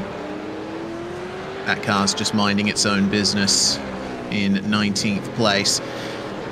There's still battles going on all the way through this field. Second and third obviously quite close, but they're the Lobs Esports cars. They're just flying in formation. It's really happening here for 12th and 13th now. Chris Ireland up behind lap traffic, and Ewan Baker taking advantage to try and catch up. 2/10 taken out on the last lap. See what happens here. There's also the four-way fight going on for 7th. Miller, Dyke, whoa, Blocker and Ross. Goodness gracious. Well, that's going to be the position taken for Ewan Baker. Chris Ireland ultimately losing out there and getting stuck behind the lapped car on the exit of the final corner. See the view from Ewan Baker's perspective. known to be an aggressive driver, and he absolutely did that down at Dandenong Road. A little tap for Ireland, and around almost he went. Half of the course, I think, for the number 34. Yep. Now they've still to fight their way, so the bulk of this next little pack is traffic. So you've got Mark Point, Peter Pavlovich, and Robbie Bradbury, who are all traffic. Poynton just flashed his brake light, so he's going to let these guys go, and then this will tell us more about Wall Boys' story. I just wonder what's going on, because that's an unscheduled pit stop. We can't. Yeah, this sort of need to ask. It'd be about the only way to sort of suss out what's going on for the 63. Yeah, short stop indeed. Only 22 seconds. They potentially they're just trying to get to their critical lap, and then they'll do the full fill towards the end. At least that's Dan Yeaman, our producer's assessment of the situation. Just up ahead of Wall Boys. A little bit of drama there for the Race on Oz car. The 91 has definitely been one of the more exciting cars to watch in this race, largely because they've been throwing up smoke at almost every corner. Oh, signal fires is one way. Yep. But, you can have a little bit of fun with it. Tends to be a lot better when you got rear tyres underneath the rear end of the car, though. Quickly for them, though, they're now 3 laps down, so that's effectively it's going to take a lot for them to get back in it. 26th on forward is 1 lap down at the moment. Everyone beyond them is at 2. Jamie McKnight letting Whiting Angus car go through. Yeah, this 07 car is approaching the end of its stint. It's completed 40 laps so far. The cars around them just reached the 20-21 lap mark. The leaders just about to come through, or at the least the second place car. But McKnight deciding to go on a lap further. See where they end up filtering out. They'll have to let Jared Filsell go into the first turn there. The lead, meanwhile, for Jake O'Reilly. He's been having to pick his way through this traffic, something chronic. And well, on that last lap, he did run a bit faster than Filsell, but you can see that the 088 is steadily gaining. Traffic's just sort of a little bit of an issue for both of these guys at the moment. It's really difficult to read where they're at in terms of their times, but yeah, you're right. The peak lap time for O'Reilly's fallen off a little bit. Not massively, but just a touch. It's enough. The Filsell will be starting to make some gains. I think it's really interesting, really cool. They're already them to have James Scott finish the race with the championship he's had. It'll be a celebration for that car at the line. If things stay as they are. Anderson and Myers look to have backed off a bit as well. They're just preparing for their final run through the remaining stint of this race. Looks like something going on here for Henry King. Dandenong Road striking again. Oh, okay. Haven't seen that quite happen yet. A little crossed up over the curb on the way in. I mean, the car's already fully loaded up. The tyres are giving all the grip they can. So if you unsettle it even a little bit over that curb, then it's good night, sweetheart. Which brings that battle they were having with Brownlee to the end too. So they lose that one out. Jordan Ross back up and underneath the rear wing. The Americans down under car now as well. So I'll be looking at this battle pack. It's not going anywhere, is it? They're all locked together. No one can get away from anyone. Oh, okay. Jordan Ross probably listening and thinking, hey, you just sit down. I will say though, yeah, these four are pretty locked together in terms of strategy. Jamie Dyke just up ahead is the car with the most distance completed on this stint. They've had Dyke and Ross, similar pit stop times, 43 and 45 seconds respectively. Don't forget, Chris Miller at the head of this pack had that super short stop last time by. So won't be expecting him to make it anywhere near as long. They got the track position for the time being, but they will likely pay for it later on. Critical lap number to get home is about lap 116 into 116. So anytime after that, you can definitely get home. Anytime earlier than that, a little bit of a save required. Zeroing in on those last numbers, and that's the problem is you sort of look at all the numbers and you go, particularly the Rattray White O'Reilly car, you go, well, they're not actually leading because they've got an extra 12 seconds to add. And they've only got a 2-second margin, or under a 2-second margin, so. And McKnight giving up another spot here. 16th place at the moment, will potentially become 17th when Blackburn passes him, but it's not going to happen just yet. Staying behind at turn 1 as the 4th place machine of Trans-Tasman Racing coming up to lap them. You can see Josh Anderson's getting a little bit patient in the traffic at the moment. He's been on those lights the entirety of the first half of the lap. Wants by. I don't blame him. Yeah, he's been losing out to Phil Sell and Rosella quite a lot over the course of this stint. The traffic just has not been working to his favour. He's trailing them by over 8 seconds at the moment. He'll be hoping that once Brady Myers gets in the car, the traffic thins out and they'll be able to have another proper run at the podium. Don't forget as well, O'Reilly took over at the end of the first stint in the 117. So Zach Rattray White will be jumping back in for the finish, and we've seen how pacey Rattray White is, being able to stick like glue to the back of the number 55 through the first stint. So I'm looking forward to seeing what Vermilion have in their hand here. Yes, they are going to lose out on this pit stop. They will be trailing behind the Lobs Esports cars. But I wouldn't put it past Rattray White to have a full-on go at getting back up to them. I think race pace-wise and where he's capable of, I expect him to be fighting Myers for podium, but he'll be on the back foot and Myers will have the third spot, I think, in terms of when you look at fuel strategy and where they're expected to pick it up, it's going to be just behind Brady Myers, is my prediction.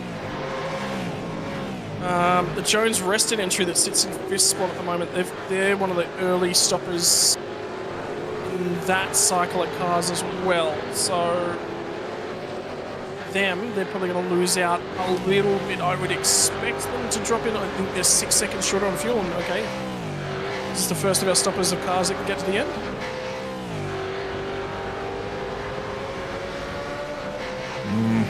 Okay, so lap 114 is round about where they come in, and that's just outside that safe window that you mentioned earlier, Scott. So Ty Delaney is going to have a tough job taking over from McKnight. We'll have to do a bit of fuel saving towards the end, but if another safety car comes out, then that may very well be the golden ticket they need to get to the finish. Yeah, so we'll have to, that's the next marker, is tick this off. We're only 1 or 2 laps away. So check that box, get the head down and just go for it. We'll fill this car up. Yeah, sure, there's going to be some fuel saving required to make it to the end, but I think they can do it. It's a hefty save, but it's still doable save from there. Yeah, get behind someone, slipstream them, clutch in the braking zones a couple of times, and you are golden. What's the next car that we can expect to come into the pits? I'm seeing the Team Jinx Shifters 208 has just completed 41 laps down in 35th place, so expect Chris Coxhead to jump in the next few laps. He'll try and make it past 116 before he does that. And also the Summit Sim Sports Everest car, it's been sitting in 5th place for the longest of times. Liam Reston at the wheel just completing 40 laps in the number 50. You start to ail a little bit in terms of tyre pace as well, so I expect them to be diving in at the end of 116. 116 sort of gives you a little bit of a buffer. I think you can get home from 115 to the end of this lap, but again, you're asking a little bit. So 116, you can certainly feel a lot more confident in getting home.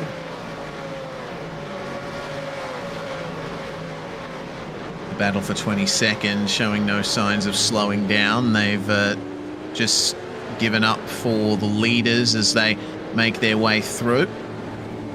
Robbie Bradbury driving with Blake Fitzpatrick here.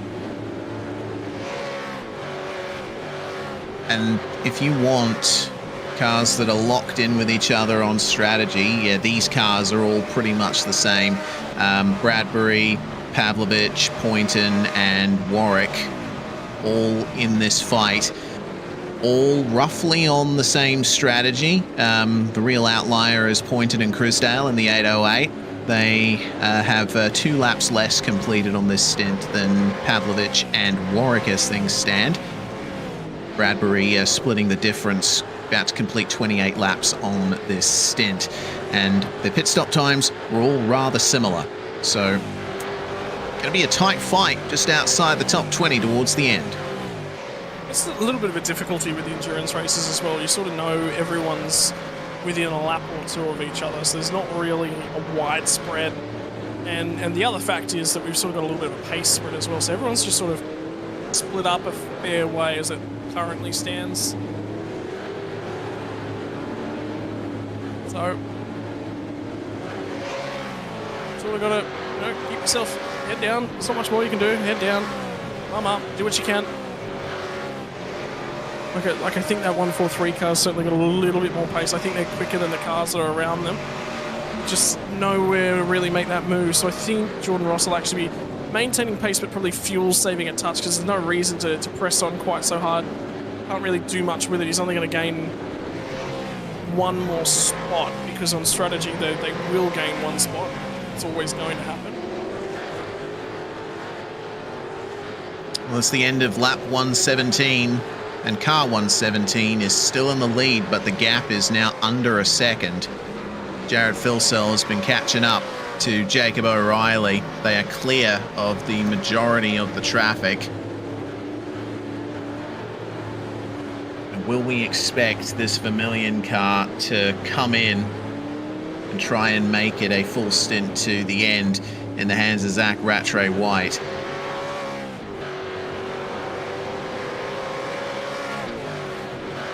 I don't think they can go too much longer because they're just losing out whilst they sit here and wait. And the strategy sort of dictated that they're targeting getting Rattray-White in that car as early as they possibly can, which is absolutely the right call. But yeah, can't wait much longer. You absolutely cannot wait much longer. At least yeah, we've got a few cars in. The Summit Sim Sports car, Fishy Motorsports 3 is in as well. O'Reilly staying out. I don't know. This is I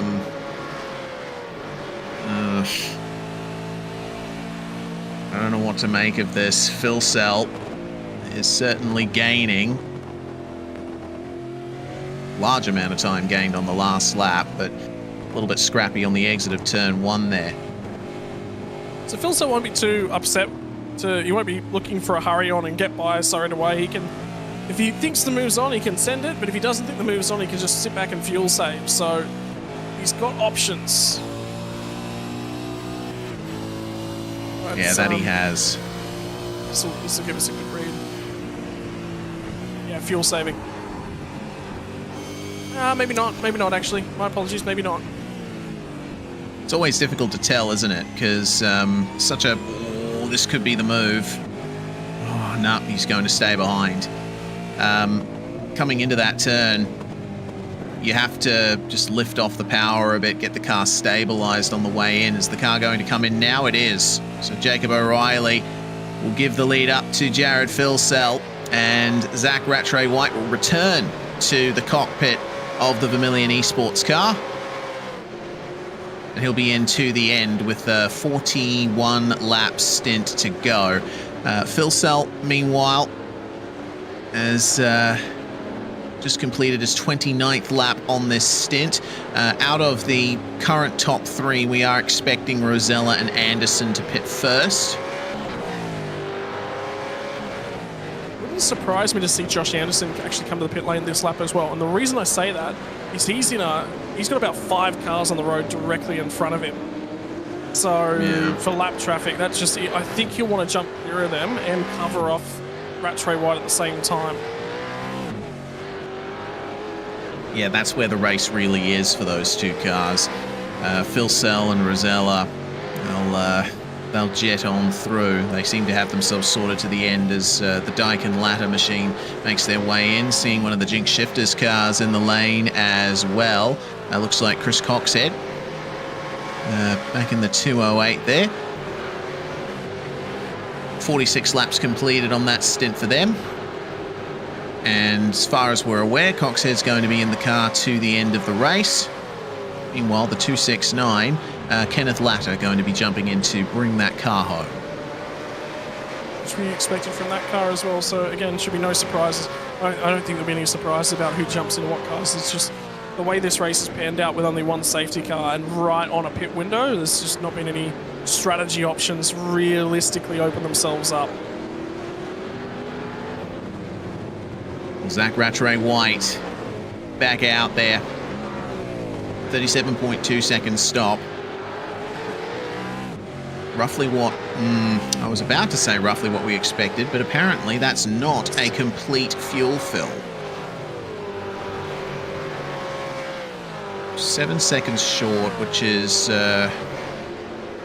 about 17 odd litres short of a complete full tank. But remember, they did wait a little bit longer from the maximum extent of the final pit window to bring that one in. So potentially safe on fuel to the end, but there might be a tiny little, like, less than 1% doubt on that. But yeah, they should be all right. Oh, they'll manage it. They've got so far to go that they can manage that as well, even if they're short. They'll just be tracking it lap to lap. The advice to Rattray White first up will be head down, go and drive as hard as you possibly can, because they're going to try and make up time to Anderson first and foremost. Williams coming in the background, having a bit of a problem there. So for Rattray White, it'll be first targets, go out and go as hard as you possibly can. Get the track position. Once you've got the track position, see if you can save and keep them behind you. But if not really. The other option is, the big thing is they need to grab as much time as they possibly can on fresh rubber right now, whilst they've got that opportunity, and then figure the rest out. The rest will figure itself out if there is even a question mark. And like we both said, there is no question. We think there's no question mark. Yeah, if there is a question mark, it's microscopic. You can't even see it looking at the page. Well, Adam Briggs taking over from Ewan Baker in the number 34. And Brett Loxton just bringing the 209 in for its last stop. I believe Thomas Hinds will jump back in the car. Not at this point, it seems. It should have changed already by this point. It looks like Loxton's staying in. The first 2 stints in that car, I think he might have. Yeah, I believe he did. There's my short-term memory going again. Yeah, he has. So Hinds has done 84 laps. So yeah, okay. He's good to go. Okay, cool. Call me a goldfish.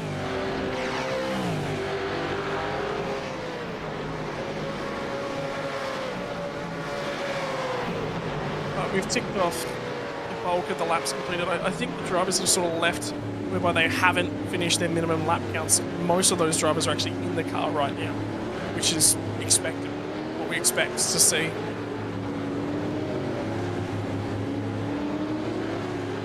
Well, lap times for the 117 looking all right at the start of this stint, but I don't know, it just seems like Rattray White's not been able to really take advantage of those fresh tyres. Phil Sell approaching the end of his stint, running pretty similar lap times, has to be said. Look, Rosella's still running faster, so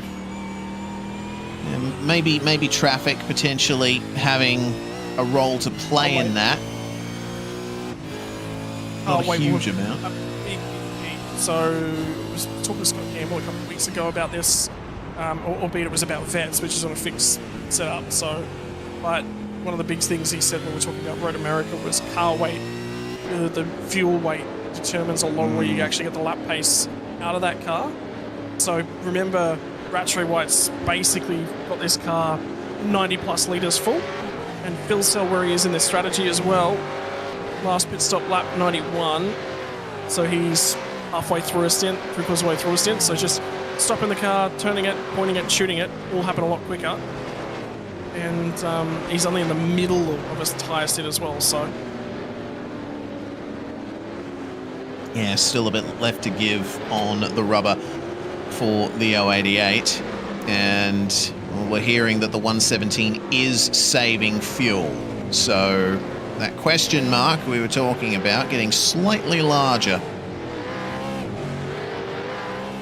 It's interesting that they're saving this early, so that says they're excessively short? Not excessively, because they'd be in trouble if they were excessively short.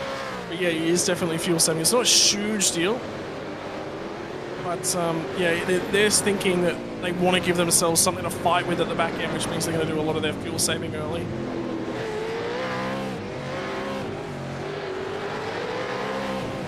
Continuing in the battle for 21st, meanwhile, we're seeing that Brownlee and Walker bringing their car in. So it is now the battle for 20th. The Pacific Esports Racing car here still trying to claw their way back to the position they started in. Remember, they began the race in 18th place. And they're rapidly reaching the end of their stint. They're really battling with the 808 behind. The Fishy Motorsports 2 has only recently come into the lane with Ty Delaney taken over from Jamie McKnight. So not much of a battle to talk about between the front two cars in this pack, but that Frog Leak juiced car behind is the one that they've really got to be looking out for, and they've got to be careful not to make mistakes in the S's. That's a bit of an early turn in for Dandenong Road, and it looks like Bradbury having to get out of the throttle a little bit. How hard does he want to defend from Ty Delaney here on much fresher tyres?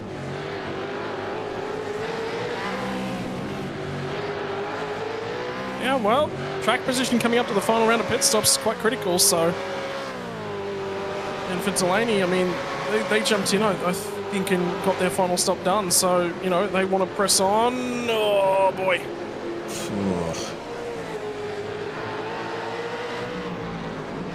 12 laps ago was Delaney's, was the pit stop for the 07. And Bradbury is showing no signs of wanting to let him go. Catch 22, isn't it? So I think the difficulty for the 07 car is we think they're a touch early, so they do need to do some fuel saving, but they're definitely quicker than this car. So do you save or do you get aggressive? And that is not an easy decision to make. Yeah, walking the tightrope a little bit here for Ty Delaney. He clearly looks faster. He's clearly wanting to go for moves, but Bradbury's not letting him have any of it. See, there you go. That's a big lift. I think that would have been somebody just in Ty's ear just saying, hey, we're short, we're really short. So don't worry about fighting it too much. Just get on with the saving, because otherwise there's no point with the fighting. There's literally no point in fighting it. There is no fight to be had now, at least in front of them, because the car is in. Blake Fitzpatrick jumping in that car, I believe. And the 686 will continue on to the end of the race from here, well within a full fuel stint at full chat. So the pit window is now in effect for our leaders as well, coming up on 38 laps complete for the current race leader. They would be able to pit anytime they like from here, but I think they just want to try and extend this stint out a little further. They know that they have more fuel and slightly better tyres than the number 55 behind them.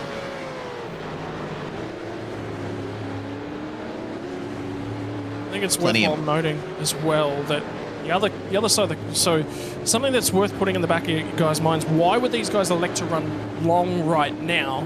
And it's what happens as safety car comes? Well, if you haven't pit yet, you come in, you get your tyres, you go back out. You're then on fresh rubber. But for the guys who've already pit, are they going to come back in for fresh rubber? Oh, maybe not, kind of, but then they're on older rubber again. And, you know, so that's a difficult choice to make. But because if you hit twice, you're definitely going to lose spots for fresher rubber.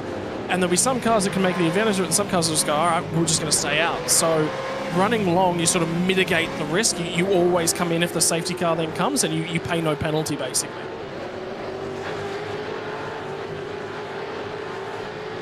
So on they go to begin the 130th lap of this race. We'll have about half an hour's worth of racing left to run here. Potentially a bit more if there is a late safety car. And with fatigue starting to set in for a lot of these drivers, it's more than half a chance that there might be a safety car later on in the race. But I think despite the crashes we've seen, the only safety car worthy incident happened very early on in the race. Anderson, meanwhile, still not quite ready to come in for their final pit stop, but a 41-second gap to Zach Rattray-White. That's sort of in the window for a pit delta. I think if they came in now, they would still come out ahead, but only just. Only just, really, really tight. And Rattray-White's lifted, whatever fuel saving he needed to do, he's cleared that. So he stopped fuel saving. So whether or not they were in a hole or the other side of the coin is they recognise we've got to press on a little bit here and we've got to try and see if we can't clear the Myers-Anderson car. So whatever was going on, whatever their strategy is, they've changed that, and it's just whether or not it's because they're good on fuel, or alternatively, whether or not they're going, okay, we want the track position right now. Well, that'll solve things. The 55 car's in. Yeah, okay. 42 laps completed on that stint, and it'll be a nice, well, not short, but shorter than a full stint to the end for them. Rosella and Gilliam have been up and around the top two for pretty much the whole race. And it's a 29-second stop for them, just under 29 seconds for Luke Rosella as he comes back out of the lane and will barely have any pressure from behind. At the moment, it's looking like 3-ish seconds or so back to the Vermilion car. Yeah, and just looking at those numbers, if that's the margin, I have a feeling the 117 car is going to clear 22. Yeah, with the pace that Rattray-White's running now, it looks almost a certainty. Seeing a pit stop as well for the 143. One final trip to the lane for them. Jared Farwell as well in the 177 coming in for their final pit stops. And they are joined by the 188 as well. In comes Damien Cairns, and it looks like that's going to be a swap back to Anthony Visma for the last 30 laps of the race. Now, the lap times here for Vermilion 117 running 107.6s for the time being, and the pace is increasing because, as we said, whatever fuel saving they might have been doing, looks like they've managed to clear that margin now. They can keep pushing. Rattray-White still running a tiny bit slower than Jared Filsell on the last lap, but he has been making ever so small gains. It's the key, isn't it? So, small gains. Look, at the end of the day, he's not going to undercut. His margin was never with the 088 car. They were never ever going to get that one done. But it was fighting the other cars around them. And what they have done very, very well is, oh, well, race leader's in, so that'll solve this one. And look in the background, 22's in as well. Yep, Anderson will jump out of the car, get Myers in there. James Scott in the 088 to bring this one home and potentially set himself on course for the 2024 championship. Remember, top 5 finish for the 088 will secure it for James Scott. Brady Myers, meanwhile, he's going to have a large battle on his hands. Scott's going to come out just ahead of Rosella for the race lead. But the Vermilion Esports 117 does indeed move ahead of the number 22, and they're coming out a fair way back from them. It's a gap of about 7 seconds that we're looking at on the way out of the lane. Yeah, but fresher tyres, and it's going to be significantly fresher tyres. 13 laps fresher tyres. But, you know, they've got a margin in the final 28 laps, 29 laps of this race to run down, and it's going to be 6 seconds, 6.5 seconds. It's not going to be easy. So you're effectively giving yourself about half a second a lap. No, that's not right. 0.2 seconds of a lap. They've got to run them down. I think that should be easily achievable, but traffic is always a massive factor. It has been for pretty much the whole race. I mean, Sandown, such a short circuit for an enduro. Green flag pit stops, they can lose you almost a lap. And so the leaders constantly have to have that in their minds. Where are we going to come out? What kind of gaps are we going to have to traffic in front and behind? How much are they going to affect us? How easily will the lapped cars let us by? Well, I'll tell you what, jump on board with Brady Myers at the moment, because you absolutely need to have a look at what he's dealing with in terms of traffic. It is just a wall of cars. yeah. Oh, God. This is ridiculous. That's Troy Maguire in the fishy car that he's just made his way past. And then Ben Christensen up ahead. Blake Delaney and Benjamin Smith, that's 12th and 30th positions respectively. So much traffic for Myers, and this is the worst thing to have happen to the number 22. They're losing time hand over fist to Zach Rattray White in the short term. I mean, they are gaining. Rattray White, remember, has had to work his way through a lot of this traffic. That's a big gaggle of cars behind them, but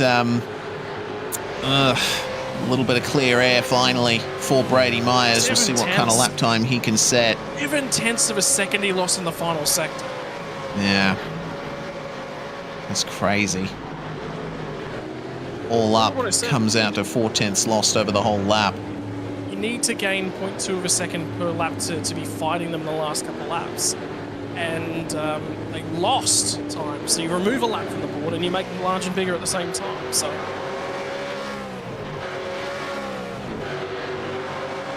final laps as well, final pit stops, sorry, as well for the 91, the 43, and the 808.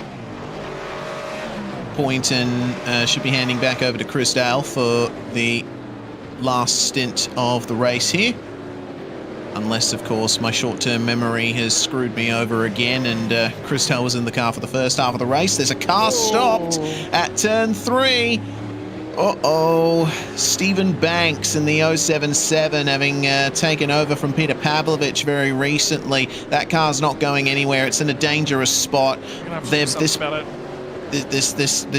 has to be a safety car, surely. He's got no engine, so he can't get that car refired. So I think the engine is blown. Yeah.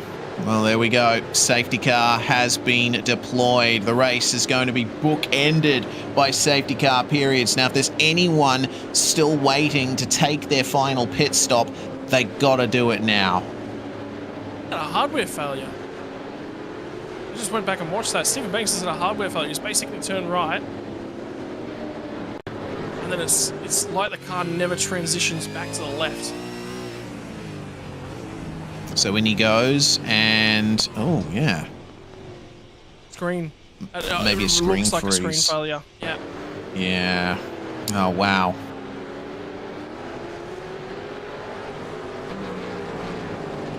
It's like he lost vision and I don't know, maybe just had a moment of panic. Oh, heavy contact with the wall. And look who's come back into the pits, the 117. So maybe they were a bit doubtful on fuel strategy. They've got plenty of time in hand to the Phoenix Racing team car behind, so they'll still be able to come out in P4. And a 9.6 second stop, that's not quite enough for all 4 tyres. Oh, it is? Okay, so we're just hearing that they did take fresh tyres there, so they will have something more to fight with versus Brady Myers, potentially Rosella and Scott. So just to give you a little bit of context, when they turned the wick back up, so when they come out after their pits, they're running high 107s, right? So sort of 107.7, 107.9, somewhere in about there whilst they're in that sort of fuel saving phase. When they turned the wick back up, after they'd actually saved off the fuel that they needed to save, back down to 107.5. Well, fastest lap of the race was only just recently set by the 22 car, 106.8. So they were losing 0.7 of a second, and the margin they needed to maintain was 0.2 seconds per lap. So it was they were always going to get caught. So basically, this choice that they've gone with is, we're going to lose this spot. We're either going to lose it now or we're going to lose it at the back end of the race. It doesn't matter when, we're going to lose it, we just don't have the pace. So let's throw rubber at it. Give ourselves something to fight with. Yeah. This will be a very interesting race for third, at least. Don't know if they'll be able to match the pace of the Lobs esports cars. And I don't know what they're doing to those setups to get the long run pace that they have, but certainly it's going to be difficult to catch our top 2 cars in these late stages of the race with 24 laps remaining in the V8SCOPS Sandown 500. Gaggle of cars onto the lane. It looks like DPR Racing, the 111, making its way in. And anyone else? Well, the Trans-Tasman 22 has come back in as well. Interesting. Yeah. That one I didn't expect. So pitting when the 22 car makes not a lot of sense, and that's tyres as well. And pit lane exit is closed. Oh, this might have screwed them a little. They're going to have to let the train clear the exit of pit lane. They are stuck up behind the 111. This has put them all the way back to P7. Yeah, that was a mistake. Yeah. Oh boy. Well, Myers will re-emerge, and we'll see if maybe he can follow Griffin Gardner through. That Summit Sim Sports Everest car is still keeping itself in P5. And how about the recovery for Phoenix Racing Team? Of course, granted a free position thanks to the pit stop for the number 22, but Rayan Leonage in the 79 now sees a potential podium on his horizons. Problem he's got 9 lap older tyres than Ratro White ahead of him, so it's going to take him a still carrying some damage too. Yeah. We're clearing lap traffic at the moment, so what's going on here? But basically, for everyone that's behind, it was just a free kick. Mate, why not? And what's effectively happened with Myers, why they've gone is, oh, yeah, sweet. Okay, well, if they're going to pit, we're going to pit as well. But what happens is that pit lane exit is sort of shut until the entire train comes by. So everyone basically gets a free shot on them. What happened is when Ratro White pit, the entire field was still trying to race around and catch the safety car.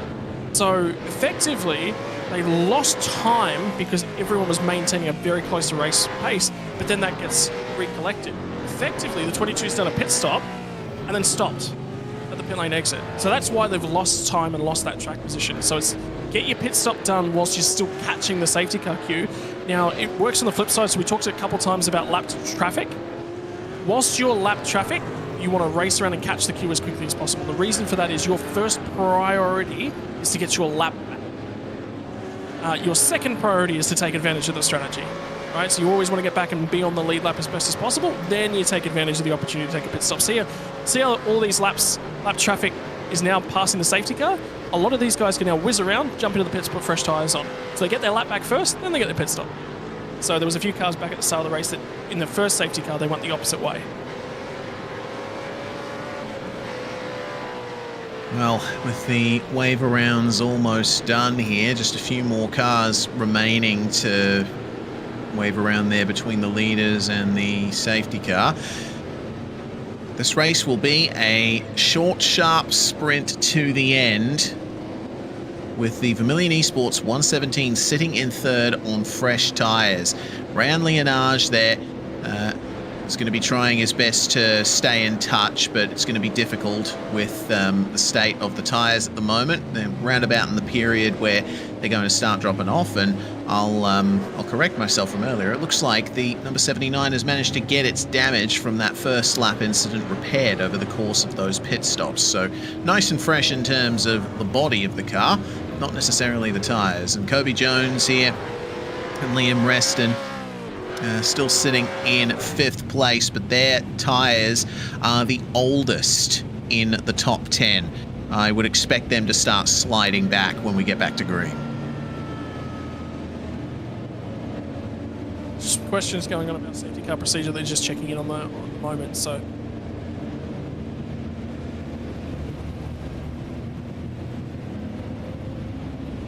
Just waiting on some updates on that one, but yeah. So there was just some questions about whether or not wave buys were in the rule book procedures, and just some clarification around that. But So page 12 of the regulations, as Dan Yeaman said to us, and he helped write the rule book, so he should know. Wave rounds being given at the steward's discretion. So that, I think, goes some way to explaining some of the wave rounds that we thought were missed under the first safety car. Yep.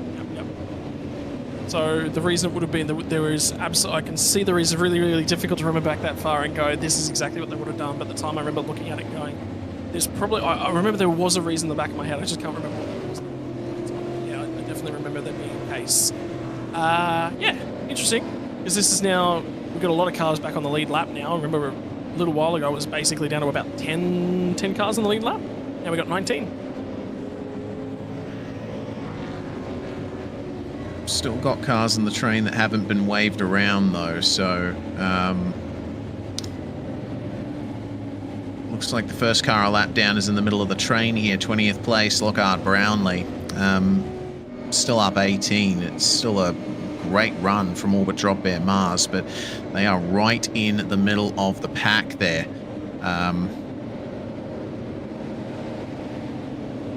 So I think it might have been technically with where the queue of cars were, because the 125 was right towards the tail end of being, and looking towards being 2 laps down. So whether or not they maybe did clear 1 lap back at some point during that cycle, but either way, we're going to be going green this time. Short little sharp shoot to the end of the race, 21 laps, should be some fun. Certainly should. And it also opens up the possibility of further incidents. Of course, hoping that the end of the race is clean and hard as we expect. But man, the scene has been set for a potential championship win in style for James Scott, who is at the wheel of the 088 at the front of this field. He needed to finish 5th or better to secure the V8SCOPS Drivers' Championship here in the final round and have basically a free kick at Bathurst to end off the season.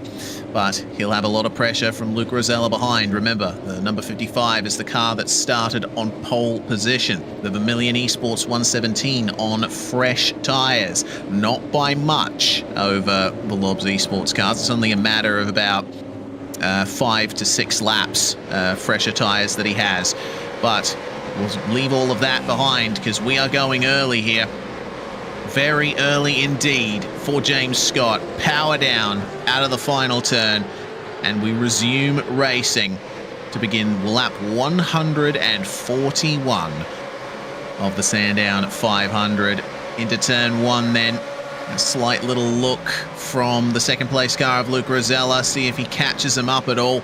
But James Scott is in a position he's been very familiar with this season, leading, and no cars ahead of him for the time being. We'll see the maximum pace from the leaders here, no traffic for them. Yeah, so now it's just head down, have a crack, and like you said, the benefit is no traffic. There'll be no traffic to the end of this race. This will literally just be a heads-up duel, and Brady Myers has got some work to do. Been running inside that top group of cars, a little bit of a mistake on the strategy later on. It was an interesting one as well because they only had a couple laps on the tyres. I just thought, oh, they haven't taken enough life out of them to even worry about strapping some fresh boots on the car. Yeah, they haven't really given much of an opportunity to use that rubber up. And I mentioned once again, the Lobs Esports team seem to have tyre life as one of their big strengths. They're able to keep up that maximum pace all the way through the stint, unlike many drivers in this field. For now, Myers and Anderson, new fastest lap of the race for Brady Myers, a 106.6, and fights will start emerging here with Blake Warboys passing the 125 for 20th place. So, yep, he's certainly got some ability to get aggressive as Warboys because, well, nothing to lose now. Short little sprint to the end, and he's certainly quick enough. But the difficulty being they're off the lead lap, so that's as far forward as he can get for the rest of the race. Yeah, lead car a lap down now is the WKMP Sim Sports number 63. Further fights going on through the field, largely in the top 7, top 8 altogether, but the Americans Down Under car has got a little bit of traffic ahead of them. Philip Kraus here, right in the midst of it all. Blake Delaney is behind in the next pack, so I don't think there's much of a chance of that battle falling the way of the Fishy car, and around goes the number 6, Ben Christensen, back in the car, driving with Henry King, and it looks like that might be the race on Oz 91 that was involved there as well. Little coming together at the final corner, turning into yet more smoke signals as another one of the Fishy cars pitting just behind. What on earth happened here? So, trying to get around the Phoenix Racing Team car. Oh no. Yeah. A little bit of a tap there, and it seems like Christensen might have spun in sympathy. He was trying to check up just a little bit, and then sort of the rear end got unstable as he tried to prevent himself from getting in the back of the car ahead. But yeah, sympathy spin. Yeah, for sure. Troy Maguire, the car to bring his way into the pits that time around. Here is the number 22, looking for a couple of extra spots here. The number 1 up ahead of them. They finally worked their way back up to P6, which is where they were when they got their 10-second time penalty and had their incidents. Trying up the inside of Kobe Jones here is Griffin Gardner, but Kobe's not giving him an inch. This is a spirited defense here from the Summit Sim Sports car. They know that they have the chance for a top 5 here, but they've got 2 of the fastest cars in the field right behind them, and they're on old tyres. Boy, isn't this going to create a last 20-lap showdown, something interesting to keep an eye on in the dying stages of this. It was just creeping out. We were expecting it to be a little bit of a snooze fest at the end of the race, and all of a sudden it's like a pot of coffee's just been thrown on this race. Yeah, and plenty of people are running and screaming at their stained white clothing. Have a look at this then. Griffin's trying everything he can to get past Jones, but yeah, Kobe is having none of it from what I can see here. Adam Briggs is right on the back of this battle as well now. The Synergy number 34 finding themselves in 8th spot. Could be looking at a top 6 if everything goes their way. Still doing a phenomenal little drive. A number of different cars have put themselves in contention late. That's what it's all about. Big sand, big old set contact. Oh, good recovery by Griffin Gardner. Myers backed out of it. Good amount of respect between those two. It was just a little bit overcooked there from the number 22. He'll have to try again, but that's given crucial breathing room to Kobe Jones in the number 50. Yep, critical. Takes another lap away. from their time to get up to him. Another lap away towards the tail end of the race. Kobe's going to lose at least one of these spots, probably two, probably three of these spots before the tail end of the race, but he's going to make him pay for it. Certainly is. Battle for 12th. Blake Delaney trying to keep Michael Whiting and Brett Loxton behind him. It's two Fishy Motorsports cars at the front of this pack. And Whiting is on 12 lap fresher tyres than Delaney. I get the feeling there might be a change between these two Fishy machines. Can they keep Loxton behind them in the process? Ty Delaney is right there as well, but on some of the oldest tyres in the field. He's completed 33 laps on that stint. Meanwhile, as all of this is going on, the top three looking very interesting. Zach Rattray-White is driving the wheels off the 117. He was the fastest car on track lap before last, and this time by only a few hundredths of a second slower than the race leader. Yeah, about a tenth of a second faster than the 55 car as well. So they're on the podium at the moment. They're about 1.5 seconds. They've cleared out from Lignage more than enough. Remember, he's got the freshest tyres on board because he pit under the safety car. So Rosella's got the oldest tyres of this front three, but it's not a massive margin on those tyres. So they won't be very, very warm. They will be a little bit warm. Enough time in the safety car for the heat to come out of the tyres, so they should be close to goal, but Rattray-White's really going to harass him. And just pick up the slipstream, and with the pace that Rosella's lost on this lap, he's almost out of slipstream range himself from James Scott, so this is the chance that Rattray-White's been looking for. Look at that. He's taken a tenth out of him on the last 2 laps running. Now he is getting closer and closer and closer. In the meantime, James Scott's just about cleared out from the tow, and then check these guys out. Kobe Jones has now been passed by not just one, by 3 cars. So the ploy from the 50 entry didn't pay out. They were on the oldest tyres. Remember, they were one of the first cars to pit on the most recent round of pit stops. I felt like it was a little bit like suicide for them to stay out, and yeah, I guess that's finally shaken its way out. Whoa, somebody's huge smoke trail down at turn 1. Yeah, okay. Yeah, it looks like turn 2 and 3. Problem 4. Oh no, it's the 125 that's gone around there. Lockhart Brownlee and Dylan Walker have had absolute shocker of a race here. I mean, they're still up a ton of positions, but man, they wouldn't have liked how this went down. They tried to let them go, and oh dear, contact from the 86, I believe, just behind them, and a lot of avoiding action having to be taken from multiple cars, flicking it around just as the Project 36 car was coming through there. Not ideal circumstances. No, not safe. So there'll be punishment for that one as well, boy.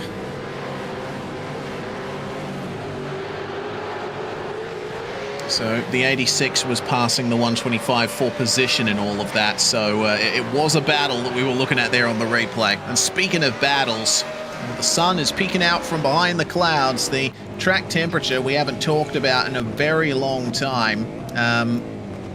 Still hovering around 32 Celsius, so pretty reasonable. But it's not going to be doing any favors for Luke Rosella, whose tyres are now past their prime, and I think we're about to see James Scott have his tyres start to fall off too, with 16 laps completed for him on this stint. 12 laps remain in the Sandown 500, and Rattray-White, you can tell this is just simmering in the background, and he just needs to put in a little more effort to get alongside. It's going to be hard though. Luke Rosella, a tough customer, as is the turn 1 exit curb.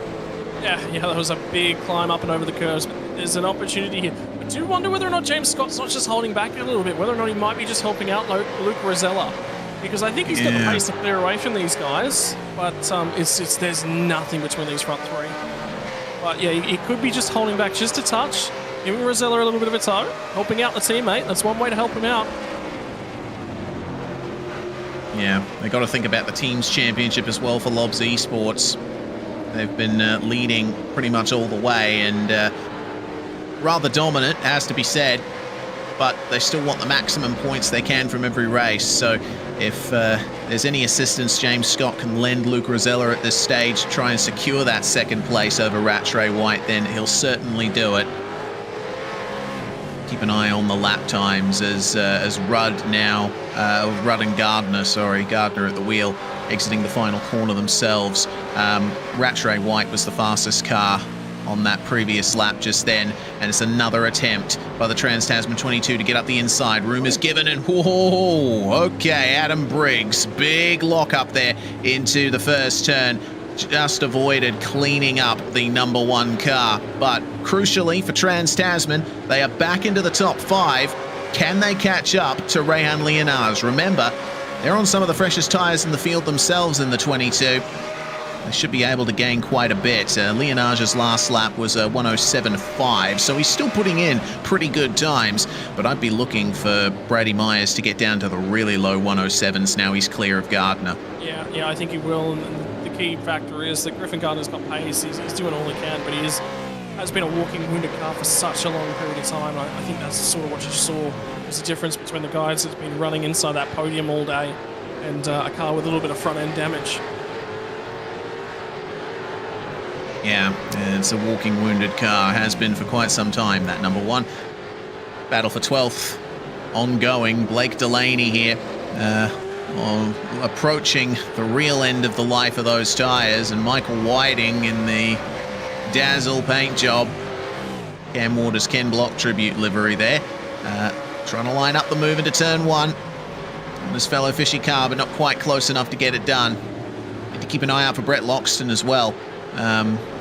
He's on pretty old tyres as well. In fact, all of these drivers are on tyres that are sort of past the middle of the stint, really. So they're all just scrambling to find whatever grip they can. Yeah, press on. Light, agile cars at this point in time. So, normally when you get to strap a fresh pair of boots on, car's big, old, heavy, laden with fuel. Remember when this safety car come? Rattray White's going for it. Send for second. Contact coming into the final couple of turns. Rattray White on the marbles and forced off the curb. Almost onto the grass. Very desperate defense there by Luke Rosella. But it was also a bit of a desperate lunge from Rattray White, I think. Yeah, I think that's all fair, and in that one, because the thing is, Rattray White got the elbows out, a little bit of a nudge at the apex to the second last corner, and then Rosella was allowed, I think, to come back and defend himself a little bit more aggressively at the final corner. So I think that's fine. Yeah, contact on the way in, and, Rosella trying to get it recovered. Yeah, Rattray White was sort of alongside, but probably not far enough to be entitled to space on the exit. Regardless, just good hard racing here at the end of this race. So that's going to have burnt up the tyres a little bit. There'll probably be a bit less grip on the right side tyres for Rattray White now running over the marbles. What it's certainly done is it's given the maximum breathing room to James Scott and Jared Filsell. They're on course to win the Sandown 500 by at least a second or so. Ooh, interesting. This has just been a redress call that's been handed through for car 1 on car 50. So Gardner's going to have to drop back behind Kobe Jones. He's going to have to give a spot up to Adam Briggs. I mean, we did see that the number 50 was shuffled back 3 positions. I think that instruction from race control might have something to do with it. Yeah, that lends us a little bit of context, doesn't it? So yeah. Now he's going to have to go get this one. And the big critical factor was that Adam Briggs was sat in the middle of them. So Adam Briggs just got gifted a freebie. Yeah, big old freebie. Top 6 for Synergy 34. So we'll see what happened here. Gardner on Jones. Down to Dandenong Road. A lot of pace coming through the S's, and he tries to fling it up the inside. But a little tag on the way into the corner. That sent Jones wide. And so it was only a small little tap, but enough for race control to be alerted. Yeah, it was right there. Critical weight transition and setting up phase. He sort of fade off the brake a touch there, and yeah, he had to fade off it even more to pull the car up without spinning it. So if you're going to penalise it, the redress, I wouldn't issue 5 seconds for it. Here's the reply. Yep, take 2. Oh. This time Gardner's set sliding. And that's going to give the position to Jordan Ross as well. Synergy having a great time here in the final laps. Yeah, and this is a little bit of a reply. So think back about through the context of the day.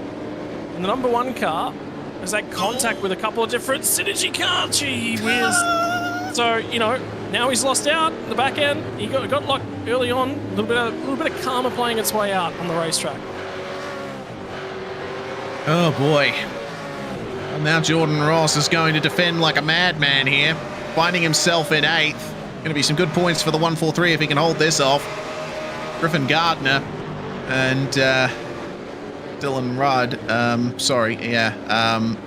It is Rudd and Gardner. Oh, diving up the inside of Dandenong Road. That was a clean move.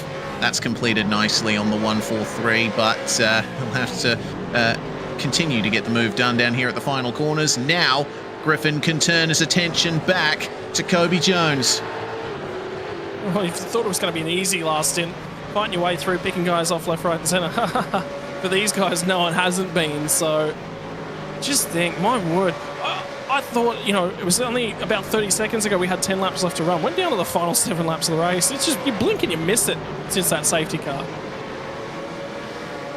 Still a top 10 on the cards for the Americans down under as well. Kenneth Latter and Jamie Dyke have found themselves in the top 10. But Phil Kraus back in the car. And we saw how quick and consistent he was in the first stint of the race. And, well, he's got tyres that are a single lap older than Kenneth Latter's here. They're both completed over 35 laps on a stint. Grip is at a premium. But Kraus is looking to pile on the pressure here. Only took half a tenth out of Latter on the last lap, but there may very well be a move coming. Yeah, now it just gets exciting, doesn't it? Everywhere you look, there's cars fighting each other. We're saying, Tuesday was going on not too long ago. Now it is. Now it certainly is, and it's on. And I was just thinking, is Brady able to take a little bit more time out? And Leonage is doing really well on 10-lap older rubber, so he's doing a phenomenal job. Myers is not going to get to him at the back end of this one, and it's still not decided between the 117 and the 55 either for second spot. Yeah, certainly not. This is turning out to be a very tense finish here with 6 laps remaining. Yeah, you're right about Leonage. He's on pretty old tyres, and he's able to run pace that's pretty consistent with the top 3 and Myers as well. So well done to the 79 for keeping up some consistent pace on that less than fresh rubber. It's still on for 22nd as well. Poynton, Christensen and Kirby all in the midst of this with the Phase 4 car right in the middle of it. Slight tap there, and Christensen will have to fall back. And Poynton has a little bit of breathing room. David Kirby right on the back of this pack, got 2 lapped cars in between himself and the next car for position. Oh, something's happened. There's a missing rear wing on this car. Oh no! That's the number 1. That's massive. They will pit for damage. That looks like maybe a huge hit down at either turn 6 or Dandenong Road. It looks like turn 6. Oh dear. One more desperate move on Kobe Jones. Gardner gets up the inside, but gets a bit squeezed and into the wall. Something's just happened to 686 as well. So. And 686 calling in weaving apparently, but yeah, what do you make of that, Scott?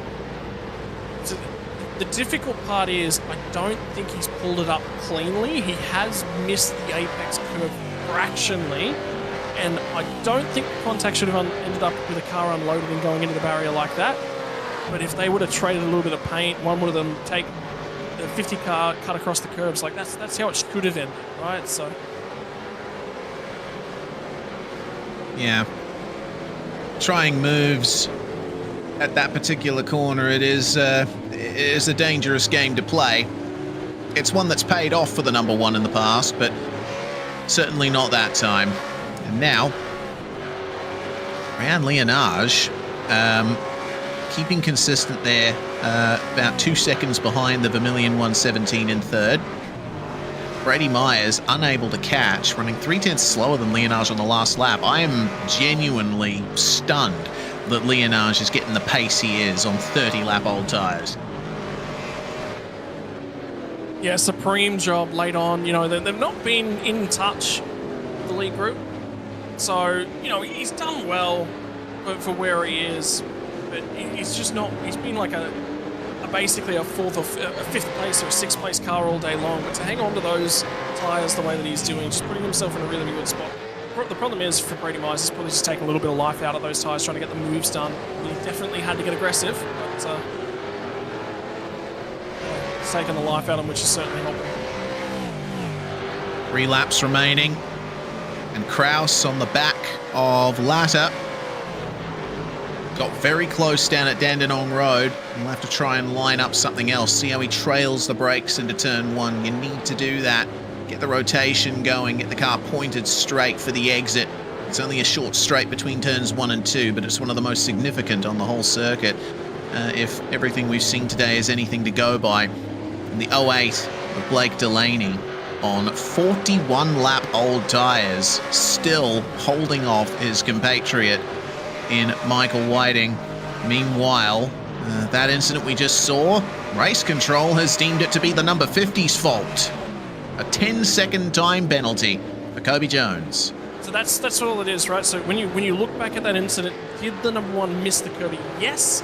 Who moved over more? He's missed it again. It's a game of margins. That incident should not have ended up with a car pivoted that hard into the fence, but it has. And you got to look at it. And you got to do something about it, and that's what's going to happen. So he's got to find about 0.3 of a second to hang on to 12th spot, with that 10-second post-race penalty. Yeah, a great race from the number 50 will end in a way that they'll certainly not be happy with, but I think they can still be proud of the performance they've put on here. They were in and around that top 5 all race long, and they tried a couple of different things on strategy. They allowed themselves the chance to really get some fantastic airtime for their car. For now, all they can do is just bring it home and hope that they can keep that 10-second gap up. Have another look at the incident that has given them that penalty. So Gardner behind here and moves over, and he's made his intentions clear. Ahead at the apex, and yeah, I mean, you could argue that Jones could have opened the steering a little more. It's just a consequence of the track. Again, we've seen it a couple of times today. You want to try and keep it as tight as you can as the white flag flies to not run over the curb and get a slowdown at the right-hander. It's tough racing. Yeah. They should have banged doors. They should have banged doors. That's all that should have happened. It would certainly have been nice. Well, there's no door banging. There's no battling at the front of the field. James Scott driving with Jared Filsell in the 088 only has a few corners to go for the win in the Sandown 500 and enough points to grab the V8SCOPS driver's title with a single round remaining. What a season it has been from Lobs Esports. What a season it has been from James Scott. What a Sandown 500 it has been for the 088. The checkered flag is out. James Scott and Jared Filsell win the Sandown 500. And we can just about confirm here, James Scott is your 2024 V8SCOPS Drivers Champion. Confirmed that win was more than he needed. Only needed to finish 5th spot today.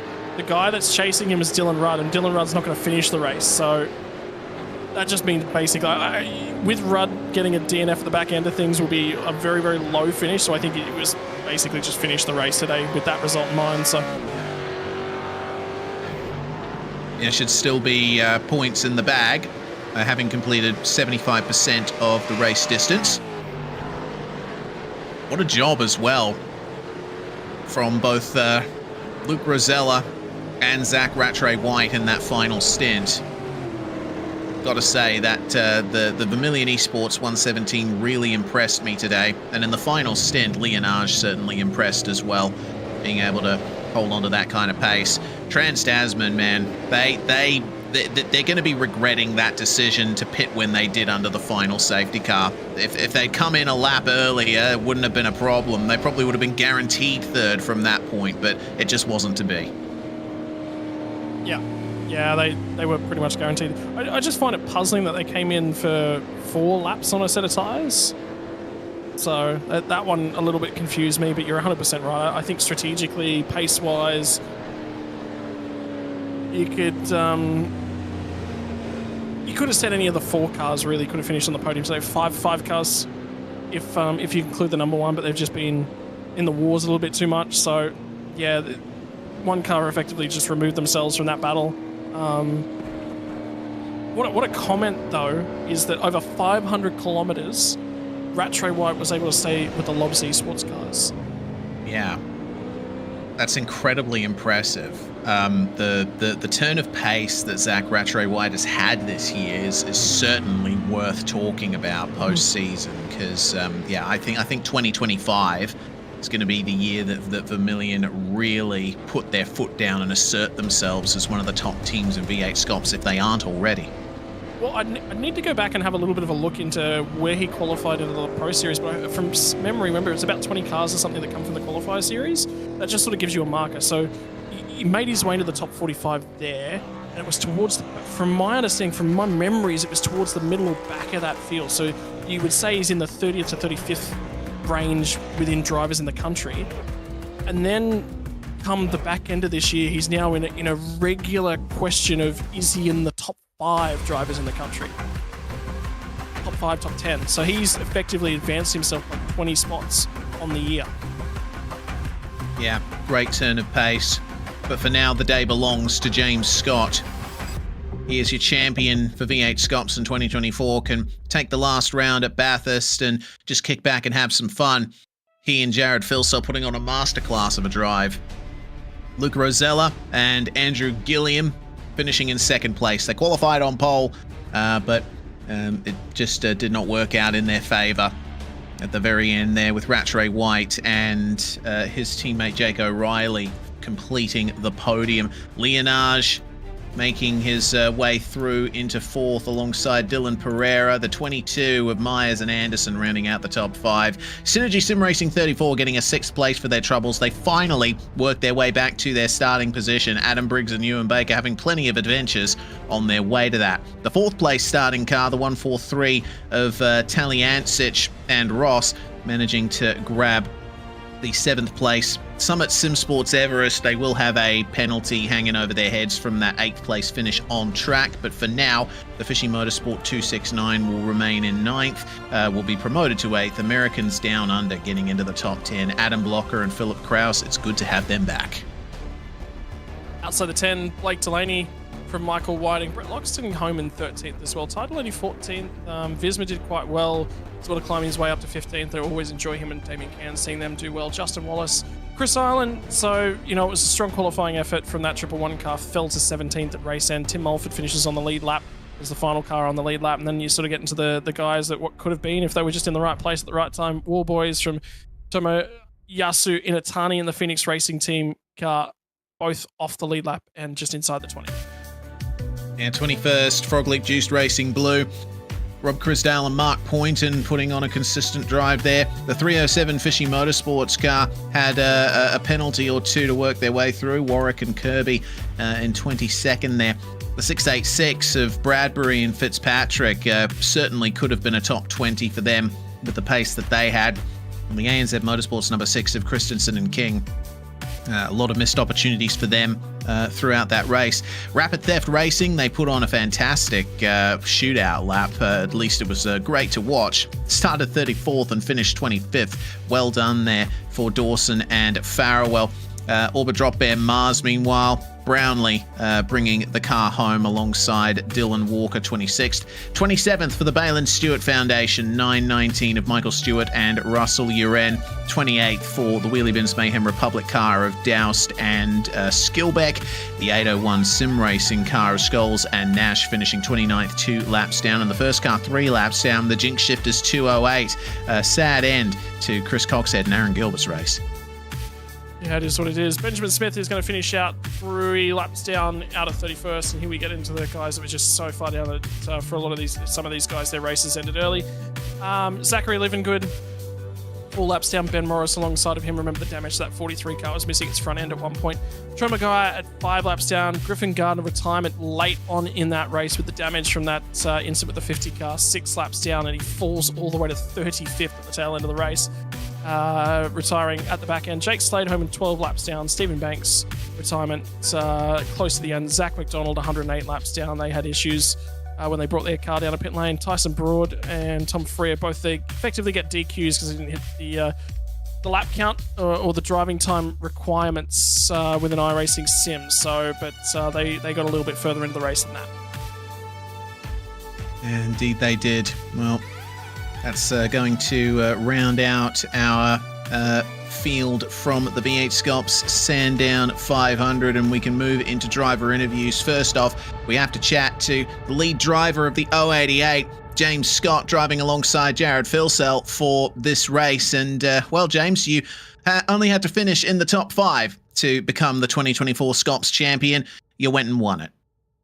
Yeah, no, obviously I don't like to, do anything else other than try and win. So, it was good to come away with the win. It was a tough race. Hard to pass around here. Easy to sort of keep up, but hard to pass. So, glad to come away with that one. Yeah, it really came down to, trying to find gaps when you came for your pit stops, and the race being bookended by safety cars certainly played its part as well. Yeah, absolutely. There was a lot of the field spread out quite a lot, so it was really hard to try and get that gap when you could pit and not come out, with a bunch of cars and lose a lot of time. So that strategy was pretty good, that really set us up. We're seeing your round win record on the production feed, 11 of 12 rounds done so far, and they have gone to you. So potentially looking to make it 12 from 13 when we go to Bathurst. You won't have any pressure on you for points, so just going to kick back and have a bit of fun, or will it still be serious face mode again? No, just, have a bit of fun. I'm sure everyone can probably say the same. They've done a hell of a lot of laps around Bathurst in this current generation car, so that'll be no excuse. Just rock up. Obviously, got a fast co-driver and see what we can do. Brilliant stuff, James. Well, congratulations for the win, both on track and in the standings. Is there anyone you want to give a shout out to before we let you go? Obviously all the guys at Lobs, Jared for driving tonight. That was awesome. He did a great job. Doing okay. Rocco Performance and Hybrid Racing Simulations. Thanks to those guys for their support, and you guys for the broadcast all season, and the race control people as well. Well, James Scott can celebrate his championship victory as we let him go. And we won't have a chance to chat to Jared Filsell. He's joined a little bit late there, but still, we send our congratulations to him as well. The number 55, meanwhile, is represented by Luke Rosella, and Andrew Gilliam stood by for a chat with Scott Rankin. Well, Luke, I don't know what it is, but is there something in the water when you come down here to Sandown? Because every single time I've seen you drive around here, you've done really, really well. So what's the secret to success at Sandown? I just jump across the front straight and just dip myself in that little pond there and have a few sips. Yeah, there must be something in there. It's just something about the track. It's always gelled with me. I've loved the track even back in the AMS days of the non-laser scan version, which is worlds apart from what we race on now. But yeah, I've always liked the track, and was in with a smidge at the end there. Obviously, Andrew did an amazing job, faultless job in the first 2 stints, and had a little bit of a chance, but had a little battle with Zach there and lost his draft. So yeah, happy with P2. Hey, talk to me about the battle between yourself and Zach as well, because you and Gil obviously went toe-to-toe with those guys all day long, and it's good to have the teammates behind you, but I got the feeling in that first stint you guys were sort of being used up quite a little bit, but at the same time it set yourself up for the back end of the day, set yourself up for what's possible, and to be able to go toe-to-toe with 20 laps left to run felt a little bit better than sort of having it draw out to a little bit of a stable end of the race, hey? Yeah, I had a little bit of a tyre delta on us as well, so they're basically better everywhere around the track. So I was sort of lucky I had James's draft to be honest in those first few laps just to keep ahead of him. But he was coming hard, and made a move into the last chicane, and I was trying my best to hold it around the outside to get that inside line to the last corner, and managed to do that, and cheekily just escorted him in wide on the marbles and the grass there, so that worked out pretty well. Well, mate, congratulations on the race result for you and Gil, for the entire team. Who would you like to give a shout out to? Yeah, so first want to give a shout out to Andrew. Once again, faultless drive today. Did an amazing job. Set the race up for me brilliantly. I want to thank Doing OK, Ryko Performance for the setup, HRS, and all the people at Lobs that worked throughout the week to make it possible. Mate, congratulations on the finishes, both to yourself and Andrew Gilliam, and thanks for joining us very much. And then finally, ladies and gentlemen, Reese Gardner is going to be standing on by with our final podium participant. It's the 117 car of Zach Rattray White and Jacob O'Reilly. Yeah, indeed. Oh, wow. What a race it was from you two. We'll go to Zach first. You know, putting the car up as high as you did, just an incredible shootout lap. It seemed like the track temperature fluctuations were the main factor there, but still, you guys came here with a really good setup, a really good car, plenty of track time in it too. Yeah, I think we got a bit lucky. I think some cars got scammed out of a good time in the shootout, but yeah, just the way it goes, I guess. Yeah, fair point. But going through into the race, the safety car certainly coming out, and that's when you got in the car, Jacob. And that's when I think you guys decided to start doing something a little bit different on the strategy. Can you explain what your thought process was at the time? Yeah. We went the other way around at Imola, where I started the race, and the plan in all these races at the moment is get me out of the car as soon as we can and get Zach back in.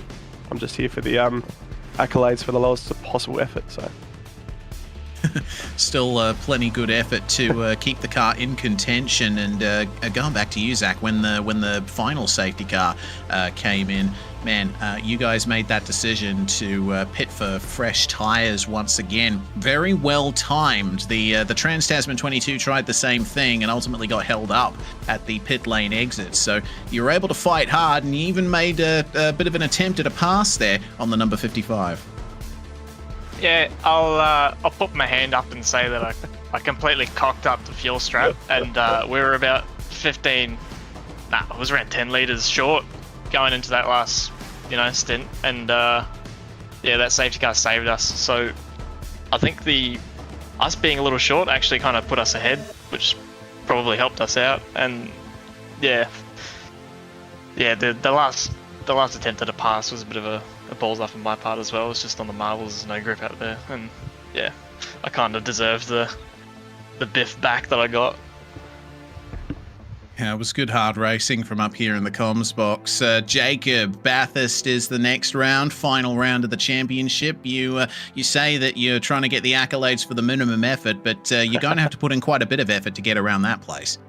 It's a bit tongue-in-cheek, if I'm being honest. I just Zach has the pace. He's smashing it everywhere at the moment.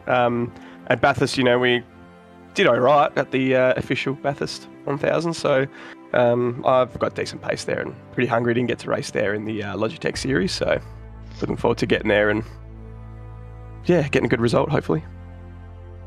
Well, Zach, congratulations to you and Jacob for podium in it in the Sandown 500. Anyone you want to give a shout out to before we let you guys go celebrate? We'll shout out Jack first. It was a good middle stint. It was tough, like heat of the day, I guess, and yeah, all of our sponsors as well: Race Labs, Burb Designs, Supernova Motorsports, Moser Racing, and Hymo Setups as well. Yeah, and thanks to you guys too. Yeah, thank you guys for joining us in the comms box. Hopefully we can chat to you again after the 1000. Yeah, let's hope so. Keep it rural. Keep it rural. Keep it rural, indeed. I certainly can't bring myself into that. I am definitely a suburbs boy. Well, Scott Rankin had to leave. He had another broadcast that he needed to get to, but we send our thanks to Scott for staying with us all through this race and helping us to call a fantastic Sandown 500. Don't forget, everybody, the Bathurst 1000, the final round of the championship later this month. It's going to be a huge race indeed, and potentially the swan song for the Gen 2 cars on iRacing. Make sure to mark those dates in your calendar. Qualifying and the shootout will be on the 23rd of November. The race on Sunday, the 24th. Make sure to keep yourself tuned to all of the socials for the latest updates regarding the Bathurst 1000. And thank you all for tuning in. The chaotic Sandown 500 that nonetheless brought some very fascinating strategy talk to the fore. We will close it out at the gold standard of racetracks in the Southern Hemisphere at Bathurst in a couple of weeks' time. For now, though, live on YouTube, Facebook, Twitch, and Kick, whatever platform you come from, we thank you for watching. I'm Reese Gardner, Dan Yeaman alongside me in the comms box. Big thanks to the crew at Aussie Online Gaming for putting this series on, to SuitSpeed on the replays, and we shall say goodbye to you here on SimSpeed TV. Racing isn't easy, but experiencing it is. iRacing puts you in the driver's seat with the industry's leading sim racing game. Drive on laser scan replicas of the greatest racing circuits from around the world. Go head-to-head against other drivers chosen by skill-based matchmaking to ensure competitive racing at every level. Compete across all your favorite series. In officially licensed cars, engineered to deliver the most accurate driving experience possible.